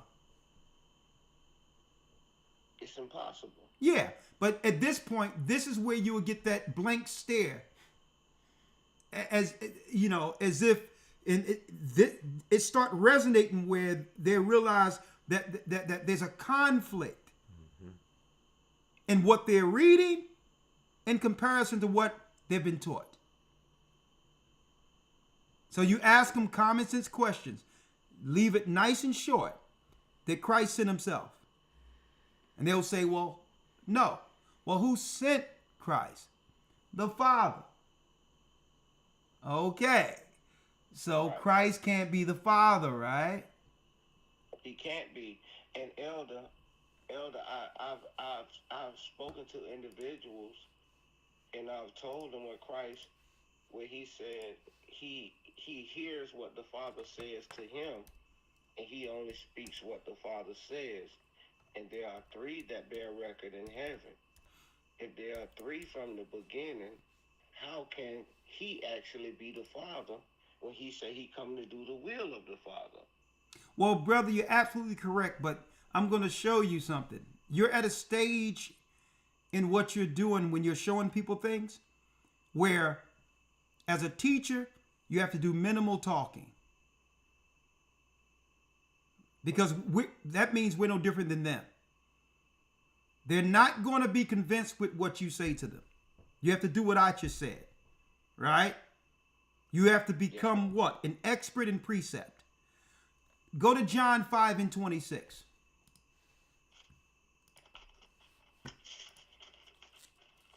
Because you think you will convince them or Christ? Christ will convince them, right? Only Christ. There it is. Get out of the way and let Christ tell them. Read St. John 5:26. Read that. The 5th chapter, the 26th verse.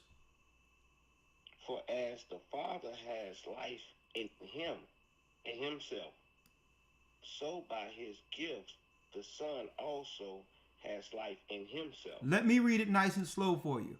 For as the Father have life in himself, so hath he given to the Son to have life in himself. So those two separate lives, right? Yes, sir, it is. So, yeah, so I'll ask a Christian at this point, what are we doing here? like, what are you talking about? See, now the reason why they went into this Christ is God garbage they started to teach is because at the end of it, they got a white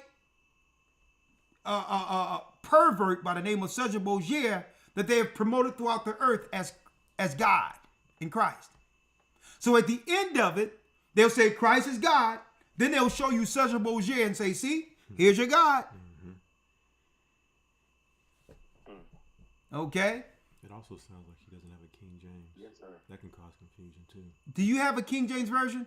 I think he does. Yes, sir. Yeah, sir. he does. He's just not reading it correctly. Oh, Yeah. So that all through the Bible, Christ is telling you that he's not God. When he's praying at the Garden of Gethsemane and says, Father, let this cup pass me. But if it be thy will, let thy will be done. Was he throwing his voice? Was he talking to himself? No. So this is the nonsense programming you can only get from crazy Christian church. All right? And then they'll try to philosophize it, talking about the divinity, the divinity of the God, Son, and Spirit. Listen, get out of here with all that. Right. Okay, No. Where's that? Where is that? Where is that in the Bible? Get out of here with that. We ain't trying to receive it. I haven't seen it in the Bible. It doesn't. It's not in the Bible. Christ just said that he was praying to the Father. So you're not going to drive me crazy. You're not going to drive me insane seeing this Bible, and now I got to interpret it as something else. Nah, you're in error. Okay, that's what I tell them. Get out, skedaddle. I got no time for this. Our people are in dire straits right now. Go up the street with that. Skedaddle. They argue with me, and I stay humble and don't argue with them. Brother. And Christ says, our Father. Brother, listen. You have to understand when you're speaking to skulls and bones. The Bible tell you after the second or third admonition, one that's a heretic, reject.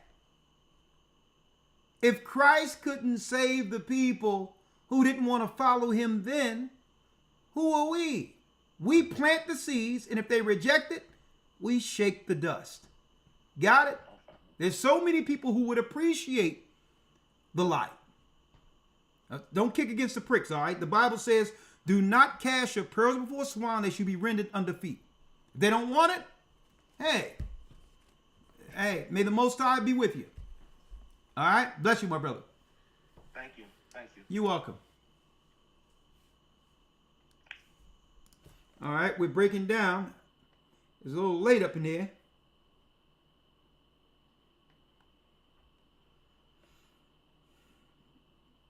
All right, we'll break it down.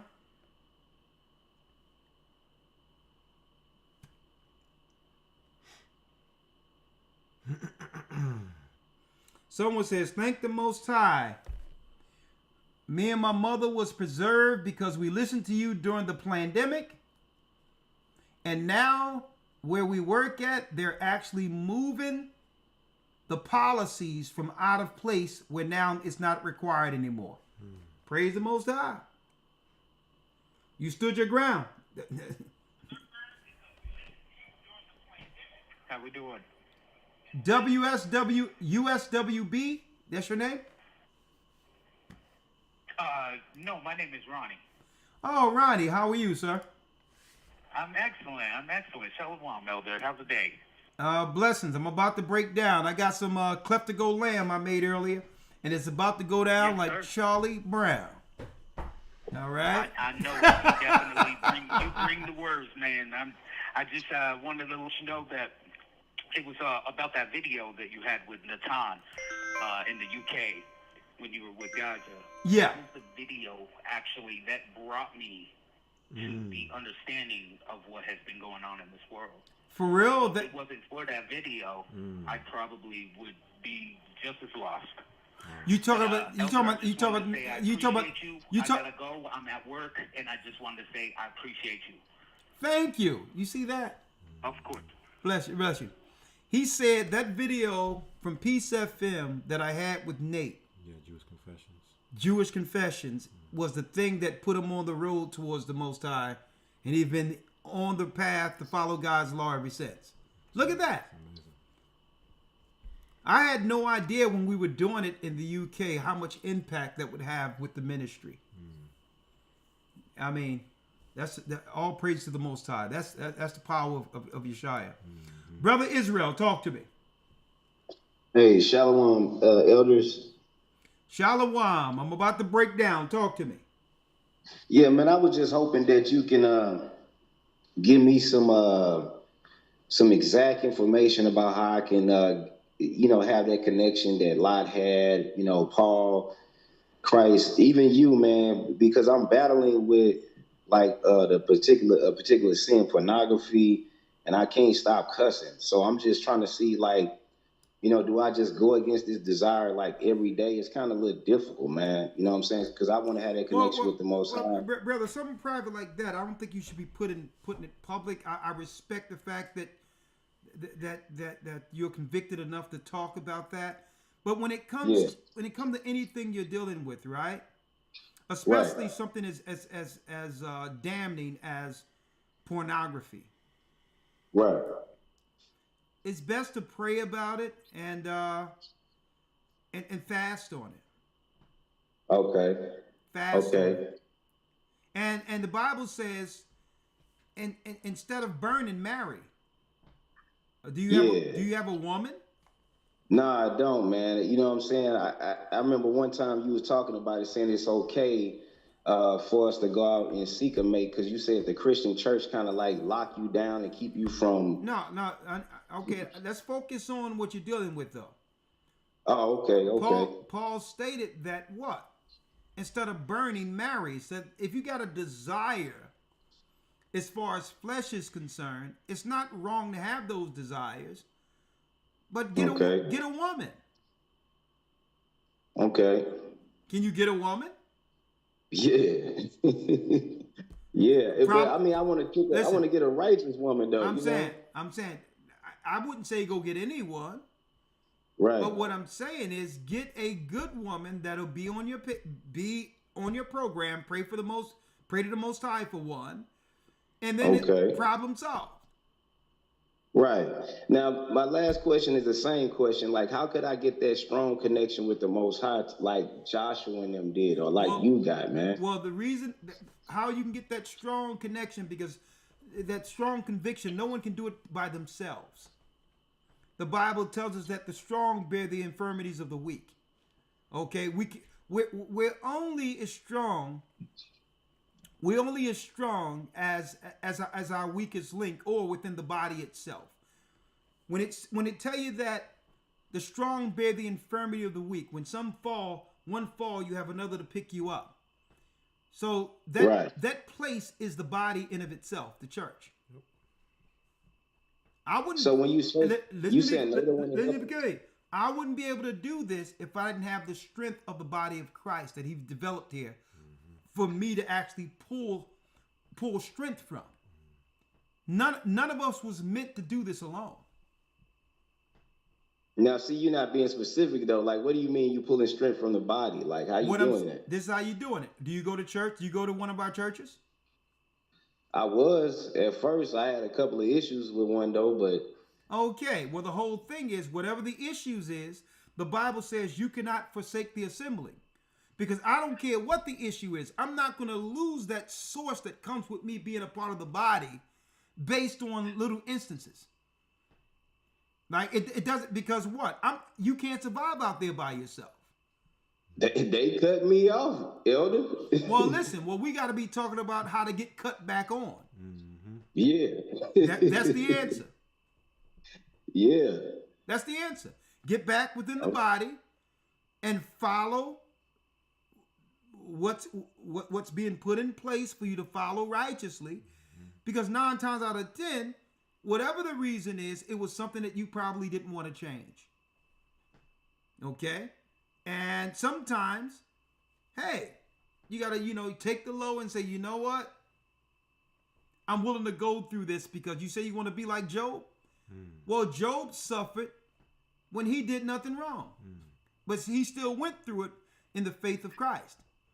So you getting in the position to be moved away from the body, man, Satan moved the power play against you.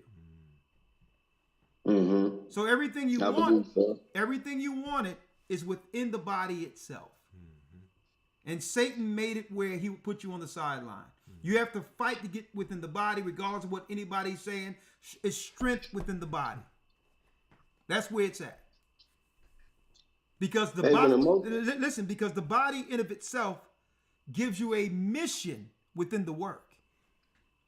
And that mission actually cultivates a passion. And through that, the Most High gives a direction.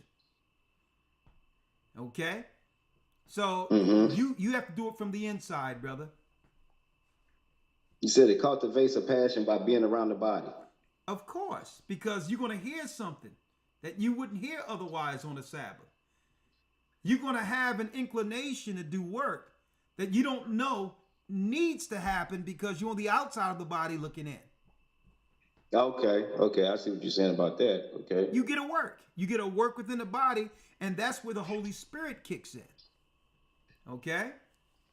But you got them people with authority. Like if I say, well, I want to do this in the church, but they may be like, well, we got to talk to administration, and they might say, well, sorry, brother, you can't do that. Okay, so I'm going to drop something on you, young man. You ready? Yep. When I first came into the truth, I was a young man in my 20s. And guess what? And I'm seeing all these men who already know how to read the Bible, right? So they had a thing where we would go in North Philly, and it was at a brother Haradopia's house, and I would come through. Now, I knew Haradopia from when I was a kid doing music. And then I come to find out that this man is actually teaching, back then, UPK, and he introduced a lot of what initially I learned.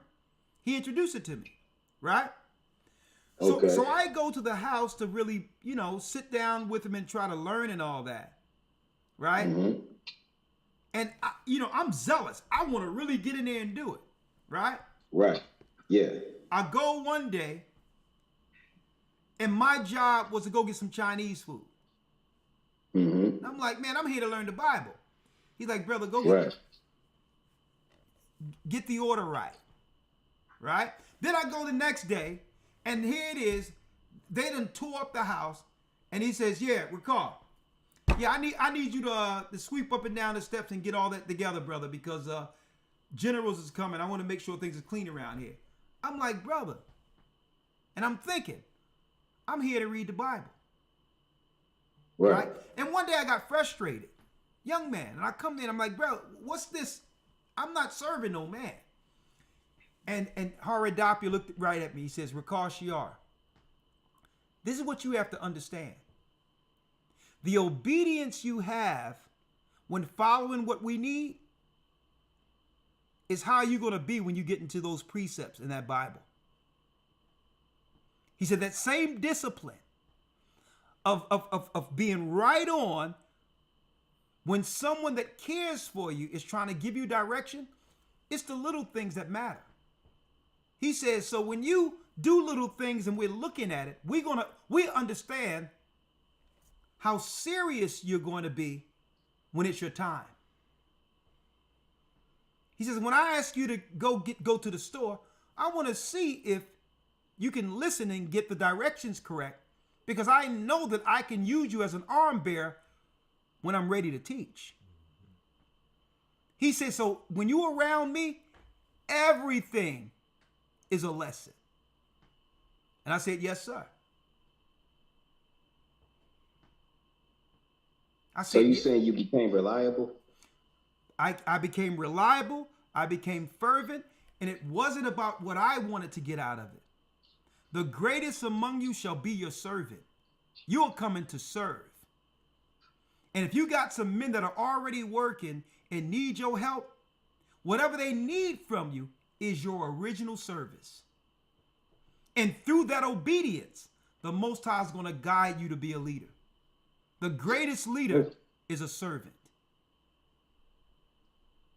Okay. So it's not what you want to do. You're here to help in the vineyard. The Most High is going to let you go when you're ready. But there's enough work where you can help assist men who are already working hard and need assistance. Okay. And if you do that, you're gonna learn, believe it or not, you're going to be able, brother, to learn a pattern that you don't know that transfers. It actually transfers to you looking at that Bible and being able to teach it. Because when I teach, it's not about what I'm thinking people should deal with. I'm teaching as a servant. How can I serve the people and bring them to the Almighty? Not about what I want to do. It's about what would serve them to see the Most High. Yeah, that's important. Yeah. So you're asking me how, and you know what you got to do? You have to humble yourself and be born again and be raised under a man who you must what? Operate with in the spirit of obedience and be willing to serve. Because that's all Christ did. So when you say humble yourself, you need to just put your thoughts to the side and just... No, keep your thoughts. No, keep your thoughts. But understand, that's why Paul told the brothers in the scriptures to wait on your ministry. Don't come with no preconceived notion of what you can contribute like that, because you already got the gifts in you, and when the opportunity comes, you're going to utilize that anyway. Become a servant. Okay, I'm gonna try to use a little bit more wisdom. Also, I thought you helped people with that. I heard everything you said, Elder, but I was talking about the first beginning thing I said about the pornography. I thought you helped people with that. So I would have never said that. My bad. You know, I ain't No. I You don't got it, brother. Stop apologizing. You don't got nothing to say sorry for. You got the answer. Go forward and fix it. Okay. All right. All right. The water. My brother. Shalom. Shalom. All right. Good night tonight, my brother. Yes, sir. Powerful broadcast. All Power. Hey, this Friday, I think I'm going to look back at some of these other videos. We're going to put them up online. And, hey, a little blast from the past. Yes, sir. Well, bless you, brothers and sisters. You have a great night. May the Most High be with you. Stay prayed up and sin not. We will soon see Israel. And yes, we're working on a brand new project for the music. And you know what we're going to do? When it comes to the music, we're going back to the old CDs, Music with the Purpose 2, and I'll be sending them out to people. Right? I'll be sending them out. Also, in the CD will also be a thumb drive with the music. Therefore, if you want to put it in your computer, you can do so. But what we got to do is we have to start owning our own product when it comes to what the Most High gifted us with. Esau, with the new music streaming, is robbing our people blind. And there was only a few ways where our people could actually earn a keep for themselves based on the talents that was given our people. And now they was able to move things to streaming. They've made all of our talent, our people, have made the whole music business slaves. And now they can move those numbers and fudge those numbers to anything they wanted to. And now, back when I was coming up, you can at least get 2 cents off of each unit. Now it's a fraction of a cent in streaming. So the music is going to be out too. Music with Purpose 2. Brothers and sisters, wait till y'all hear where this music is going. I'm going to tell you. But again, we want to make it tangible. CD, as well as in your package, will be a thumb drive where you can put it in your car or your computer, but no longer, and I'll just deal with, like I did before, when you all have the music, it will not be online until years later. I'll put it online years later, but I want you all to have the music. It's going to gift you, it's going to inspire you and drive you and get you through some tough times through Jacob's trouble. So we're going to be introducing the music to you soon. And I hope that you all are blessed with the Most High gifted us with. Some serious songs coming also. With that, may the Most High be with us. Stay prayed up, sin not. We will soon see Israel. And yes, we are the children of Israel. And yes, we're back. See you soon, Elder Lawyer, if you ain't asleep by now. Good night.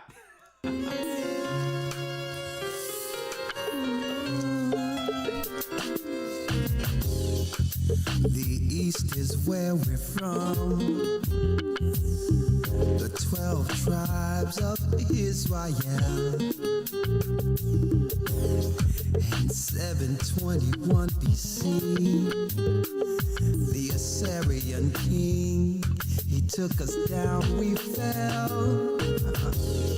With the great escape we went through the Euphrates. The Lord held the water still. To a land where no mankind dwelt, we went. The 12 tribes of Israel. That's who we be, Manasseh, the Cubans, Ephraim from Puerto Rico, and Valley from the Isles of Hawaii. The Lord is calling back Israel. Zebulon from Panama, Gad, the North American Indians, Simeon, the Dominicans, our highest gathering Israel.